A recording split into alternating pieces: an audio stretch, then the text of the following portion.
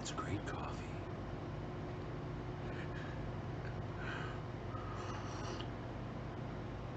How long in? Oh, great, perfect. We're here and we're live. All right, we got our first key race alert of the night. First in the key state race of alert. Indiana, where a lot of the polls closed at the top of the hour. Take a look at this very, very early. So Donald Trump is ahead of Joe Biden, 68.3% to 29.7%. He's up by more than 3,000 votes. Oh, man. Indiana. We're going to get results, John. From Right in time for that first key race alert, man. If it goes like that all night, Donald Trump's got 4 more years. Oh, my God. See Indiana red on the map. If it ends that way, nobody will be surprised, right? It's a reliably Republican state. Let's pull it out. Let's just look at what we're looking at. It's always fun to get the first votes. Greene County gets that distinction. Greene County in the United States of America this year. 68.3 for the president, 29.7, about half I like to of the use vote my in. hands. These are my According to hands. that, again, this I'm a is handyman. one This is my county. hands. I don't know what to do with my hands. I'm going to use my One of the things hands. we're going to do throughout the Here's my night. hands. That's 2020. I'm going to use my Let's hands go throughout back. the So night. we'll see when this vote Handyman. comes in. Donald Using Trump my got hands all night. 75% if you round it up. 4 years ago. David, Sometimes we look at the Dustin, map, David, 10,000 plus David, votes. my heart is touched that you are here and joining us tonight, David, because I know this disgusts you, bro. Thank you for overcoming your fear, man, and coming and hanging out with your friends. I guarantee you a good time, bro. I guarantee you. For 2016. It's one thing we're going to look Debbie, at. Roger, Luke, Michael, David, of course, Dustin, Justin, like I wasn't going to notice you two. Justin, you guys. This is Greene County. You come over Rob, here. Luke, David, Alistair. Hey from UK, Alistair. This county. Right. It's one of the places. God, that happened early in the show. What happened? 2016. Oh, Billy's here. Hey, Billy. Hey, Ford Up. Hey, Justin. This is going to be good. Even though Indiana. Now, usually that moment of time lapse, it happens sometime later in the show, but it happened at the very beginning this time. Isn't that weird? Back to 2020 though, because here we are in the Hey, here Kat, and now. Justin. Just one county here right now, but Indiana, reliably red. Mike Pence's home state. Nobody expects Indiana to go blue tonight, but it will teach us some things. Number one, you come up here to Lake County, Gary, Indiana. Lake County. African American turnout there. Are African Americans in a state they even know Joe Biden is likely to lose? Are they turning out? Darren, Right? Daniel, Jonah, Jeff. What's up, guys? Is he turning out his dynamic? One other thing you want to pull out Right. here. Me too, Jeff. I'm not participating in And it. then come in here. Not my fault. Country down by county, and you come up through here. Here we go. I'm in the wrong place. I'll find them right here for you. Ooh, John lost his place. That rarely happens. One of the things we're going to look at tonight, I'll pull out the map, come for the entire country, is you see the gray areas. These are communities known as bong suburbs. ripping time. Yeah, I agree. It's time for some bongs up in here. If you go back to 2016, What is this? look, you see a lot of red. Nobody does that anymore, pal. What is that, a Costa? Back Nobody to does 2016. faces on And Costas you see anymore, the number of pal. places in Indiana, the state we're talking about. Nobody even getting does our it like first that votes, anymore, especially around pal. Indianapolis Unreal. here. This is one thing we're going to study all across the country tonight. So even though Indiana is likely to go red in the end, it will tell us, is Donald Trump in the suburbs, places like Hendricks County, 64% 4 years ago, no votes there yet. What does he get this time? This is one of the things we're going to watch throughout the night, not just in Indiana. You mentioned Kentucky. Kentucky comes up soon. You don't get this kind of coverage anywhere else, guys. Suburbs in here. CNN brings that shit for elections, I'm telling you. Well, then here we go. Let's pop and see them. Let's switch over to 2020. Let's come out of this here and close this up. And you see your first votes right here. South of Lexington, north of Bowling Green, Casey County. It's 0.4% of the population of the Commonwealth of Kentucky. But Trump is destroying Biden so far. Destroying him. Trump got 85% there then. So in these very early results, it's crazy. Very early results, he's essentially matching what he did both in this county here in Kentucky, that county there in Indiana. The president matching at the moment. Is that significant? We don't know. 2 counties. We got a long. Alien Overlord. Hey, 420. Oh, there it is. There it is. Algae Bloom. What 420 Homestead? Tell me about it. Where's it happening at? 35th. Well, it's in the Red Tide in Florida, bro. Again. 35th of 92 counties. Look at the truck. If you look at it, truck is fixed. I fixed it. Thanks to y'all. Thanks to people like Jeffrey Barkley. Thank you, Jeffrey. The truck is fixed. And the button was stuck. I unstuck it and I lubricated it. They had just pressed the button in too far and it got stuck. It got jammed. I took a knife. We're going to do all night long to try to figure out. You would have been so proud of me, bro. 2016. I was in and out of there in less than an hour. Had the whole thing fucking. Used some liquid wrench on it to loosen it up, and now I took it to a drive out to Dino's and back, and it's fucking perfect. It starts right up, man. It's fucking powerful. I was able to keep up with all the traffic. I wasn't, I didn't have to pull off the side of the road. Map shifting. Even in, this is one of the things to watch at. When you have a president who lost the.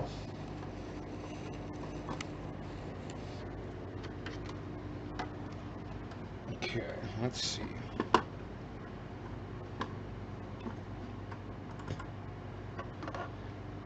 Check this, yo. Last time, when you have a president whose approval rating is 45%, when you have a president who's managing, Democrats would say miss. Don't you love it? Look how tall it is next to the Escalade. Look how much higher the seats are than the Escalade seats. Fucking love that shit. Could help. Yeah, Jeffrey, you definitely helped, man. You calmed me down. You made me realize what the general sounds like something I can deal with. Show is currently unavailable, it said. Huh. It's the Russians. It's the Russians. The Russians are here. The Russians are stopping the show. We can't see it due to the Russians. It's the... Hey, J-Bone. Badass. Dude, that's clean, bro. Love it. Yeah, it's fucking clean. Oh, man, it's so clean. Wait till I get the big wheels and tires on there, bro. They're going to be 35s, I think. They're going to be big, fat fucking rims and tires, and they're going to stick out about an inch on the side. The whole, I don't know what's going on. They're having some kind of an issue here with the feed. So, usually it corrects itself. Up there it goes. It looks like it's trying to reconnect right now. Let me see what kind of connections I have here. I seem to be okay. Let's do a bong rip. They're going to be all black rims they're like a 5-spoked rim, you know, like a star, like a black star. They look good. That thing's going to be bad as fuck. And I got the turbo diesel stickers coming because the guy that owns the little fucking stickers like that big on it.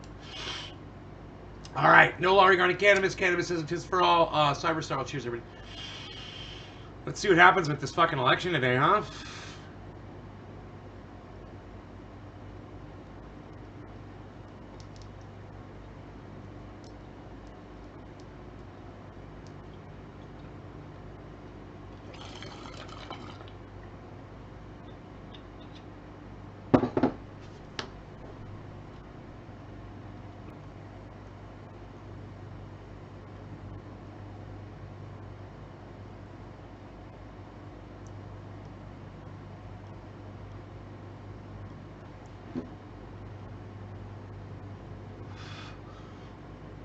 Okay, Sadie, when you get home. Mike Mitchell, hello.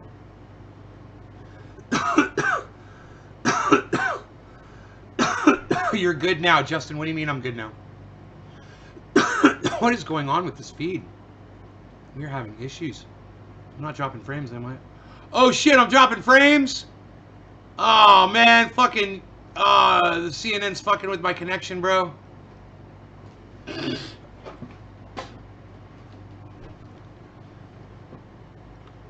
Yeah, Jeffrey, everybody shows how to get more horsepower out of that motor. It's a very popular thing. Yeah, because the fucking CNN is dicking me over, dude. I don't know what to do. Here, I got an idea.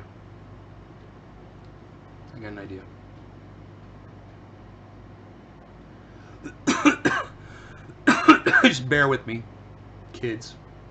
Bear with me, kids. We'll have a feed here momentarily.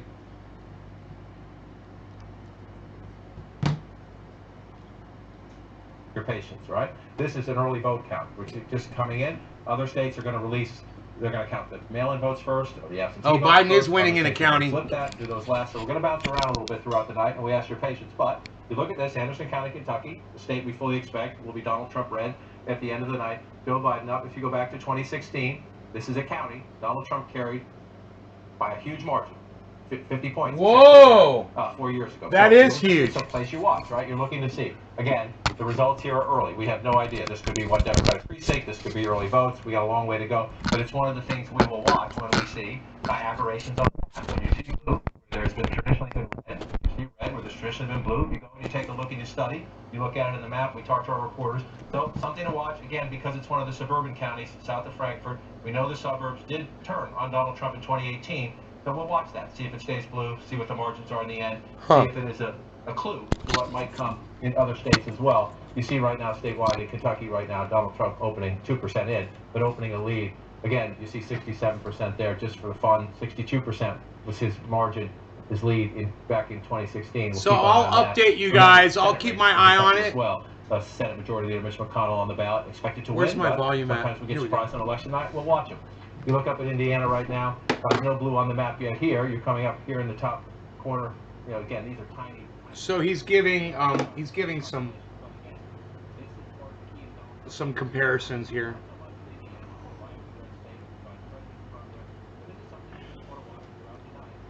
Steuben County, 60% Donald Trump, 37.4 Joe Biden. You know, this is no good unless I have it up on the computer. Let me try it again, guys. This is weird.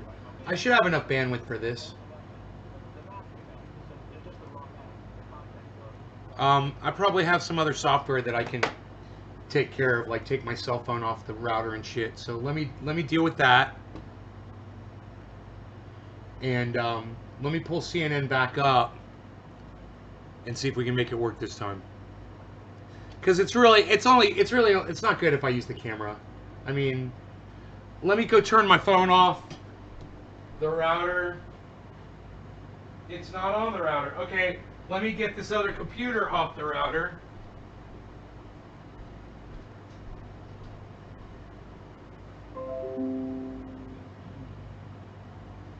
Great.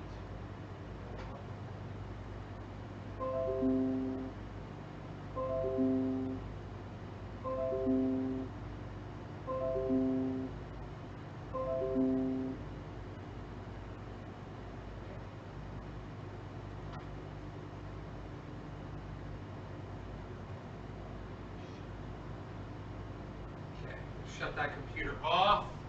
I am taking everything off the router that I can right now that I can think of. Okay, and now let me go back to CNN's live coverage here. Coverage. Let's go to CNN's live coverage. And we're going to be smoking.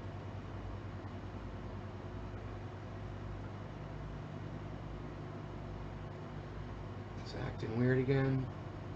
Is it dropping me frames as it tries to load? 4095, 4095, 4095. Okay. Give it a second. I'm gonna start it, resize it, and we might be okay. It might just start playing here for us. Cool? Good. All right. Hello, everybody, and welcome to Election Coverage 2020 with Nays Garden, Bong Hits, and Dabs. We are going to be covering the election all night. So far, it looks like Donald Trump has taken an early lead in a lot of the states that they're reporting back in, but Joe Biden's got a lead in other areas. So it's really interesting, and CNN covers it really well. So as each county reports in, man, they grab them on CNN. It's a really good place to watch it. They're really. I wonder if it's gonna load. I wonder if it's gonna load though, man. Come on. I bet there's a lot of people watching, man. You know, the feed might be down because so many people fucking have overloaded it. You know what I could do? I could pull up somebody else's podcast that's covering it, like Pac-Man or Ron Placone or Graham Elwood or somebody that might be covering it, and they might have a better feed to it. CNN's is not working. Let's head on over to YouTube and see what I can pull up over there right now. You know? Hang in there, guys. Hang in there while my shitty bandwidth fucking reloads. Here, 65. Now I'm in some kind of a bandwidth fucking. Okay, that's okay. It's come back. Let me test my fucking bandwidth.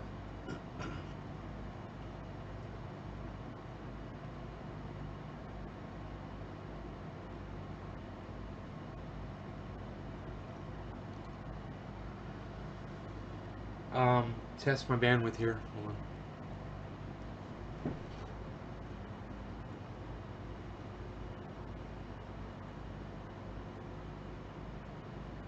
Huh. I got a ton of download. Isn't that weird? It's CNN. It's fucking... Dude. So all the goddamn website... Bro. My bandwidth is fine. It's all the goddamn websites are fucking down, bro. It's everybody's fucking trying to see what's going on. No, they can't handle all of the fucking people that are tuning in.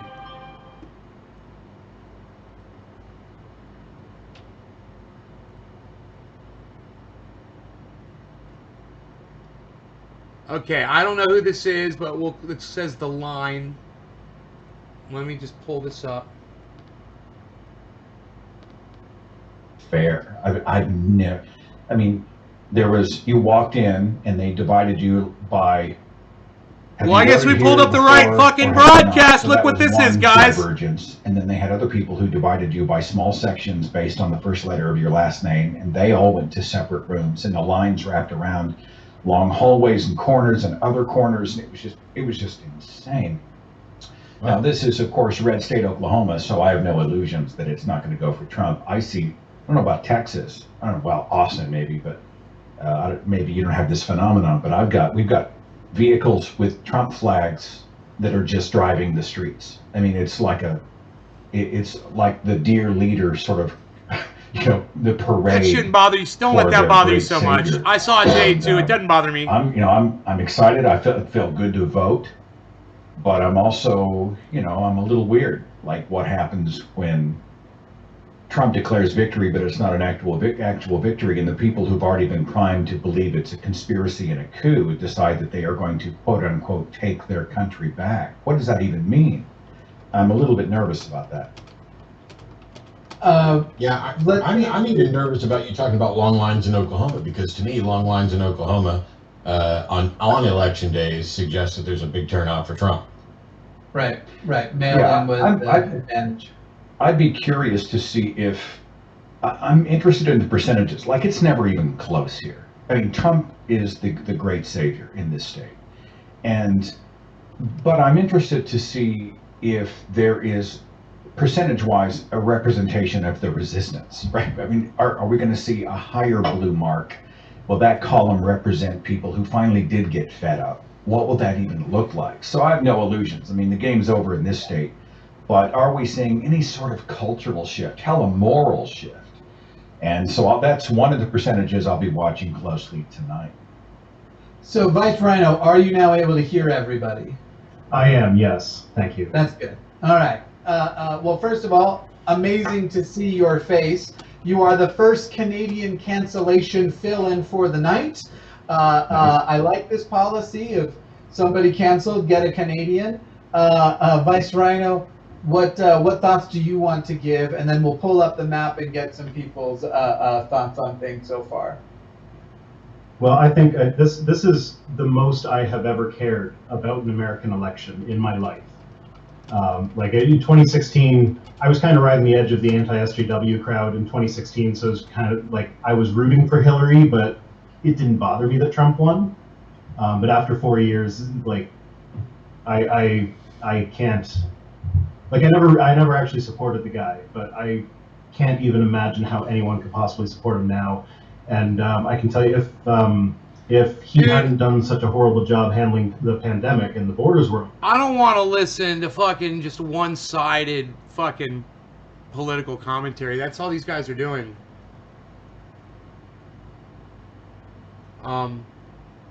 That's weird. We're not going to tell you how to vote, but we're going to sit here and fucking give you our goddamn slanted opinion. I mean, one's from Oklahoma, so... No Trump supporter would wear this purple shirt. They would worry about it undermining their masculinity. I just want to point that out. Man. I've hit the wrong one. I feel like I'm the underground. I feel like I'm part of the resistance. I'm in the rebellion. Like I'm here, but I'm also sort of looking out over the wall, with a flak jacket on and a helmet kind of deal. Well, let's pull up again the reminder of how we got here. This is the 2016 map. We aren't ready to call any states. Early results right now do show Indiana and Kentucky leading for Donald Trump. Okay, I mean, Not really shocking. yeah. I can't say that I'm shocked. I always expected him to win Kentucky because if he lost, this was a joke about how he does 70% of the business by himself for Kentucky Fried Chicken, but I didn't get all the words together in time. So that was the direction. Everybody at home, if you would do me a solid, laugh as though I made it all come together. That I would appreciate. This is the 2016 map that we are looking at. This is the Hillary Clinton map versus Donald Trump. Seth, any thoughts on things you expect to shift, things you expect to change, and anything that can make any of us feel more hopeful about the outcome of the night as we're going? The first results are coming in. I don't know, Dave. It could be Trump, bro. So, Well, I mean, if you're asking me for an expert opinion, I'm not. I'm like everybody else. I'm standing wide-eyed, and it's like that Picard meme where it says "damage report." And the truth for me is that long after Trump is gone, the millions, the tens of millions of enablers, the people who actually looked at this sociopath, the malignant narcissist, the predator, the corrupt serial liar, the 420 Homestead. Listen very closely to me, okay? Are the Dems taking your guns away? Do you still have your guns?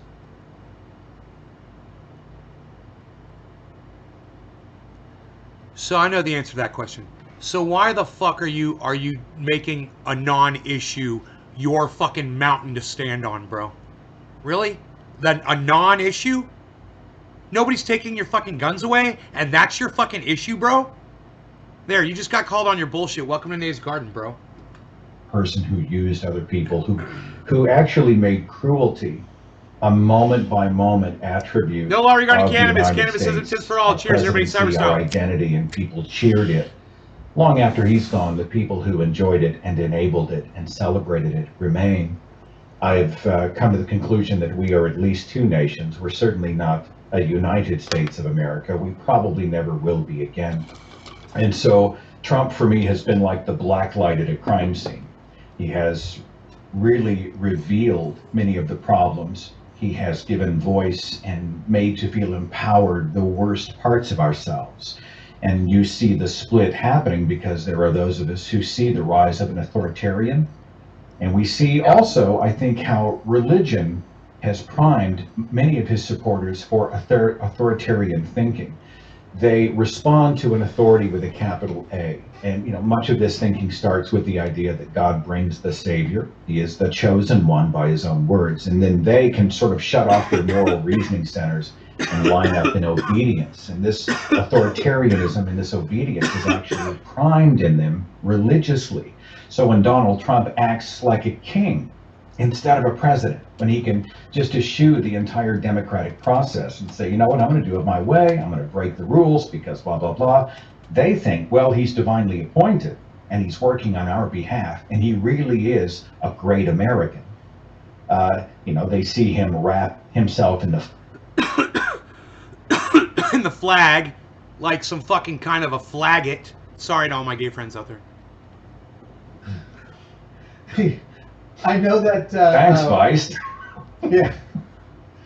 Andrew Steidel, who will be joining us later tonight, a lawyer, legal mind extraordinaire, he describes what's happening right now as the death throes of Christian nationalism. That it seems very much worse than it is because it's the last thing they have, that once we get past this, now we deny them power until they're non-existent. So I perhaps have added that last part. But the first part being Andrew's thing being about the death throes. So I'm hopeful that that is true. I'm not opposed to having a political right in the country, but Christian nationalism, I'm not even opposed to having Christianity, despite being an atheist, which for some reason people think that is what we want. I'm not opposed to having Christianity still in the United States, but Christian nationalism, I absolutely am. So I'm hopeful that that Andrew is right in his assessment that these are the death throes, because that's the most ideal.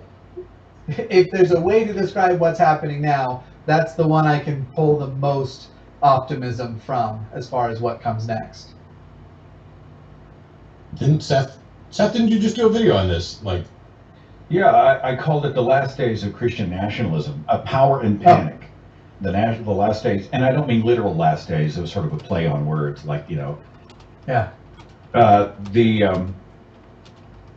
Can you hear me? Yeah, you're fine. Okay. I released a speech that essentially went through how the evangelical right and the Christian nationalists have gone on what Nick Fish at American Atheist called power grab. So, it's stacking the courts and it's throwing zealots into our key positions of power and it's waving Bibles Wow. and dog whistling the evangelicals, etc. But much of what explains this right now is the fact that they are panicked about the demographic shift in the United States. And at some point, the constituents, the politicians, the Congress people, the president, vice president, etc., are going to be more representative of a less religious constituency. And that freaks them out, right? God, these guys are so fucking boring to listen to. Oh my God. They're so fucking boring. Privilege, and they are going to be forced to not just give us the scraps, but share the table equally with the rest of us. It's like they love the sounds of their own voices so much. They are They freaked just out. want to talk so bad. Now, they're a cornered animal. I think in many ways at this moment, they're extremely dangerous. And I have real concern. I mean, I have concern about physical safety. I wonder if some of these armed MAGAs are going to simply decide it is revolution. Oh, come And on. they are going to take their country back. Oh, And come before you on. know it, you got rifles being fired into the sky or at each other. What happens then? I'm not trying to be hyperbolic, but does anyone else share that concern? oh, main absolutely. And the one main of the things, reason sorry, go ahead, Matt. one of the things that freaked me out was when Walmart announced they were done selling guns. They were Yeah. so worried about what was potentially coming that they were going to stop selling guns. And my brain went to, hang on, isn't that the reason that you've been justifying selling guns forever in Walmart? Is so I have the ability to defend myself, and because of my Second Amendment rights to protect myself against an oppressive government. And now you're so afraid that that's likely to happen that you stopped selling guns? Hang on, Walmart, what's going on here? The main reason I am afraid of it happening is because the thing the right does before they do something is accuse the left of doing it. And that's what we've been getting. Violent revolution is coming, a huge overplaying of both what the Black Lives Matter protests have been about, how many have had any kind of vandalism or violence result, and what's actually occurring during them. They are telling us we're preparing for violent revolution just the way they do with literally, I mean, consider the fact that in the Obama years, it was, this is a man who thinks he is king and rules by executive order. So you know what we'll go do? Find somebody so authoritarian that that's who all of his best friends are. We'll find somebody who's not just going to work with Kim Jong-un. We'll find somebody who's going to sleep with Kim Jong-un. Like that's we talked about it earlier, the projection, the fact that they're saying we're about to have a violent revolution tells me what their next move could be. I mean, Chad said that Walmart won't stop selling guns, but move them to the back. That may be the case. I don't see that it's any different. The point is that they're trying to make things a little more difficult when the scenario they've used to sell guns for decades is happening. I know Vice has been waiting as I've been blathering on, but let me throw one more thing out. And I wrote about this in my book, Confessions of a Former Fox News Christian. There have been studies done about people who, and this is worldwide, who trend toward conservative voting. And there are many exceptions, but the trends show that globally, not just in the United States, the people who tend to lean more into a conservatism like the evangelical right personally tend to be more attuned to fear messages. The amygdala fires up. They are more prone to in-group symbols. They are more protective. They're more tribal. They travel less. They experiment less. They're more afraid of foreigners and the immigrant, etc. So what you have then is an entire culture of people who have fortified. Donald Trump's wall then for them becomes a national symbol. That's why it resonates with them, because they respond to walls and these sort of protective in-group things. And they also respond to fear language. which is Right. what Donald Trump is so freaking good at. He just throws scare words at socialism, blah, blah, blah, Antifa. Dude, they got the and people slow mode on. immediately It's batten down the bullshit. hatches and rally behind the person they perceive to be the strongest. And I just find it's interesting to see that trend. And as long as those people remain in a fearful state, they're going to make decisions based on irrational fears. And that's no good for anybody. Totally agree. Vice? Yeah. Yeah, it's I agree. It's this looks to me like, as Seth said, the religious nuns are a rising demographic, and like it just seems like everybody else is terrified of that happening, so they got to cling to what they're doing, or they got to cling to their Christian nationalism. Yeah, as far as the symbols go, one of the things that kind of surprised me was when Trump built the wall around the White House. Like that, to me, like I kind of get it. That's him saying that, like, oh, the left wing is dangerous, so I need to fortify the White House to protect myself. But like, it looks like a cowardly move. I don't see how they're not seeing that. Like, I get building a wall around your country is one thing, but like to build it around your house because you're afraid of the peaceful protesters outside, I don't see how people aren't seeing through that. He can't really claim a show of strength against the left when he also had to go hide in the bunker.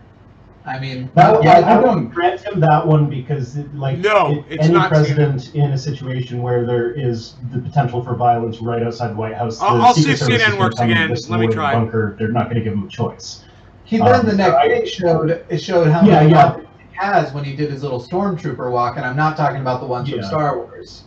Anybody else find it ironic that the people who are screaming without real data that the United States is #1 on the earth in pretty much every category, we're the greatest nation in the earth, also believe they have to stockpile AR-15s in case they have to rise up against their own government? Right. I do not understand. We're the greatest country on the face of the planet, and we have to be ready to rise up and fight it. These people that are planning on potentially having to rise up against an oppressive government, they're the ones that when protests started happening, instead of joining the protests, which had legitimate concerns about authoritarianism and the treatment of the citizens by government agents and the police force and stuff like that, they were the ones going to protect the government buildings with their AR-15s. Blah, blah, blah, blah, blah, blah, blah, these guys. I think we have shown that there is an academic failure on the U.S.'s part to teach. I mean, do you really think that Joe Biden and Kamala Harris are going to go in there and fix shit?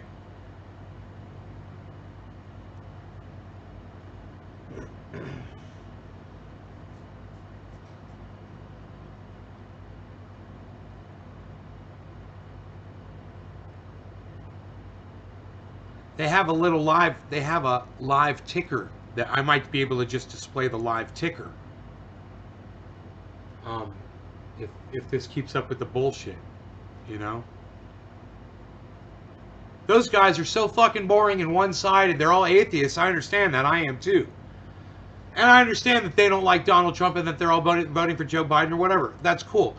But you guys, you're sitting there bashing all Republicans. He should win tonight. It's all you're doing. You're grouping them all together. As this is his third you know, you're finding anecdotal incidents and you're saying, "Oh, there's people driving trucks around. Oh, they're gonna grab their guns." Well, they haven't grabbed their guns yet. You shit talkers. You fucking fart sniffers. Love the smell of each other's fucking farts, motherfuckers.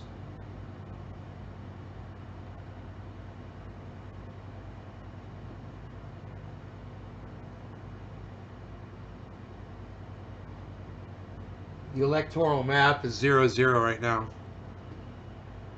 Am I dropping frames as this tries to load?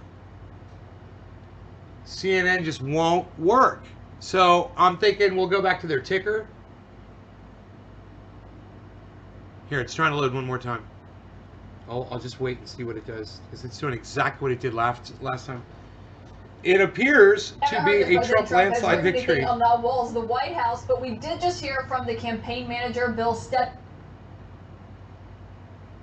Whoa. be Biden's held leading in reporters. Kentucky. And Jake, before these polls have even closed across the U.S., they're expressing optimism in what they are seeing. Of course, this is just from the Trump campaign. This is their view of things. But so far, they say they feel good about it. And of course, the question is, what are they seeing actually in these states? They did say one thing, Jake. They believe in Florida that if these early votes are counted, they believe it's going to be in Biden's favor, but will later shift to their favor. And one thing their senior advisor, Dude, Biden is leading in Kentucky? Lugnut, is that your landslide victory, bro? Of course, Jake, if you were at that election night party for Donald Trump 4 years ago, is that your landslide, bro? A chance of winning the election, so that's not really saying much. But it appears to be. Not what we heard from the press secretary dude, Kentucky is a massively Republican state. It's going to be a tight race, Jake. All right, Caitlin Collins, thanks so much. That's hilarious. David Chalian now. He has some new exit polls. Okay, here we go. Exit polls, guys. Jake, looking at these two key states coming up, Georgia and Virginia, it's fascinating how much they look like. Look, they give you a guy who's a jollier, fatter Jeffrey Toobin, who doesn't jerk off on Zoom chats. Racial inequality. You gotta love it. He's a jollier, fatter. 14%. And which is more important to do now? He's a more tubblier Toobin. Rebuilding the economy in Georgia. He's a Toobin tubby. They got a Toobin tubby to replace Jeffrey Toobin. Virginia looks similar. He's a fatter, happier, jollier Jeffrey Toobin. Of the whole electorate. No same glasses, same hair, same suit. He's just got 50 pounds on him. That's all included in these preliminary maybe 70 pounds on Toobin. I think he's got 70 pounds on Toobin. He's a fat fuck, that guy right there. Inequality. 23% say that was the most important issue. And coronavirus places third here again in Virginia, 17%. Again, we asked, which is more important, containing the coronavirus or rebuilding the economy? This is what we see nationally. It's what we just saw in Georgia. A slim majority, 53% of Virginia voters in this election say containing the coronavirus is a higher priority than the 42% Virginia. All right, David Chalian. Bro, that's crazy. We are waiting for it. These are fucking states, bro, that are usually all red. Are going to start reporting actual votes. Florida, obviously, hot. It's fucking anybody's game right now, guys. Former senator and current senator, former governor Rick Scott. Let's do Newfoundland. It is a 50-50 state, and it's just a matter of who gets their voters to the polls. And sources in both campaigns are telling me it is so incredibly tight. Democrats I'm talking to say that they feel better about the post. This is the stuff I love about CNN, is they track all the shit on screen. Looks like it could be. You know, if Blinky Blinkerson. Look, this is exciting. This is the first time we're going to see. If Blinky Blinkerson comes on and you don't want to hear Blinky talk and you just want to watch her blink around, just blink a lot and talk and blink and blink and blink and blink, and you could just keep this up right here, and you could just turn the volume on when they have Toobin Tubby, T-U-B-I-N, not Tubing, but a Toobin. Jeffrey Toobin. Toobin Tubby. He's a Toobin Tubby. I'm an innovator. I'm a comedic innovator. You heard it here first, folks. You heard it here. I was saying that guy was a Jeffrey Toobin lookalike a long time ago. If you guys pay attention, I say that shit. I'm all over that shit. Anyhow,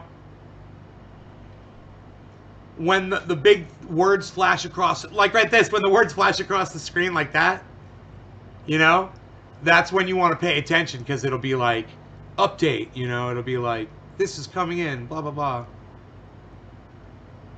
So you will just watch, and then when we see shit happening, man, we'll fucking act on it. Bo Flow, in the meantime, I'll give you guys the Bong cabinet. The Bong shelf back there. Seth 844 says Biden 2020.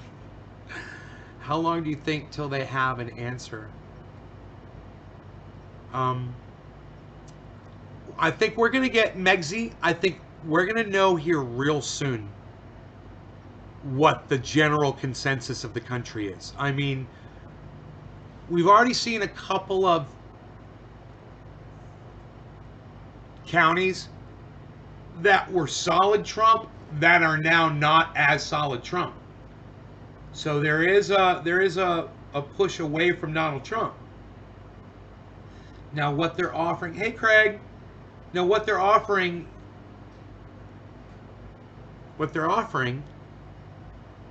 to replace Trump is a horrible, it's a horrible choice. So it's going to be very interesting to see how this goes. Where's the chat? Isn't that interesting? There you guys are. I'm sorry. Who's going to win the presidency and who came out to vote. Let's start in Florida. We will get the first wave of votes here. This is one state where the Democrats had a slight edge, but not as big an edge as they had in other states in early voting. So let's watch when those results come in. We know the history here, but let's go back to the 2016 map to do it. Florida is always close, a point or two either way, 49 to 48 if you round up 4 years ago. Absolutely critical for the Democrats down here. Palm Beach County, Broward County, Miami-Dade. Democrats have to run it up there. President Trump has to repeat what he did 4 years ago. We've been talking about this a little bit in the earlier counties, but just look, this is Georgia and Alabama. Northern Florida votes like the South. And so you look here in these counties, 57% here. You move over here as you come across 63% here. Small counties, not a lot of people, but this is the key to the president. Run it up in the small counties and get the math. And when Florida's close, it comes down to the I-4 corridor. And what we're going to watch for tonight is this. Number one, Democrats in the suburbs. You think of Orlando as a recreational place. Yes, it is. But you have Latinos. You have growing suburbs.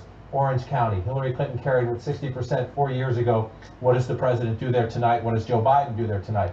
You move over here. Wolf, remember election night 2016.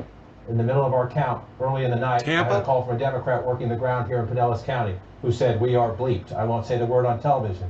Pinellas County went red, not by a lot, but you see it going right there. That'll be a key thing if you go back to Barack Obama's win. See, and that's what I like about John King. The Democrats get the He fucking back. knows They all get this the shit. Tyrese on this He's side of the guy to coast. listen to That during is these the critical elections. test tonight. We'll stand Because in he 2016 remembers all for a this minute. shit, man, and he Again, brings it all Florida, up. 29 electoral votes. The president cannot win re-election without him. He's without like a doubt. Rain Man So of we'll watch the elections. Florida, and then we move just up to the north, a state that we have not Cyber talked about in style, presidential top of the hour, politics no for law some regarding time on cannabis. election Cheers, night everybody. because it has been so red. Cannabis That's the ism for all. The Democrats carried this state. The big test here, do African Americans turn out in Atlanta? And how do the Democrats do in the suburbs around Atlanta, around Columbus, in Augusta? You see all of this red down here. Absolutely. And Republicans are suffering under his leadership in the suburbs, Wolf.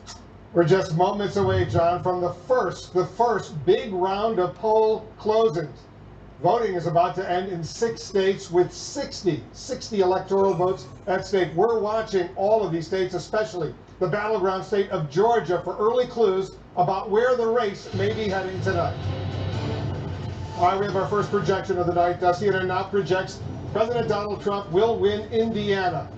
Trump beats Biden in Indiana, wins its 11 electoral votes. There you go. Trump takes an early lead, and we're up. Right now. 5 and a 15 quarter 2, 2 and a 15 quarter 1. We got both presidents going here. 2 and a 15 1. 5 and a 10 yes average 2 in the knees guard. 5 and a 15 2. Let's go. Come on, people. Electoral votes at stake in Virginia. It's on. It's a race. Right now in South Carolina. 9 electoral votes in South Carolina. Too early to call in Kentucky. 8 electoral votes there. Too early to call in Vermont. 3 electoral votes right there. All right, let's take a look at where the Electoral College map stands right now. Donald Trump has 11 right now. Biden has 0. Remember, you need 270 to win this race for the White House. Let's get a key race alert. Right now, we'll start off with Kentucky. Right now, 12% of the estimated vote is in. Trump has a lead of about 9,400 votes. Trump's taking over the lead Biden. now. Look at this, 50.9%. Look at the way it varies 47.5% as those counties come for in. Biden in Kentucky. 8 electoral votes once again at stake in Kentucky. Let's go to John King over at the Magic Wall. That's like right Biden's now. going to win it. We're looking at the suburbs in Mr. Kentucky. Slowski. Hey, John, Mr. it's Slowski. pretty What's going on, significant what's Slowski? going Hey, on. everybody, it's Mr. Potentially, Slowski. let's not get Mr. too far Slowski's ahead. here, everybody. Right, we know that this is disproportionately early vote, but we also know that we learn lessons from states. And again, you've just projected Indiana. That's the first state, 11 electoral votes for Donald Trump. You got to get to 270. He has the first 11 we've projected tonight. Now we're looking at the Commonwealth of Kentucky, expected to be red. The Senate Majority Leader is up for re-election there as well. But again, we're looking for clues, right? When we come here, so Fayette County, this is Lexington, the suburbs. Everybody's starting to go live. I love it. Disproportionately early vote so far. All so the let's come back in podcasters. an hour and see if this holds up. To see if it stays this way. 73% Yeah, that's right. right now. If you go back to Beetlebaum's gonna win. Only 51%. Spike so Jones. If Joe Biden can do this stuff That's right gonna do here, it. we'll see what's happened. So we're going to That'll be the Hold one. on for a moment. I want to go to Florida because we're beginning to get some numbers in Florida right now. So let's take a look in Florida. Here we go, our first votes in Florida. Again, in this part of the country down here, just north of Naples, very critical to the president. It's 5%. Florida's a huge state. We're going to be at this for a long time, but it's nice to get the first votes out of Florida. Where are they coming from? You come over here, Pasco County along the coast. That's a pretty quick report. Again, Florida, we expect to be good. And we also expect it to give us a lot of clues I don't know about what the election tonight, polarizer is. about who might win tonight, 130,000 to 101. This state is absolutely essential to the president. Joe Biden would like it because he knows it would block. Let's just go back and take a look. 59% 4 years ago. Megsy. 56% right now if you round up. That's close, but we're going to watch this. Is it significant? We don't know until we get more vote here. 79% of the vote, yeah. That's 79%. We don't know. So one county's not going to do it, but if you're starting to see the president couple points below, that will be significant. Mainly, look at the vote count, 130,000 to win it. Again, in a state like Florida, it was 142,000 then. We're not done yet. Let's watch this at the end of the night. But these are the markers to lay down. Is the president performing, overperforming, underperforming, about breaking even with 4 years ago? And how is Joe Biden doing compared to Hillary Clinton? So that's one place we'll watch. Let's come back to 2020 and see what else we have on the map here. Let's come down here.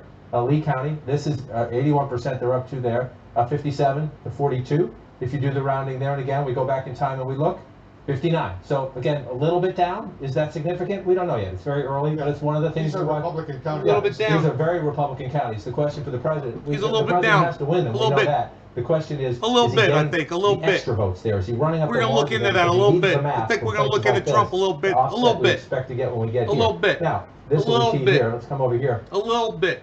Along Where the fuck's coast, Iceman here. at? This, you start the I-4 corridor and you go all the way across. In Brevard County, 54.3. Let's just go back and take a look. 57.8. So again, another county where right now the president is a little underperforming. It's early. We don't know if that holds. But that's what you're going to watch throughout the night, especially in a state that is always as close as Florida. If the president is underperforming where his vote, the question then becomes, can the Democrats overperform? Because Can they Joe Biden usually, overperform it was Hillary really Clinton? close. Florida was Where's really the trade-off close. in the math? That's what we'll see as we get more votes in Florida. He We'll can't just be pop out and see what we underperforming. He's have. supposed to be Again, go back in overperforming. time. I'm just going to highlight this for us. Then we'll go back in time to 2016, and we see, nothing. You see the blue. No here, we more don't have Donald those votes Trump yet. So if you come in Jr. here, fucking this is cocaine red, as videos. it was 4 I'm years gonna ago. miss those. Bring it out to see. Lake County. Let me get this out of the way so it's not distracting. 55 to 44. That's where it is I now. should tweet that, huh? 59, 60. So again, there's three counties we've looked at where the president's numbers right now are down a bit. The percentages are down a bit. So you look at the percentage down, then you want to match up the math. 102,000 votes there to take that county 4 years ago. 87 and change, almost 88,000 votes now. We don't know if that's significant yet, but that's what you do when you're doing a little election CSI in a state like Florida. What we need is more votes, Wolf. We need more votes. When we start to see some Democratic votes down here. The Trump campaign has been optimistic. It will cut in. Miami-Dade, you know it well. Look at the totals here. You go back 4 years ago. Hillary Clinton, you look at that in the largest county in the state, right? That's what the Democrats need, and it wasn't enough, right? Hillary Clinton still narrowly lost the state. Trump campaign has been confident, especially inroads in the Latino community would do something here. We don't know yet, but we'll see. Biden really has to do well in those three southern Florida counties in order to win this election. We're talking about Miami-Dade, Palm Beach County, and Broward County. Miami, Broward, Palm Beach, you pull them out and you look at them. It's said often, but I'll say it again. The farther south you go in Florida, the further north you get. Essentially, retirees from the north, senior citizens, electorate. Hey, you go back Sokol. and look at it here. This is in the Kanye's feet. Kanye's not even on there. I don't understand it. Look how close it was. 112, 113,000 votes if you round up in a giant state. 49 to 48 if you round that up. And again, if you go back, you see the blue. It doesn't change that much. But let's go back to when Barack Obama. Did he carried the pay state. for advertising? You see the difference in the margins here. You come down here. Obama gets 61. Clinton gets 64. She did her job in this part of the state. That was one of the lessons in 2016. The Clinton campaign thought they did a very good job in the early vote. The Clinton campaign thought they did a very good job down here. What surprised them, President Trump over here, and then just the volume. In all the smaller red, especially the Southwest, there's more people down here. Up here, there's fewer people, but they came out to play in 2016. It's these small counties. They came I'm out gonna to say it play. all night long. 83% in a county like that. You have 2,800 votes. You think that doesn't matter, but that's 2,300 vote difference right there. One county. You start. You know, they're matching not that gonna up vote as you walk Democratic, across the but they board, need to and you go vote from Trump. county to county. That is how you get math, right? Will those people come out this time for the president? That will be the test as we watch this state fill in tonight. There we go. See, Dude, Pinellas County one of right the there? presidential elections in Florida Again, it's came down early. like 500 That's people. 75%. If that stays blue, Joe Biden has a good chance Yeah. to carry the state of Florida. Doesn't guarantee it. 4 years ago, it was red. 4 years ago it was red. That's why I said I remember a call on election day. The Clinton campaign was so confident about Florida, and I remember getting a call and somebody came out and said it was the Clinton campaign thought we got good early vote here. We feel good about this. And one of the ground organizations went out to some polling places and saw lines stretching down the street, saw the MAGA hats, and texted me, "We are bleeped," and that was right here. And again, President didn't win this county by much, but it was a statement, right? All It's a right. statement here. So this right now in 2016 Not it was rooting. red. At the moment, But I'll tell you it this. is blue. What is this? This is Tampa, St. Pete. This is Everybody that suburban knows me area. should It has know the this. Tyrese. It is growing. It's a place You where want my Democrats understand. dream? You want to get this. My dream scenario is Donald Trump loses, and then on January 20th, when he's exiting and Joe Biden is coming into the White House, and they have that meeting, and everybody's there, and they have the whatever ceremony, is that North Korea and Iran will nuke the White House. And just that, not attack the whole country, but just assassinate those politicians. Just like, remember when Donald Trump assassinated that general? Wouldn't it be funny? Wouldn't it be funny if Iran and North Korea did the same fucking thing to them?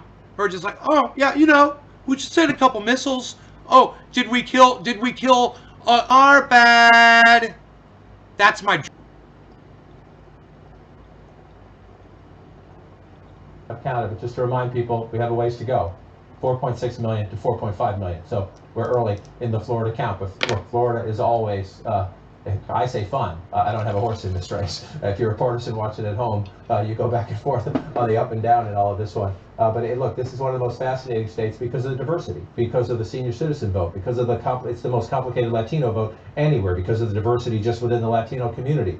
The Democrats sent Obama down here twice, trying to get African Americans in Miami-Dade to turn out. You've got the suburban revolt against the president. Does it hold up in a state like Florida, which is now his adopted home state? And again, up here, does the Trump army come out in 2020 like it did in 2016 in these small counties? The complexity of Florida is what makes it so fascinating, and it's always so close. And Jake was mentioning a conversation with Rick Scott the other day. I talked to him as well the other day. He's won 3 elections by a point. By a point. He has won 3 elections by a point in the state of Florida. That's the way Florida goes. Twice for governor and once for Senate by a point. So we're going to watch this fill in. It's one of the most fascinating. And again, it'll also, its neighbor, it's almost the reverse when you come to its neighbor, Georgia. This is the South, right? The northern Florida votes like the South. So this part of Georgia votes like the South. It's white, it's rural, it's reliably Republican in recent years. But then we get up here, Savannah, Augusta, Columbus, Atlanta, the suburbs. African-American votes in the inner cities, the suburbs around them. How far out? How far out can the Democrats stretch it in the suburbs? That'll be the key, not only across here, but to the north in Georgia as well, in an election that the Biden campaign tells us, and the polls tell us could be a very different election, but the could be part disappears now. We count votes. So the only thing that jumps out at you right now is Pinellas County over there. Pinellas County, and again, I looked at those counties, and I'll do it again. Let me come down here. I don't want anyone to make too much of this early because we're trying to get votes. But one of the things in a close state like this, especially with an incumbent president on the ballot, is to match him up, right? 39,000 votes, 67% if you round up in 2020. You come here.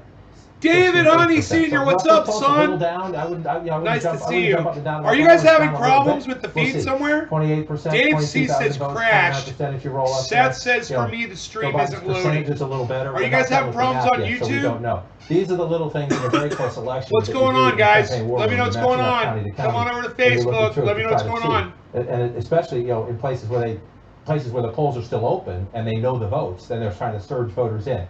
So you look at Lee County here, again, 81% estimated vote. Some of these things can be a little off this year too because of the early voting and the mail-in voting, but 57% to 42%. Again, for me, it's the math, 185,000, 186,000 if you round it up, 191 last time. This is what we're just going to go through. If turnout is up everywhere in the state, the president probably needs to exceed his numbers from 4 years ago, especially in the smaller, more rural places, to match if the Democratic numbers are up as well. And now, since we've been waiting here, we get Hillsborough County here, and this is Tampa. So this is This is a big county. the double whammy here of It's the Hillsborough whammy. and Pinellas. It's the That's whammy, the yo. signal It's the about the whammy. suburbs right here, It's right? the whammy, and yo. So you look at this, it's the 4th largest county in the state of Florida. It's the whammy. Democrats can run it It's up the here, whammy, it gives yo. you a cushion, right? It's Well, before we go to Hillsborough and Tampa, take a look at the state right now, because the gap between the Trump and Biden seems to be narrowing pretty significantly right now. Trump is at 50.9%, Biden is at 48.2%. Trump is ahead by almost 65,000 votes. 64,157, and again, welcome to the roller coaster that is Florida. That's why it's so fun. I just want to come in here and take a look. 55 to 44 if you round the president's total up there, and then we go back in time here again.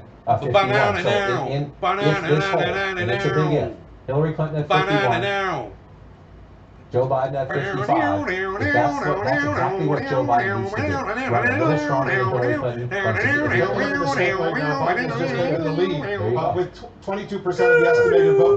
They do it quickly in Florida. Very impressive. Broward County, that's Fort Lauderdale, it has now come in. Look at this in Broward County. Let's take a look at Broward County. Welcome to roller coaster Florida again. 75%. It's only 16% of the vote in. Again, this is the second largest county in the state, so we're going to get a lot of votes out of here, and Democrats need them. Miami-Dade, Broward, Palm Beach, 1, 2, 3, as we go through them here. We got a lot going on in Florida. We're standing by for another round of crucial closings of Crucial taunt of North Carolina and Ohio. Crucial taunt. Just minutes from now, our special coverage of Election Night in America continues right after this.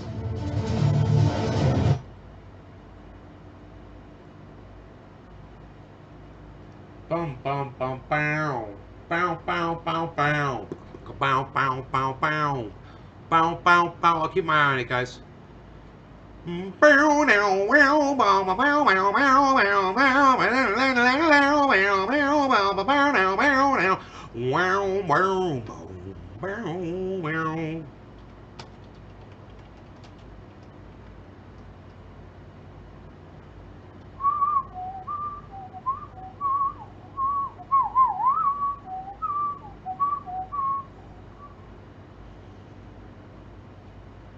Why don't they have the whammy on here? It's the whammy, yo. It's the whammy. It's the whammy, yo. It's the whammy. It's the whammy, yo. It's the whammy. It's the whammy, yo. It's the whammy.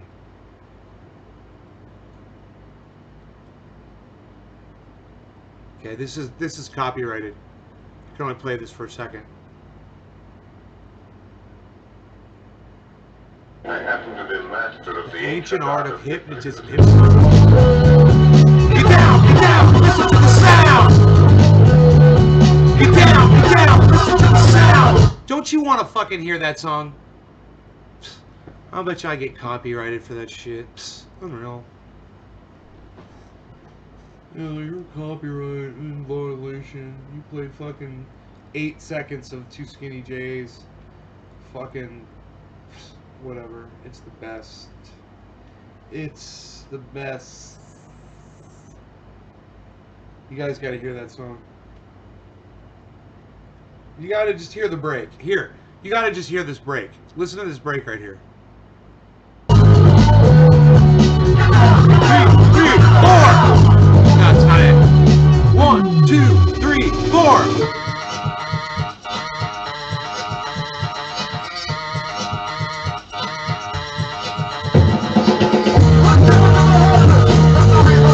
Oh, fuck yeah!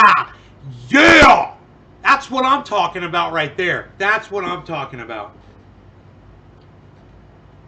Yeah,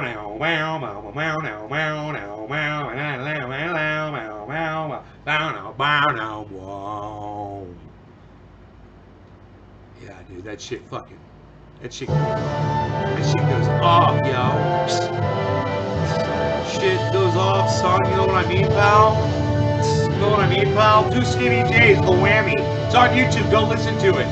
Two Skinny J's, the whammy, on YouTube. By for the next wave of poll closings right now. Let's check Wasn't the in tension on the cable, fight for Jennifer. It was the quickly button was electoral jammed. I votes. unjammed Right it. now, Trump I has fixed it. 11 Thank you, electoral Jennifer. votes. Thank you so much. Indiana, Biden so Thank you far for has asking. 0. You need 270 to be elected president of the United States. Donald Trump's in the lead. It's 11-0. Biden's falling behind at 0. 5 and 15 quarter 2, 2 and 15 quarter 1. We got jumping ahead. Right now, Biden has the lead in the state of Florida, though. 50.7% to Trump's 48.4%.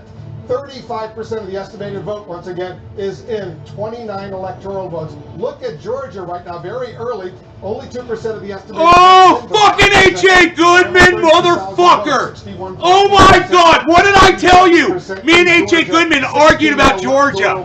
I said, do you think Georgia's gonna go blue, bro? He's like, never. I'm like, okay, it'll never go blue. 27.8% for electoral He must be freaking right now. In Vermont, also very, very early. Biden is ahead only by about 610 votes. Dude. 1% of the estimated vote is in 62. I'm telling you all, you're not hearing them say this, but I'm going to tell you this, okay? Take a look at Virginia. 13 electoral votes, very, very early. Trump is ahead of Biden by about 3,000 votes, 69% to 30% for Biden, very early in Virginia. Also very early in South Carolina. Trump is ahead there by almost 700 votes, 63. Dude, those states don't matter.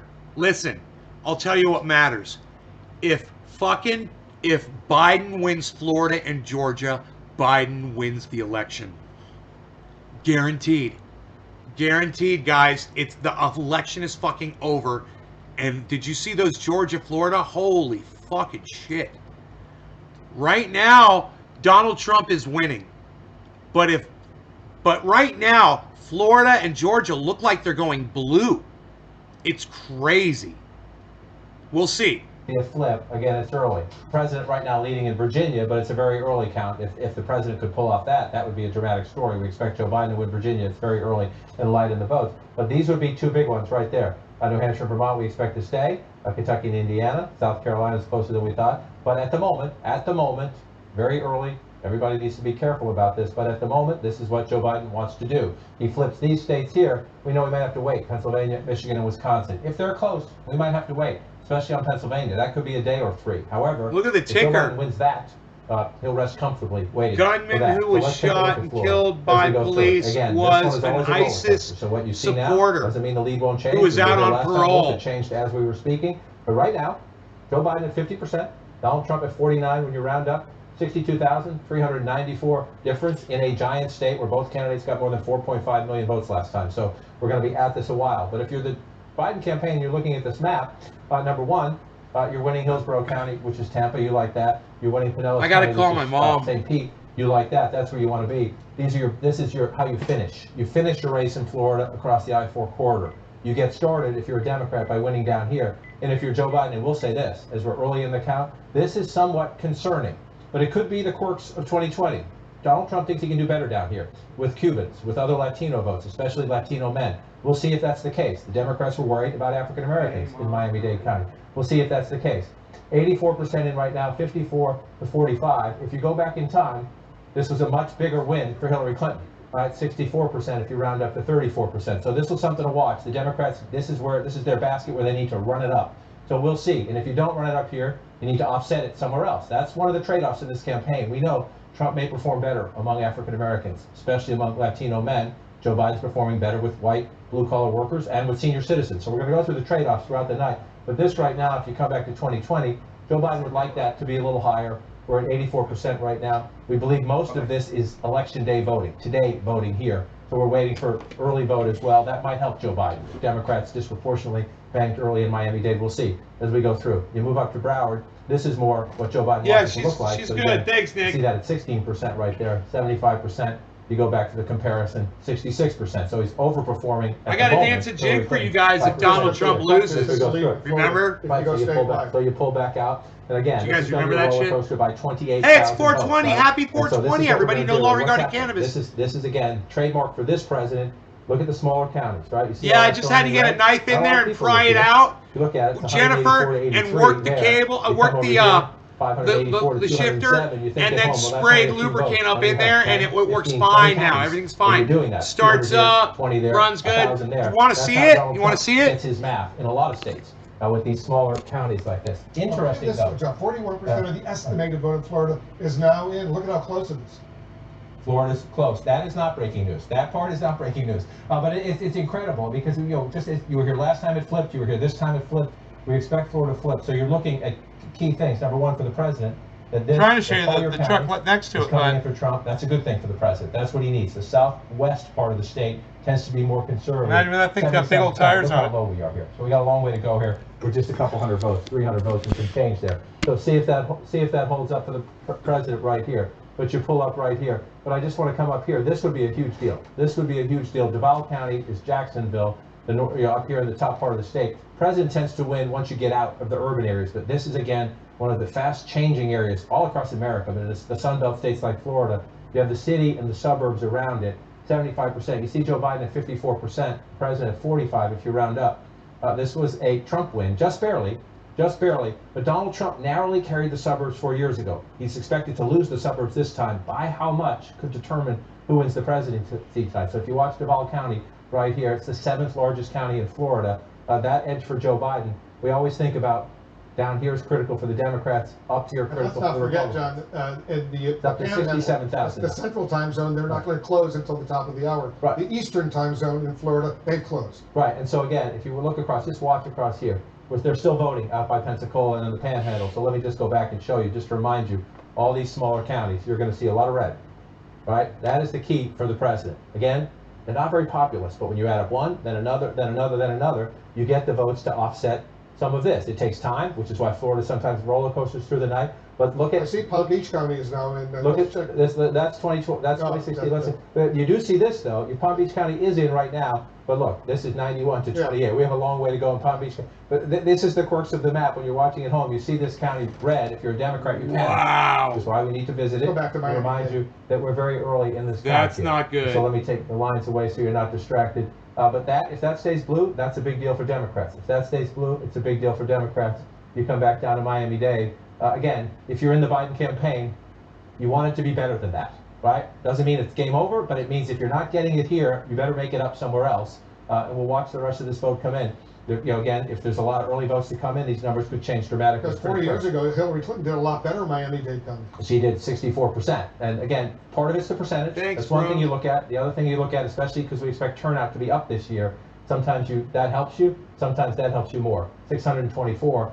See, in Miami-Dade 4 years ago, the president got 334,000. Dude, it's going to be a fucking nail biter. That one. So you come back here, remember 624 and 333, and you see the president right now already has a significant 120,000 more votes out of Miami-Dade than he did 4 years ago. Now, is that just because turnout is Where's up everywhere? fucking Or is he Iceman making at? inroads, with the Democratic constituency in Miami-Dade? That is what we'll learn as we go deeper into the night. But if there's Joe Biden right now, if you're worried about anything in Florida, you're worried about that you're winning Miami-Dade, but not by the margins that you wanted. Still though, 74,000 votes with a long way to go. And again, this is blue at the moment. I mean red at the moment. We don't expect it to stay that way, but we'll see as we count them. And again, the key part for me, here we go. Orange County has filled in 700 votes. Is that 700 votes and change Seminole? there. So it doesn't matter. This has to be blue at the end of the night. If that stays red, Joe Biden's not going to win Florida. But it's very early on as we go through. And again, as you get real votes, 83% here. This could be critical here. We'll see Orange County here as we come through. 61%. Again, you're looking for math, especially if you're Joe Biden and you're not getting what you wanted out of Miami-Dade. You need to make up for it somewhere else. So you're looking here, 50,000, 85,000 4 years ago. You come back in now. Joe Biden right now about the same, a little below where Hillary Clinton was. We're still waiting for some votes there. This is what we're going to have to do. Florida gets so competitive. You go county by county. You match up the math to 4 years ago. You see how much turnout is up this year. I don't know what Trump will do. You average it all out. 50% of the vote in Florida is now in. Trump is ahead by about 74,000 votes, 50.2% to 48.9%. Now he's up by 91,500 votes, 51%. Florida is very fast. The numbers are coming in quickly. Let's look at Georgia right now. And so you move up, you see Georgia. It's not often you see Georgia blue. And again, you see a lot of red, and yet Georgia is blue because right now Joe Biden is winning. And this one here, this is Fulton County where Atlanta is. We don't have any votes yet. But then you move here to Cobb County to the north. And again, this could be the story of the night. I emphasize could be because we're early. But you look at right here, only 27% of the vote in, 63 to 35 in Cobb County. This is the suburbs to the northwest of Atlanta. It used to be Republican country. Hillary Clinton won it last time, but just barely, right? 49 to 47. Wow. So this is what we're going to watch throughout the night, especially suburbs. I wonder why that is. Suburbs is where you get your math. Especially if you're a Democrat, and you know Donald Trump. H.A. Goodman, man, it's so funny. I went on his show and super chatted him literally about Georgia. You're starting to see the same repeat of that, right? You see the president. That's not a huge because I saw margin this happening, man. But in these small rural counties, the president. I saw that happening. You move up here, let's just 83%. And he didn't want to talk about it. Again, it's 3,000 plus, 4,000 plus votes when you're done, said and done. That's what Trump does to offset the urban areas and the close-in suburbs. So one of the tests tonight, let's drop down a little bit more to Henry County.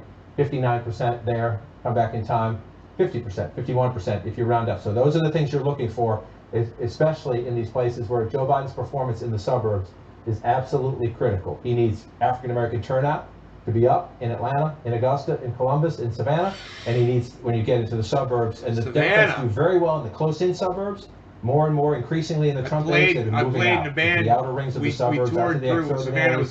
So you watch this play out here. You look 16,000 votes ahead there in the state of Georgia. Let's take a peek in South Carolina. The president winning quite handily here so far, but that's very preliminary in the vote. One of the things we'll watch throughout the night, are the president's margins about the same, or do they shrink even in the places he wins?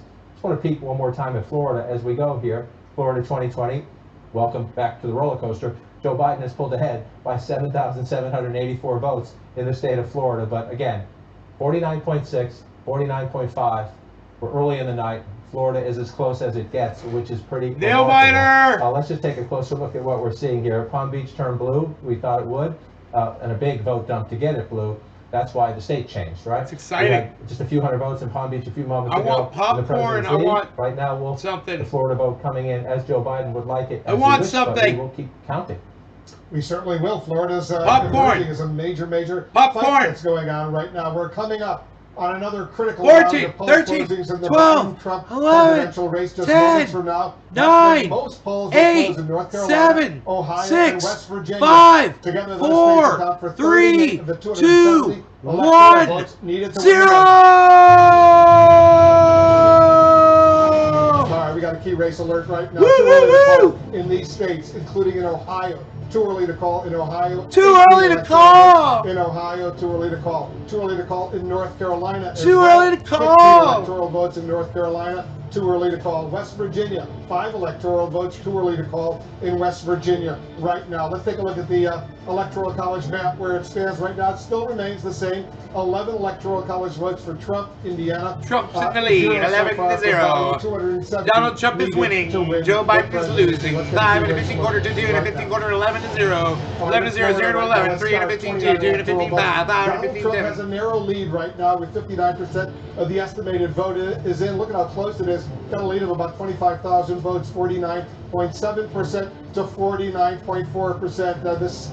This is a must-win for Trump. He must win Florida. If Biden were to win Florida, it would be very, very difficult for Trump to get reelected. We're watching Florida so closely. In Virginia right now, very, very early. Only 2% of the estimated vote is in. Trump is ahead by about 33,000 votes, 65.4% to 32.9%. In South Carolina, also very, very early. Trump is ahead 70.4% to 29.6%. In Kentucky, 18% of the vote is in. Trump is ahead by 75,000 votes, 58% to 40.5%. 3 more states right now. Let's take a look. Georgia, it looks like it's going to be a battle over there. Biden is ahead with 4% of the estimated vote is in, about 16,000 vote lead for Biden over Trump. In New Hampshire, Biden is ahead there. Only 2% of the estimated vote is in. He's up by about 3,300 votes, 59.2% to 40.3%. And Dude, Biden is ahead. Was Hillary Clinton ahead this far when she started against Trump? You guys, does anybody know? To 37.3% in Vermont. Let's go back to John King. Florida and Georgia, 2 very critically important states. I wonder if when they started out, if Hillary was really far ahead like this. Let's look at Florida first. It is red at the moment, and it's gone back and forth several times in just the last 15 or 20 minutes, and that's what Florida does. The President of the United States right now, President Trump, it's his new adopted home state, 50% to 49.1%, a 1-point race in Florida is what makes it Florida, actually, at election night. 56,000, 57,000 votes. If you round it up. If you're looking at the map, it looks like a traditional map. 1+ for the Democrats, Pinellas County here. 1 warning sign for Joe Biden as we watch this play out, and we got a ways to go. Remember, 3.4 million votes, 3.4 million votes. 4.6 is what it took to win it 4 years ago. We think turnout is higher this year, so we're going to watch as this goes. But here, if you're looking for trouble signs in the Biden campaign, it is right here. In Miami-Dade, again, we have more votes. This is early in-person voting, predominantly, I'm told. People who showed up to vote in person early before Election Day. Joe Biden with a very narrow lead. You could say that's a 9-point lead, but narrow by comparison to where we are 4 years ago. That's nearly 30 points there. Once again, that's moving very quickly. That's interesting. There you go. So Hillary Clinton was way more out in front, even. In Florida. Congratulations to Florida. We hope it plays out. 65% of the Biden votes Play it on the rest. So let's see what happened here. Could be Trump, man. In You Palm know. Beach County, 60% to 39%. Remember, a short time ago. Hey, look who it is. So again, fucking, what's up, 210 Big Buns, Salted Gun, what's up, son? Everybody subscribe to Salted Gun on Twitch.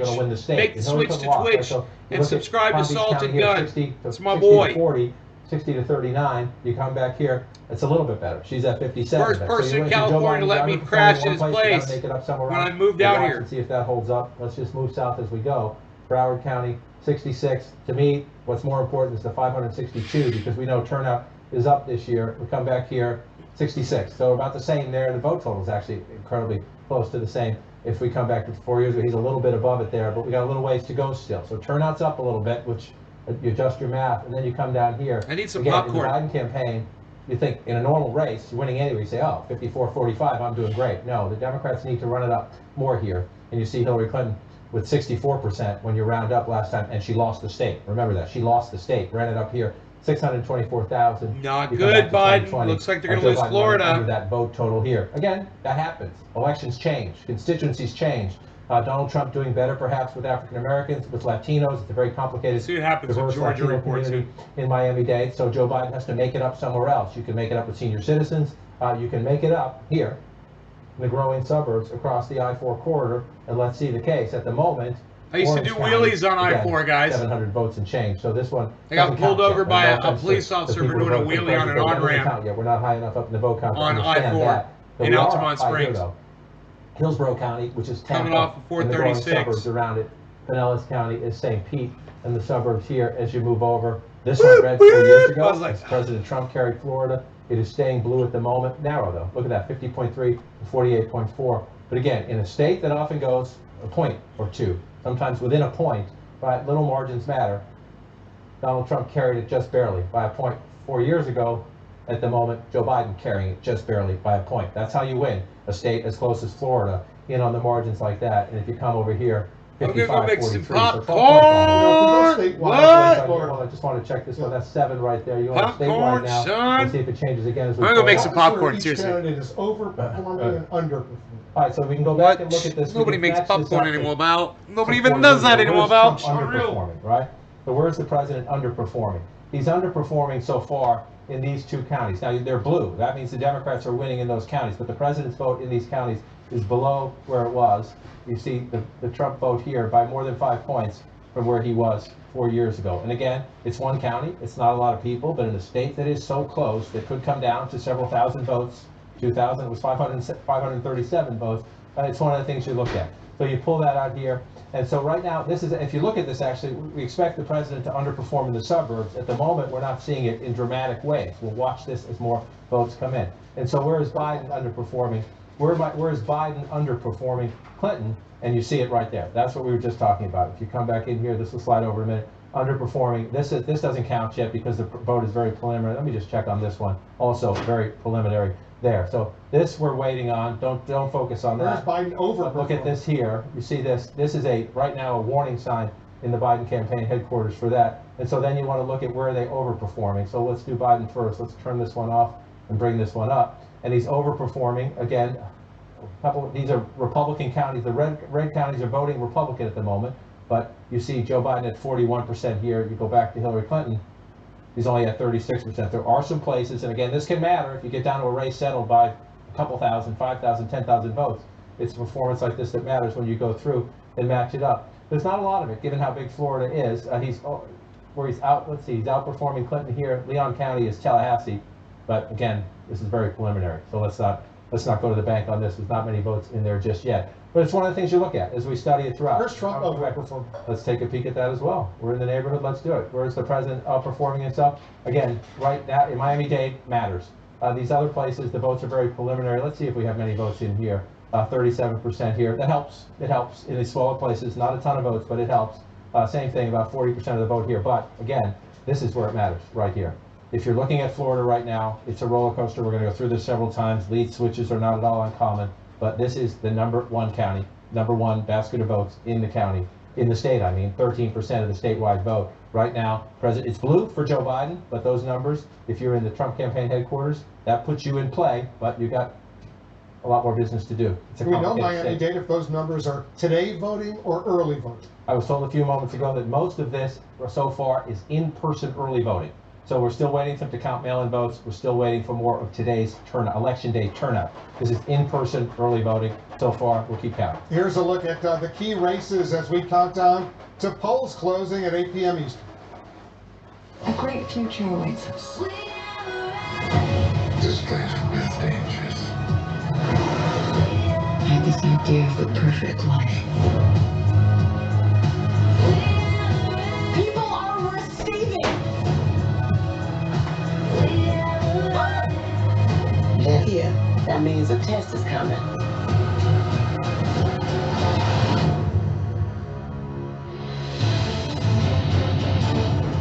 All right, let's get a key race alert right now. Let's start with Florida right now. 67% of the estimated vote is in. Biden is ahead by almost 70,000 votes, 50% to 49.1%. It's close in Florida, 29 electoral votes. 5% of the estimated vote in Georgia is in. Biden is ahead there by 4,200 votes, 50.4% to 48.6%. Only 3% of the estimated vote in New Hampshire is in.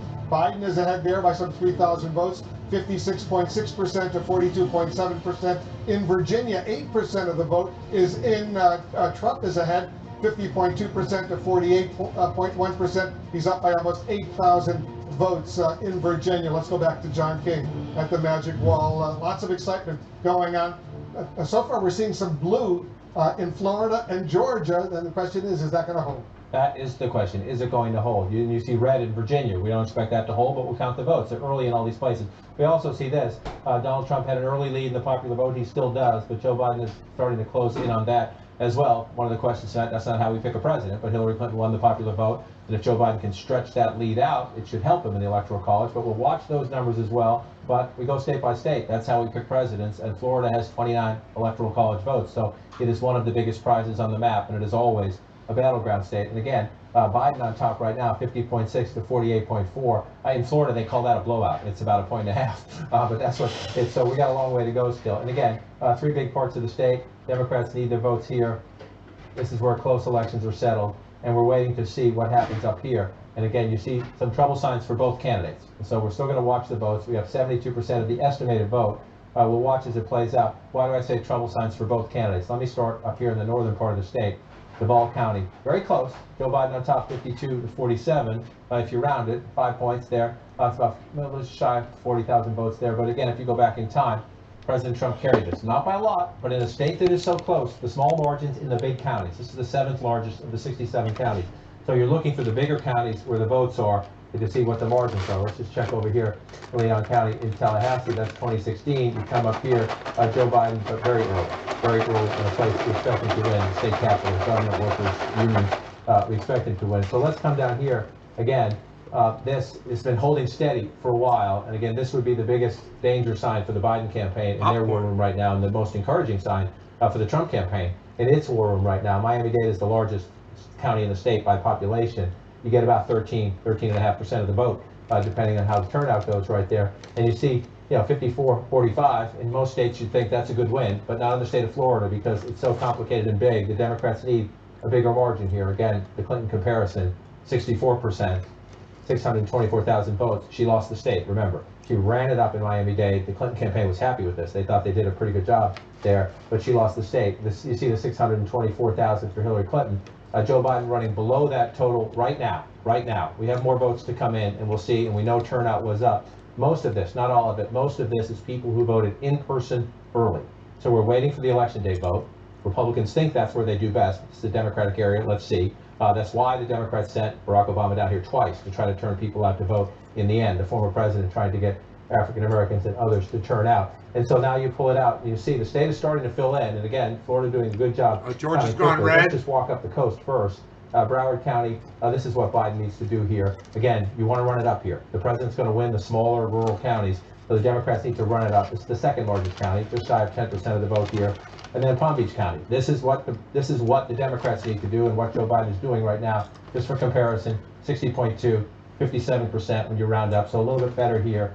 Not as many people here, so it's hard to make up what you're missing in Miami-Dade, but you take everything you can get as you try to go through it. And then this is the key part of the state, the western part, the southwestern part of the state, Naples and surrounding, critical for the president. These votes are starting to come in. 61, focus on the 61 or round it up to 62, and then remember the 120,000.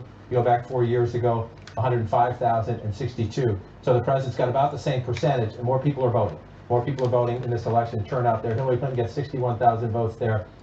Joe Biden getting more votes, more votes because of the increased turnout this year, which is a good thing in every state. The more people who play, the better for our democracy. But so then you want to come up here, and again, Orlando. Earlier I said it didn't matter. This was red. It was early. We only had a couple hundred votes. Big chunk of votes has come in here. Joe Biden at 64, the president at 35. 341,000 votes. Let's go back and take a look again. So Joe Biden has already passed Hillary Clinton's vote total, 60% there, 64% there. Hey, that's how you win a close race in Florida. Doesn't mean it's enough, especially if you have to offset Miami-Dade. But the Orange County here, you think of it as Orlando. This is more and more by the day suburban, more and more Latino, more and more college educated, more and more complicated, and this has been very hard hit by the economy. Look at this, 75% of the vote in Florida is now in, and Biden has a lead of 142,000 votes. Step back for a moment, John. Explain to our viewers why we're spending so much time looking at Florida. Yes, it has 29 electoral votes, but it's a must-win for the president. It's an absolutely must-win for the president. Joe Biden would like it. If Joe Biden gets it, it helps him remake the map, and it helps him make a statement election. But let's just walk over here, and we come back. This is the only state we've called so far, projected so far, is Indiana. So the president has 11 electoral votes. You have to get to 270, and remember, the president got to 306 last time. Right? So why does Florida matter so much? Hey, Adam, Joe Biden can take away Florida. Got my doggy here. In and of itself, freaking gets the out, president bro. down to 277. Right? So then from there, Joe Biden really needs just one more. So if Joe Biden won Florida, let's say he won Arizona. Right? Joe Biden could win the presidency without winning Pennsylvania, without winning Michigan, without winning Wisconsin, without winning Georgia. All places where in these three, he leads. Here, he's certainly competitive. Some polls show him ahead, some polls show him a little behind. So that is why 29 matters. I mean, the only thing on the board tonight with more significance is potentially Texas. Democrats think they may have a chance in Texas. But if you take these 29 away from the President of the United States, mathematically, can I find a path to Trump victory? If you want to say that Trump's going to win California, or if you say Trump's going to win all three of these, so it doesn't absolute. You got pizza, Teresa? Well, yeah, I got we're trying pizza to be conservative. We're trying to be cautious. Trying to be fair to the president. If the president of the United States loses Florida, his path to re-election is essentially gone. And right now it's very close in Florida. 79% right on the estimated vote is in. Biden is ahead by about 83,500 votes right now, 50% to 49.1%. More make or break states are on the line at the top of the hour when the last polls close in the battlegrounds of Florida, New Hampshire, and Pennsylvania. Will we be able to make any projections in the hour ahead? We're going to find out very soon. Stay with us.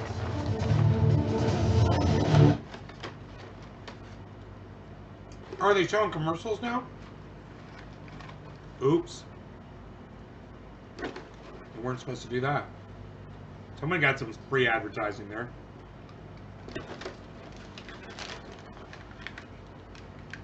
Life's still treating me good? Hell yeah. Yeah, life's treating me good.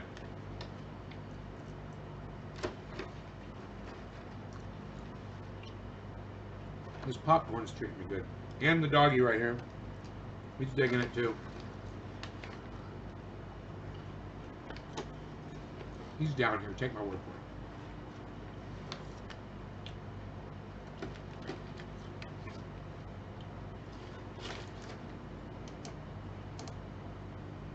Rudy, what is this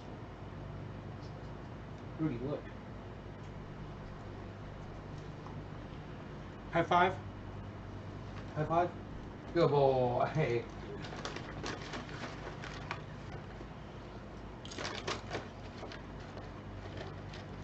You guys want me to take that off the screen?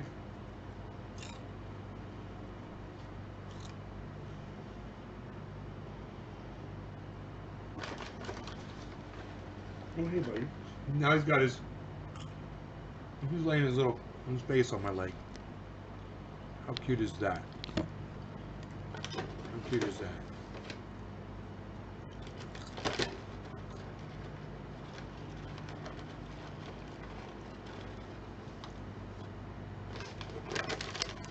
Right on, Soko.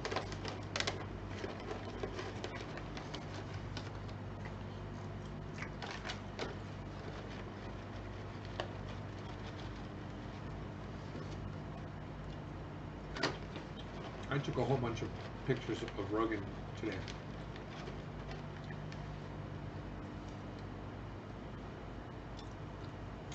To show how cute he is.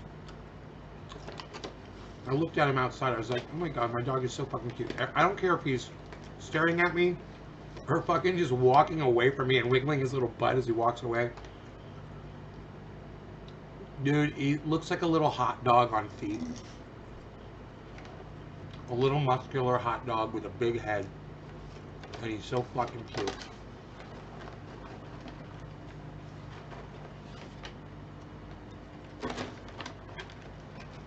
He loves popcorn.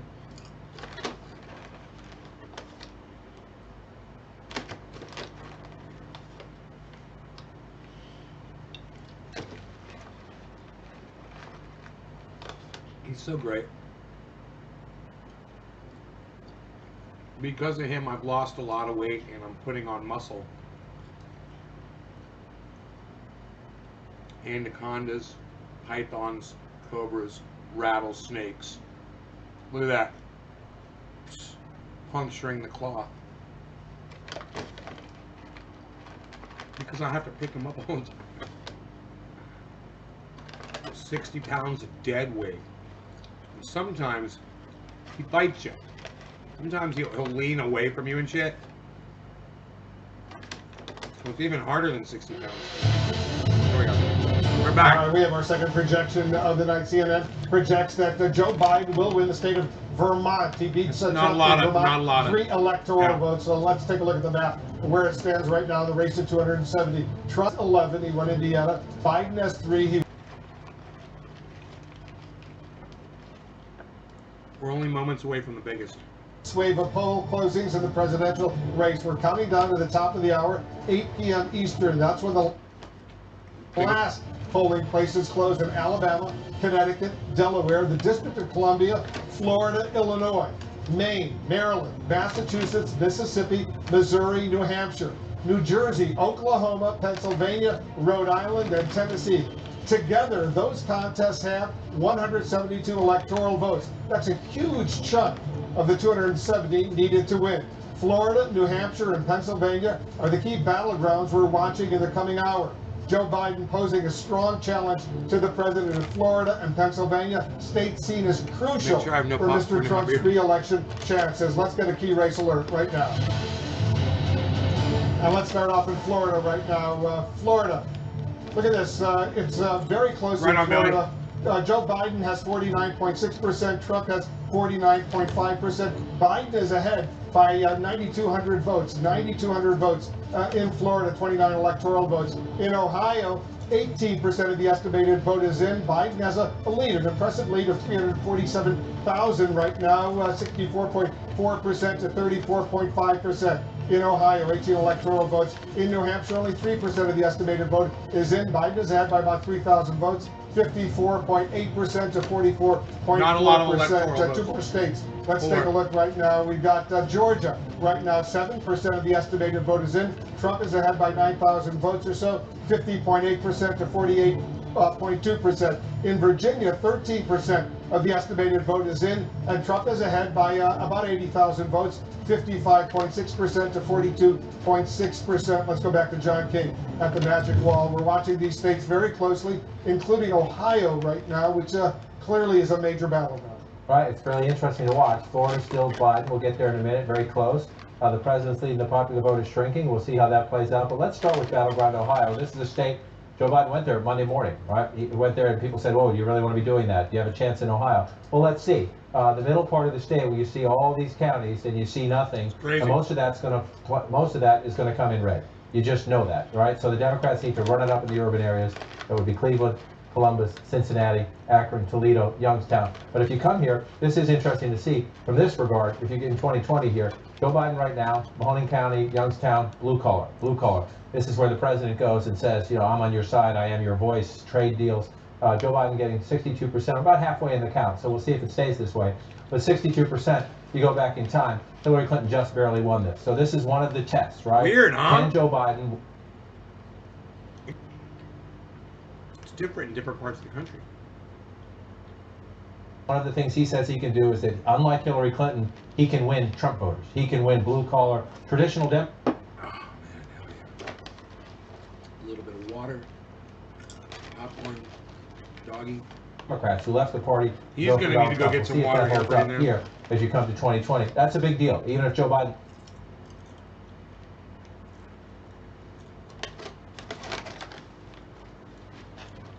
loses in Ohio, that's a big deal when we move over to Pennsylvania. It's a big deal in Wisconsin. It's a big deal in Michigan. Ohio,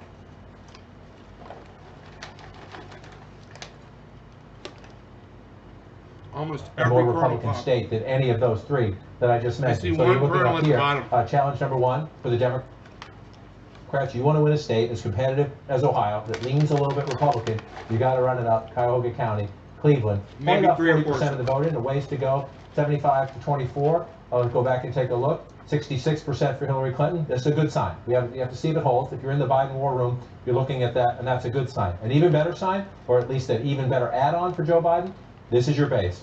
This has to be your foundation, largest county in the state. It's about 11% of the vote when you're all done. But you move out here to the suburbs, this Spread out. Lake County. is the battle for the American presidency. Close races are decided in the suburbs. Lake County, Joe Biden ahead.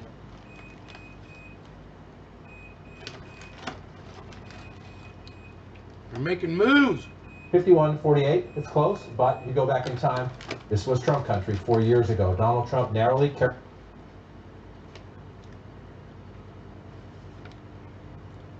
carried the suburbs in 2016. That's why he's president of the United States. That's why he's president of the United States. It's part of the coalition Trump put together in 2016 as he won Ohio rather comfortably. If Joe Biden can hold Lake County, hold the suburbs to the west of Cleveland, that's part of the building blocks. At least get you close. Now, as you see, as we go through this, some more of the middle of the state is filling in. These are smaller counties. There's not a lot of people here. But let's pop them out. This is where the president runs it up, right? He doubles your vote, essentially. And so the challenge for Biden, if that fills in, and we'll watch turnout, we'll see if the Trump voters come out in those places, is he has to, in all of the urban centers, Franklin County, that's a good number. It's not just Columbus. Huge suburbs around it. Columbus has been Democratic a long time. The suburbs used to be more Republican, so you get a more competitive county. You see that, right? That's about half of the vote, 76%. You come back in time, 61% for Hillary Clinton. That's how, those are the building blocks for Joe Biden. Win in the cities, a lot of that's a Democratic base. In Columbus, it's the capital of the state, it's unions, it's African Americans, it's turnout. But then when you get out here, away from it, you have to win the suburbs, and that has been the challenge. President Trump has lost the suburbs. Let's come down here to Hamilton County. Used to be a Republican county. It's becoming more of a Clinton county, more of a Democratic county. We have no votes there yet. You saw how Hillary Clinton carried it. It's also a House district in the Cincinnati suburbs as well. One of the House districts, Democrats are trying to expand the majority. So it's John, Ohio. I want to go back to Florida because it's essentially tied right now. Let's take a look at Florida right now. 81% of the estimated vote is in. There's only a 2,000 vote separation. Biden is ahead by 2,033 votes. That's incredible. I was just going to say, some people at home who have a partisan stake in this will be throwing things at the television. But this is why this is fun. I mean, look at this. This is more. Trump has just gone ahead by 18,000 Now, votes. Trump has gone ahead by 18,000 votes. This is 4.6, 4.7. We're closing in on 10 million votes. We're above 9 million votes in the state of Florida. And we have a 49.6 to a 49.4. This is why elections are fun, and this is why Florida is, of all the states in the United States, one of the, if not the, ultimate battleground state. And so again, let's go through it and take a look. We started earlier in Miami-Dade. This, to me, so far, the biggest warning sign. And again, every election is different. So you're not performing, if you're Joe Biden, you're not performing as well here as Hillary Clinton did, as well as Barack Obama did when he carried the state. That's not necessarily fatal. It's not good. And then you got to make it up somewhere else. If you're not getting it here, you got to get it somewhere else. 54 to 46. If you round them up, again, you go back in time. This is the largest county in the state. There are more people here voting than anywhere in the state. Hillary Clinton thought she did the job here 4 years ago. 64%, 624,000 votes.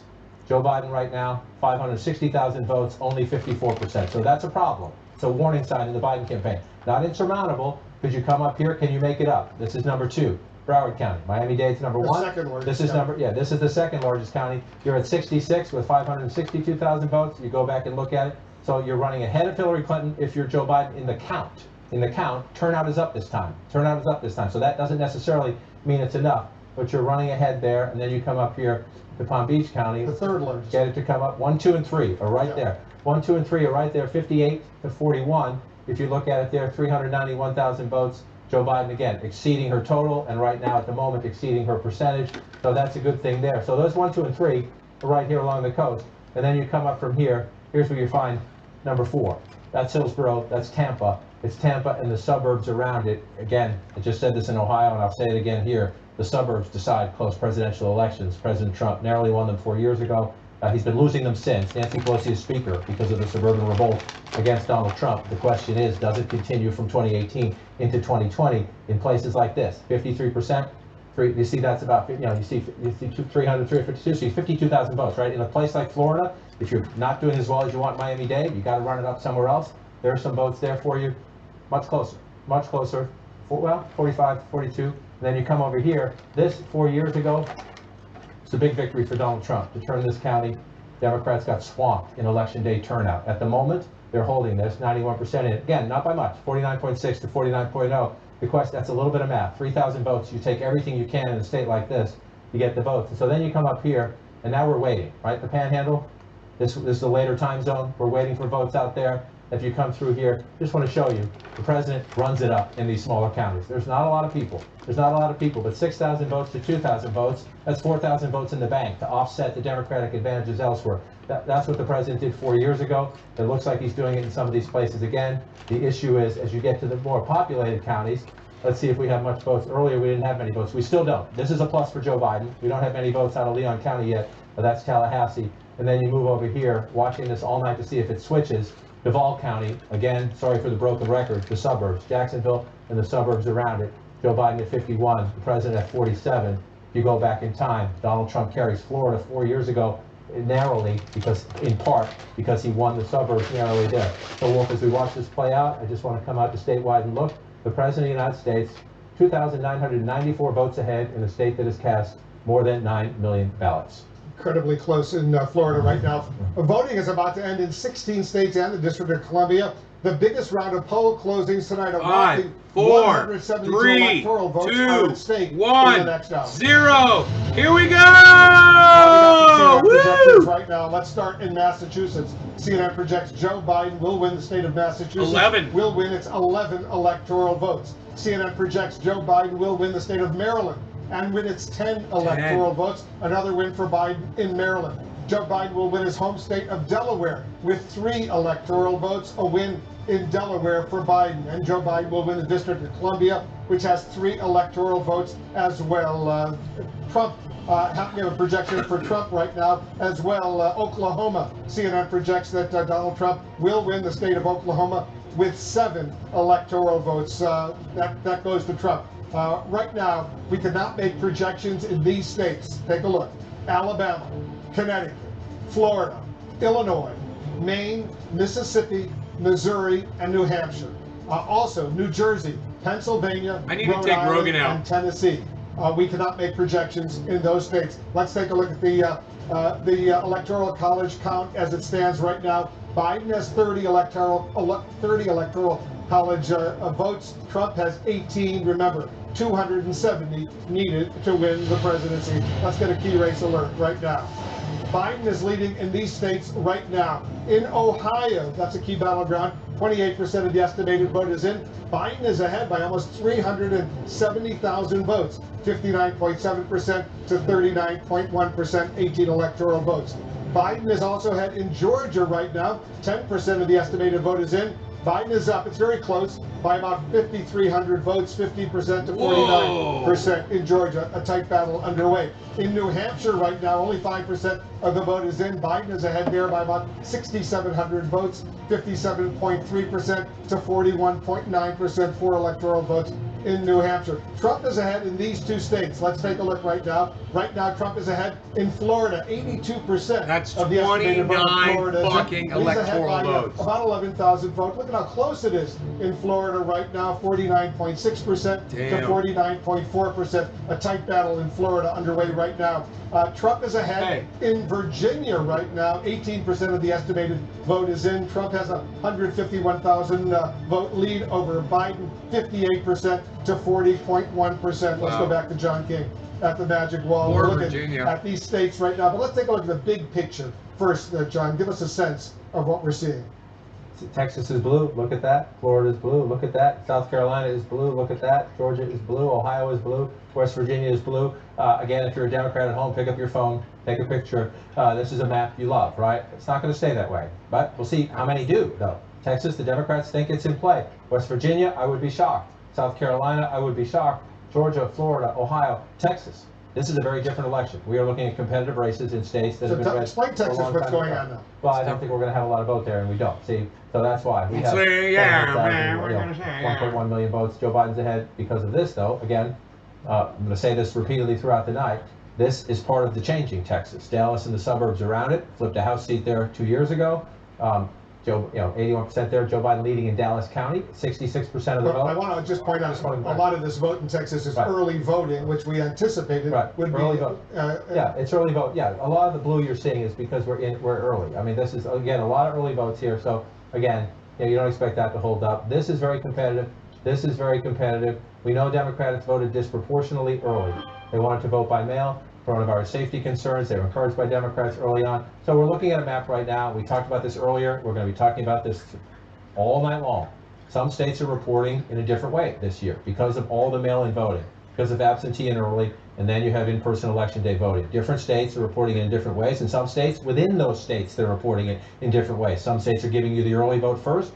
That's why you're seeing a lot of blue in places that are traditionally red, because we know Democrats disproportionately voted early. Other states are giving it to us in reverse. We're trying to be as transparent as we can be throughout the night to tell you what we know about what we're getting, but it makes for an interesting and somewhat unpredictable night. Now, that doesn't mean we won't be watching votes in Texas to see how competitive it is. Democrats do believe it will be a lot more competitive. Will it end the night blue? Stay with us. Brew some coffee. Look at the popular vote nationwide. 10% of the estimated vote is in. Biden is ahead by only 4,000 votes, 49.5% to 49.4%. And remember, we've been, Hillary Clinton won the popular vote by a large margin. We can go back and look at it, right? More than 2 million votes, close to 3 million votes. 4 years ago. The expectation is that Joe Biden will win the popular vote this time, but we have to see, and we're going to watch it as it plays out. So let's come back to the states where we know. Florida, I want to just start here because it has been a seesaw back and forth all night long.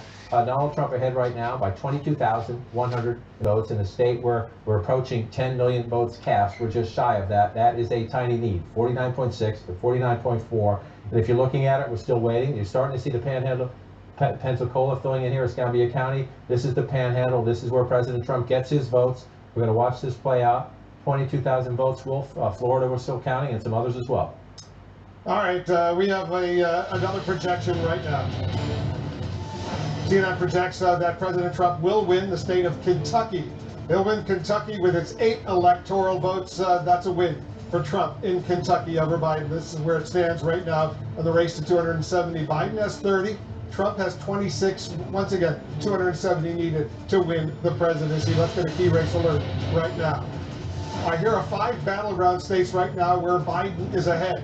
Let's start with Pennsylvania right now. Only less than 1% of the vote is in, but Biden is ahead by nearly 40,000 votes, 79.9% to 18.8% for Trump. In Texas right now, 10% of the vote is in. Biden is ahead by about 226,000 votes, 58.7% to 40% for Trump. Let's go to Georgia right now. 10% of the vote is in. Look at how close it is. Only 453 vote lead for Biden over Trump, 49.5% to 49.4%. 49.5%. In Ohio, almost a third of the vote is in. Biden is ahead by 348,000 votes, 58.5% to 40.4% for Trump in Ohio. In New Hampshire, right now, 5% of the vote is in. Biden is ahead by about 6,700 votes, 57.1% to 42.2% in New Hampshire right now. We got some more states right now. Trump is ahead in these states right now, beginning in Florida. 86% of the estimated vote is in. Trump is ahead by some 65,000 votes, 49.8% to 49.2%. Very, very close in Florida, 29 electoral votes. In Virginia, about a quarter of the vote is now in. Trump is still ahead in the Commonwealth of Virginia by more than 214,000 votes, 58.9% to 39.3% in Virginia. All these races so significant. John King, you're looking at all this as closely as anyone is looking at it. What do you see? I see some unpredictability. I see a lot of swings back and forth. And again, that's the nature of the night. We need to remind everybody, you had early mail-in voting, early in-person voting, and election day voting. 3 different challenges for every state, every county in America, and every election agency as they pull all this together. And some states are doing it. Some states are doing it different ways, even within the same state. So you see states that are blue, like a South Carolina. We're looking at it right now. It's only 5% of the statewide reporting. If it ends up that way, that's dramatic breaking news. We just don't expect it. We need you to be patient at home. We just need you to remember, different states are doing things in different ways. West Virginia is blue at the moment. Early votes, we know Democrats disproportionately wanted to vote early by mail. So when states are counting those first, you're going to see blue in some places that are traditionally red. It's okay. They're votes. They're real. They're real. They're just not complete. It's just not contextual. We just don't have everything. And so again, you see it in Texas here. It looks big and blue on the map. When you zoom in on the state, it's not much, right? We don't have much yet. Small county here, significant vote center here is Dallas. So Joe Biden is leading in the state of Texas right now because we had some votes out of Dallas. I just want to remind you with the history here, though, that alone doesn't mean Joe Biden is not competitive in Texas tonight. We're going to be at this for a few hours, but one little blue spot there is not enough to overcome what usually happens in Texas, which is this. So strap in at home, brew extra coffee. We're going to have to go through all this as we do it. But we'll watch it. Those are real votes. Those are all real votes. Everything you see on this map are real votes. It's just we get them in different orders from different states. We need to be careful and calmly walk through it. In the states where we're going, though, that Ohio is blue right now, we're up to about a third of the vote. That's significant. That means Joe Biden, we don't know if he's going to win Ohio, but we know he's competitive in Ohio. And we know that Donald Trump, right now, Joe Biden is ahead 57 to 42. We know that Donald Trump won Ohio pretty comfortably 4 years ago. Again, win or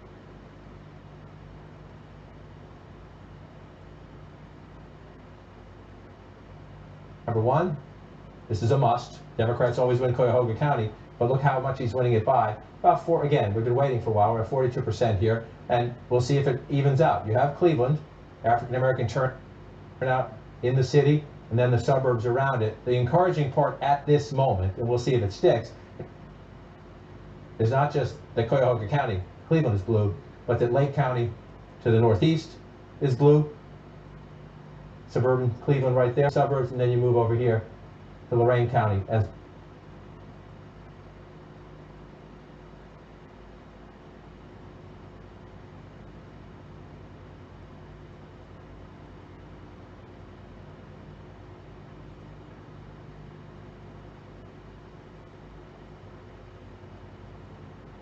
well. You go back in time here, you see Hillary Clinton carries this, but it's essentially a split, right? 47-47.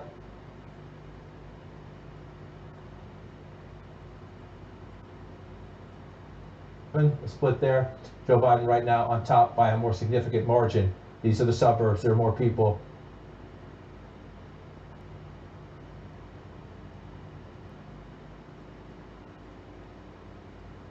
It's the 9th largest county. There's 8 in the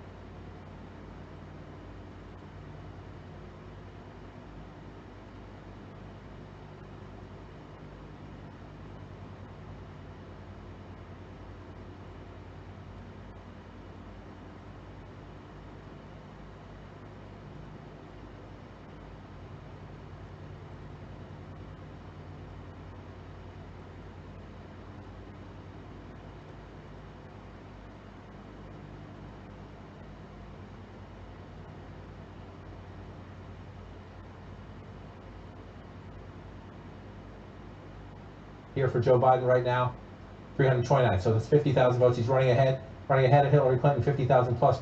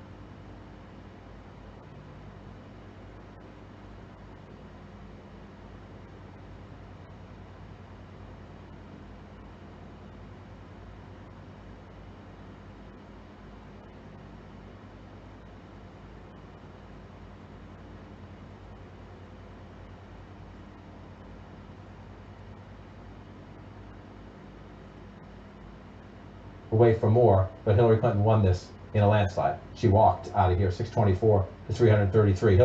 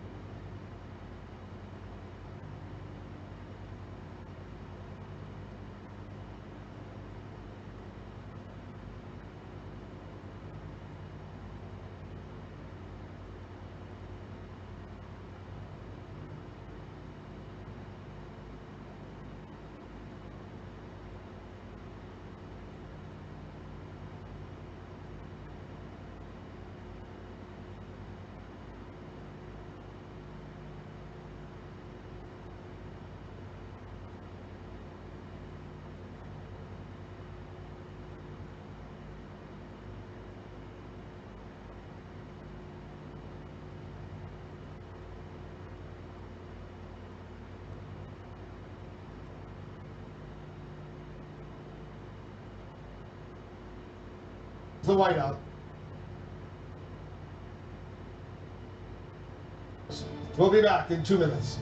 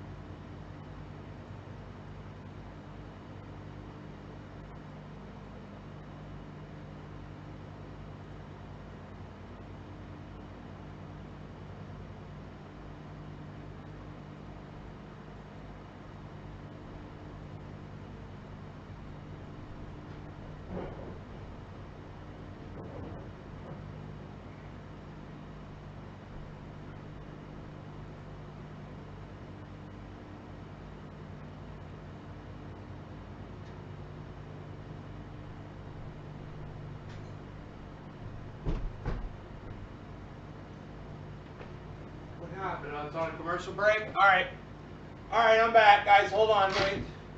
Check out what this cat's got going on. Yeah, eat your fucking food, you little prick. No, eat your food. All right. Cool. Okay. Hutch, what's up, son? All right, let's get that off of here. Go like this. Hello, guys. I'm back from hiking. I made sure to, when I hike, man, I make sure to high step, man. Make sure to, I'm out there by myself, so, you know, I try to get a little exercise. I'm trying to work off my love handles a little bit. So I fucking lift my legs up like that when I'm walking. You know, a little bit of extra effort there. Work off my love handles. It's working, actually. A little bit, so it does a good job, actually. I haven't been doing my leg lifts. I like those. I should, because I'd like to cut my stomach up, and I know I could with just those. I just fucking haven't been doing them. Air clamming, because Biden win West Virginia. Every 10 political signs you see is for Trump. How long ago did they go into commercial, guys? Can you hear it okay when it's on?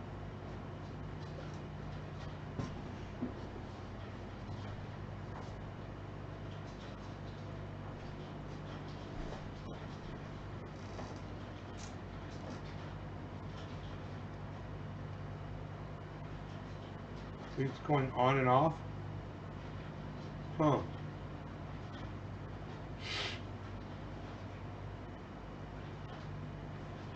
Here, listen to a little bit of this song.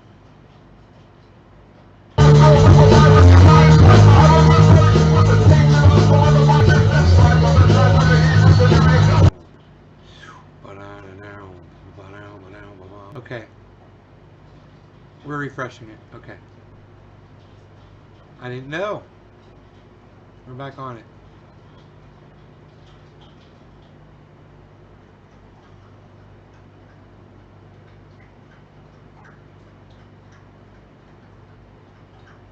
It should come on here in a second. We'll see. Come on, man. Oh, God. If he wins 8 years of that shit.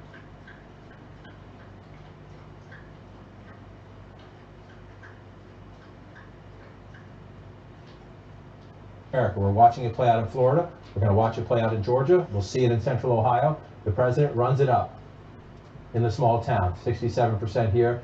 He had a rally here just the other day. This will be interesting to watch. There are Trump super counties, if you will, around the country. The president went to certain places to do his rallies because he knew he was losing in the early voting, and they were all designed to turn people out. So you want to watch this here. 67% Trump Clinton, right? Catawba County. Let's come back here to go see where we are. It's about the same, right? Is that enough? 45,000 votes now and some change.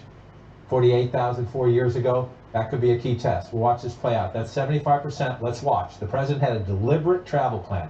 He went to certain places where they knew that their voters are, where they thought they could turn, at least match 2016, hopefully exceed 2016. So let's watch this when we get closer. These Asheville suburbs around it, 63% now, 55%, 56% if you round up 4 years ago. Those are the building blocks. Go to the places where your candidate did well 4 years ago, but grow and build, especially in places where the population is changing like it is in North Carolina. Let's pull back out again and just take a look. Just want to wander through all this. You come down to the coast here in Wilmington. Not as big. It's the 9 of 100 counties in terms of the population, but you're down along the coast here. This is where you find Republicans in the suburbs, right? 52% and 47% is where we have it right now. Donald Trump carried this county with 50%. Again, it's 3 or 4 point swing. You think that's not a huge deal? It is. When you're 55,000 votes for the president 4 years ago, 52,000 votes now in a very close state, 2,000 or 3,000 votes could matter. The Democrat getting 58 plus for Joe Biden there compared to 50. So 8,000 votes. 8,000 votes can make a difference in a close state when you're racking them up. Now turnout is up everywhere. So everything you're not making a direct comparison. We have to be careful about that. Let's come in here to Fayetteville. Both campaigns spent a lot of time here. The president had a rally here as well. Senator Harris was here. 60% for Joe Biden, 38% for the president. Let's go back in time. 57%. Again, Joe Biden overperforming. Let's actually pull that out and see if we can see how significant the overperforming is as we come into the thing. Let's see where he's overperforming here. Oh, sorry, I'm in the wrong map. Thank you. Let me come back out here. Back out, and we hit where is he overperforming, right? And so he's overperforming. If you see these counties where he's overperforming, where the two biggest places for a Democrat, for anybody, but for a Democrat in North Carolina, they are Mecklenburg County and they are Wake County. And you see here, he's overperforming Hillary Clinton by 5. More voting for Trump, too.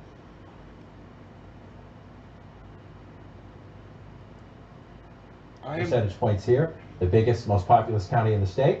That's the building block of a smart campaign. I think I'm going to put a piece of pizza in the microwave. I usually toast it, but I want one quick. So I'm just going to take one slice and put it in there. I'll be right back. The Wake County, second largest county in the state. Again, changing population. You know what happened in the suburbs during the 4 years of Donald Trump. This is where you go. You turn out your African-American base. You try to get young people on those college campuses. Here in the Research Triangle, a lot of new voters with college degrees, professionals in the suburbs. That's what you try to do. And you see Joe Biden, and you come out here. This is significant as well. These are counties President Trump is going to win. But Joe Biden is overperforming Hillary Clinton by 5 percentage points or more. What's that mean? Shrinking the president's margins in these smaller places where the president tends to run it up. You shrink the president's margins there. You expand your margin in a place like this. Let's check in on Winston-Salem as well. I don't want it to feel forgotten. Important to the Democrats here. Again, 59%, just shy of 100,000 votes for Joe Biden. That's 5,000 votes. 5,000 votes matters in a close state when you're coming through. So you come back to 2020 here. We're not done in North Carolina. I'm not saying by any means we're done. We're going to keep counting votes, but let's turn this off and look at the entire state. 54 to 48. That's a nice lead for the former vice president right there. 60% in. You know, in a lot of these places here, the president's going to get his votes. But if you're the Democrats and you look at the early North Carolina map, you are encouraged, especially when you compare in the suburbs and in the cities. Did you turn out the Democratic base? Did you make inroads in the suburbs? That's what that looks like so far. We got a ways to go. And I say when we have a ways to go, we're looking at a South Carolina right now that is blue, which reminds us, go slow, be cautious. Don't think anything we see now is absolutely definitive about where we're going to end the night. However, this just that it's closer. It's only 9% of the vote. Just that some of these red states are going to be closer does tell you something. There's a competitive Senate race there. We'll see how it plays out when we get more votes. Let's keep going down. Ohio is still blue. I was going to go south to Florida, but Ohio is still blue. I just want to check on it. About 40%. That's where we were last time. 55. There's a lot of, not as many though, rural counties to fill in here. And we'll just pull out to the map and we look just really quick. Florida still close, but the president holding that lead there. Georgia still close. Ways to go. Long way to go in the vote count in Florida. In Georgia. Not as much to go in Florida. If you're the president, you're looking at 189,000 in Florida, and you're starting to feel a little bit more comfortable. 206,000 right now. 90% of the vote in Florida is in. Let's check in with Jake, Dana, and Abby. All right, well, thanks so much. So there's a lot of blue on the map right now, but of course, it's still very, very early. What are you looking for? Look, I mean, you're exactly right. The fact that Georgia, in particular, seems to be so competitive when 4 years ago, if anybody would have told us, watch Georgia, we would have said, no, that's a very red state. And it seems to be really giving Donald Trump a run for his money. And it is, as we talked about, and which is similar in a lot of other battleground states, the changing demographics and the suburbs. Yeah, I mean, I do think that we might see tonight a little bit of a distinction. I mean, when we talk about demographics, we often sort of talk about it in a way that where we're saying all demographics benefits the Democrats, but that's not always the case. In Florida, Joe Biden is struggling because he's struggling with Latino voters in Florida in particular, but we might see him benefiting from non-white voters coming out for him in places like Georgia, in places like Ohio, in places like North Carolina as well. So we'll see what happens, but it's not going to be necessarily an even story all across the map because of these different populations acting in different ways. And you said non-white voters. I think the other thing that's interesting that we're seeing is that white voters, which, either college educated or not, you kind of think of more historically for Donald Trump, it seems to be changing, at least in the exit polls that we're seeing so far. Well, there are, in some of these states, it's a smaller percentage of voters that are white. Yep.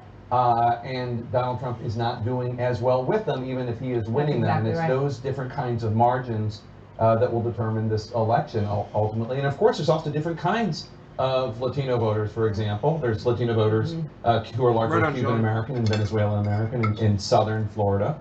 And then there's Latino voters who are largely Mexican American in Arizona, and it's a very diverse group politically. Great pizza over here. In addition to where their ancestors are from. The other thing that's very interesting is how Biden is, even though he's doing worse with some of these groups. Whoa, look at Pennsylvania. He's doing better with suburban voters. We're seeing that across the board. And I think this is where we need to did you guys see Pennsylvania? Hats and allow 2020 to be what it is, which is that Biden may put together a coalition that is different than what we've seen from other Democrats, particularly Barack Obama, who was the last Democrat to win the White House. The Obama coalition was something fairly specific. It involved younger voters, involved a lot of black voters, and a lot of Hispanic voters. Joe Biden might need to do something different tonight. He might need to cobble together more older voters, more suburban women, more non-college educated men in order to win in some of the places he needs to win, like idiots love the fucking sound of their voices. What the Biden campaign might need to cobble was together. telling me, and I'm sure both of you as well, coming into this, which is why they have felt better in the northern states, in the northern Midwestern states, because his coalition isn't the same as the guy who was the president when he was the vice president for 8 years. It's just different. No, he's middle class Joe. That's what he calls himself. Scrappy kid with friends. But they've got to perform. Well, I mean, this is it's where microwave, the so rubber it's meets really the hot. road. I think when we talk about what's And going it's on in greasy. Florida, this is where Democrats were not able to turn out their voters. They have to turn them out elsewhere on the map. Of course, we're all still waiting for those big 3 Midwestern states, Pennsylvania, Wisconsin. And have a beard mustache. All right, thanks very much. We have another projection right now.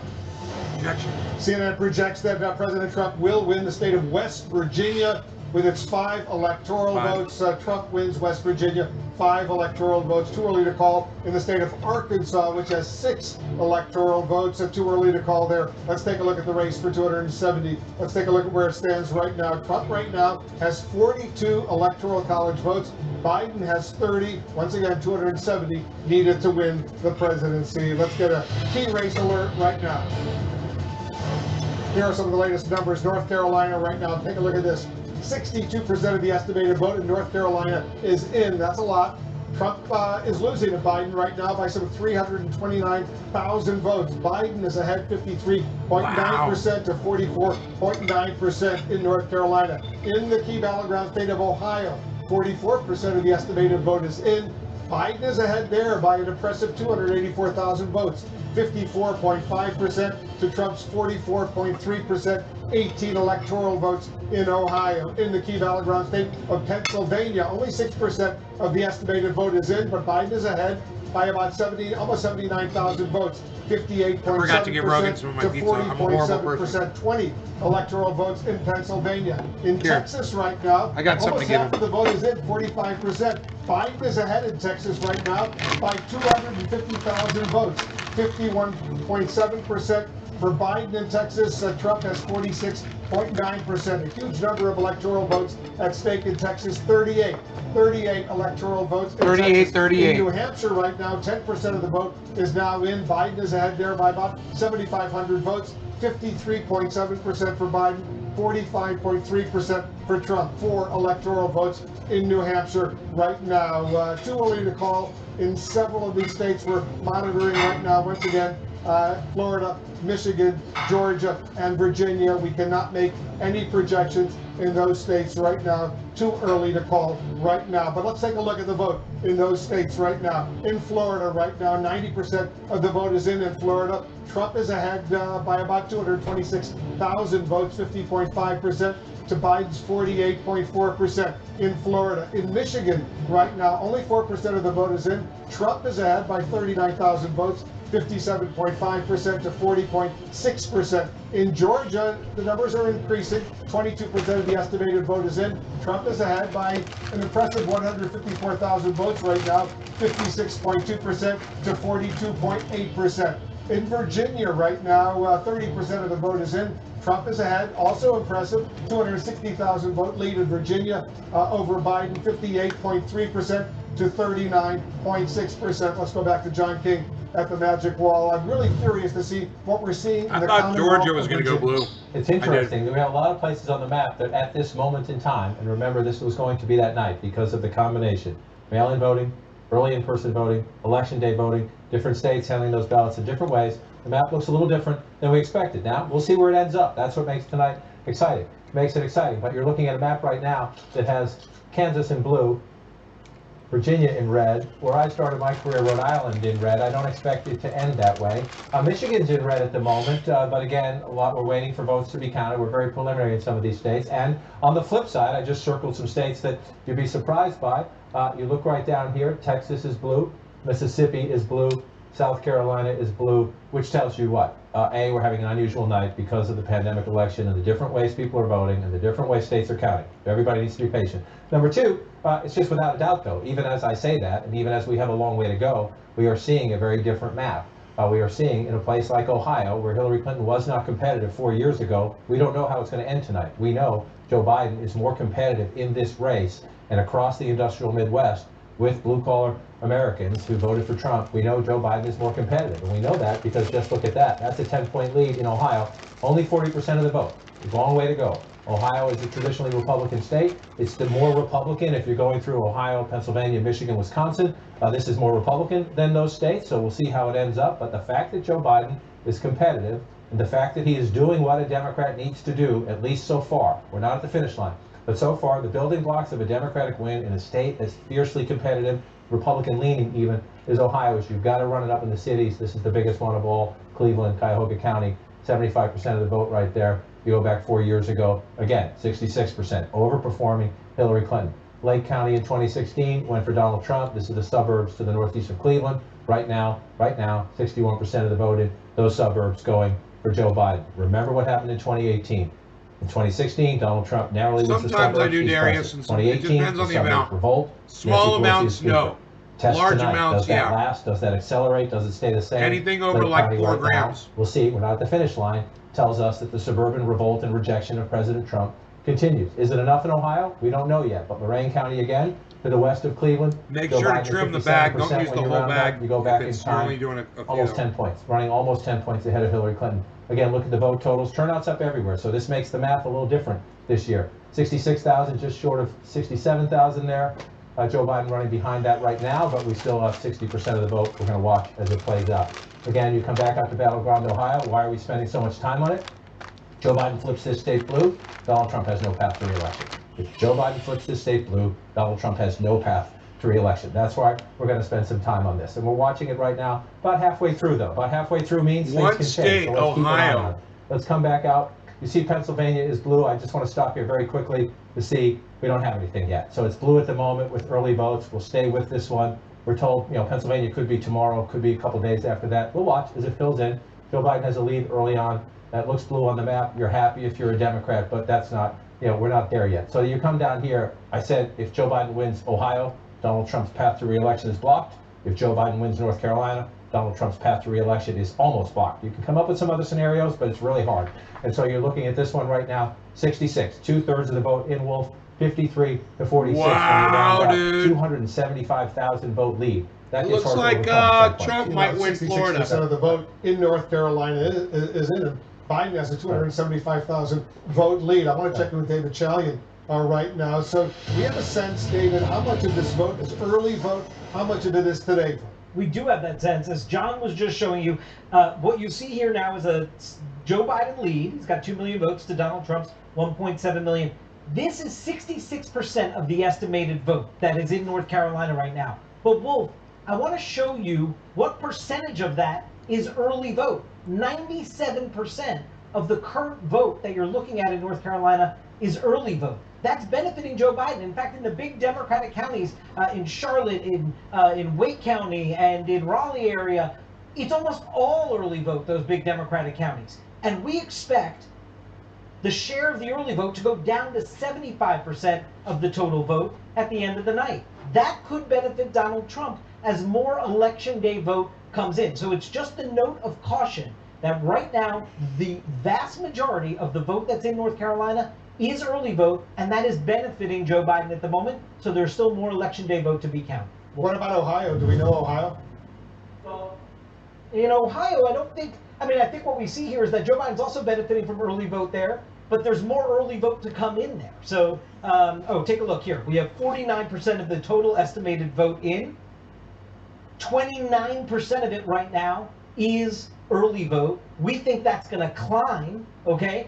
53% is our estimate of the Ohio vote that will be early vote. So it's an opportunity, actually. Joe Biden has the lead now for him to actually grow his lead in Ohio, perhaps. An opportunity for him to grow his lead. You and I well know no Republican. They talk about this like they're actively fucking getting votes without carrying Ohio. Right. It's so stupid the way that some of these idiots refer to this Bush. shit. Remember the 2004 election? People forget how close 2004 was. 2004 came down to one state, Ohio. That was the first election after 9/11. It was a very close state. But let's come up now to 2020. We can do history another day because we have history unfolding before us right now. And in 2020 right now, this is a very important point that David just made. And this is why we've said throughout the night, we need you to be patient at home. This is all real. These are real votes. However, the context is we're waiting, right? So a lot of this is early vote. We know Democrats voted disproportionately in some states more than others. North Carolina is one of the states where we know Democrats disproportionately voted early. Democrats returned their ballots early in the mail-in voting. So now we watch to see the election day vote. And again, that's why the president was traveling the country in the last week in places like North Carolina, trying to get his people to show up today because he knew coming into today he was behind.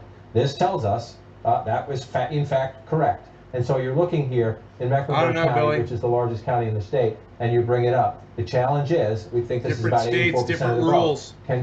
Joe Biden will win Mecklenburg County. Hillary Clinton won Mecklenburg County. It's Charlotte and the suburbs around it. The question is, can Donald If Trump Trump loses close that gap? Ohio, he Close loses that the gap. It's all election, about man. Right margins now when he's you're in a close losing race, Ohio. right? In the places you see on this map that are blue right now, Joe Biden's leads are enormous. That's Charlotte. This is Winston-Salem. Again, 59 to 40. All right, so almost a 20-point lead there. Let's just go back and take a look. 59 to 40. You come back here, 53 to 43. So a 10-point race, 10 points and change here. 4 years ago, Donald Trump carries the state. With the early vote, Joe Biden has a much bigger advantage. Now we have to count the rest. We have to finish. We have to finish. We might be 2/3, 3/4 even away around the track. We're not finished. And we have to wait for those votes to come in before we can tally. Joe Biden is doing what he needs to do, impressively, actually, when you look at these places, but we're not at the finish line yet. So you come up here You mean to Durham County. He's Again, done what he had to do. 83% in. Let's Now see he's when that doing. election day vote comes in. Does President Trump narrow this gap? That's ouch, right? 82 to 17. If you look at it that way, you go back in time. It was ouch 4 years ago, 80 to 18, right? But again, in a race on the margins, can he get it just a little bit closer? A little bit closer. Even in a place you're not going to win, you got to get it a little bit closer. Let's pull back out again. Number two, this is it. The Democrat again. You start in the city, you move out to the suburbs. 65, 33, 58, 38, if you round up for the president. Again, this is why it matters. But again, we have to see if it sticks. Right? We have to see if it sticks. All right, the Democrats Billy. got around the track with the early voting. Now we'll wait for the rest of the election day vote to come in. And one of the things you counted with, you see the open spots, the gray spots, right? These are the smaller, more rural counties. Let's just go back in time. We don't have anything there. This is where Hillary Clinton actually won Chatham County, so that's an opportunity there for the Democrats if it comes in. We have nothing there so far. Possibly. Let's come back to 2020 here again. You come over Bong here. rip. You start getting between Asheville and Winston-Salem, right? This is an interesting area. The president tends to run it Not up in this places one. like this. We don't have anything yet. You come back in time. This was a 68% county 4 years ago. So this is what you want to watch. When the rest of it comes in, these are smaller counties, so it's hard to overcome a big lead. 250,000 votes. When you're at 67%, you're starting to get into the danger zone. But there's room. There's room on this map for the president to certainly narrow it. I want to check one more down here in Fayetteville and bring this out. Cumberland County again. President did a rally here just the other night. 60 to 38, 56 to 40.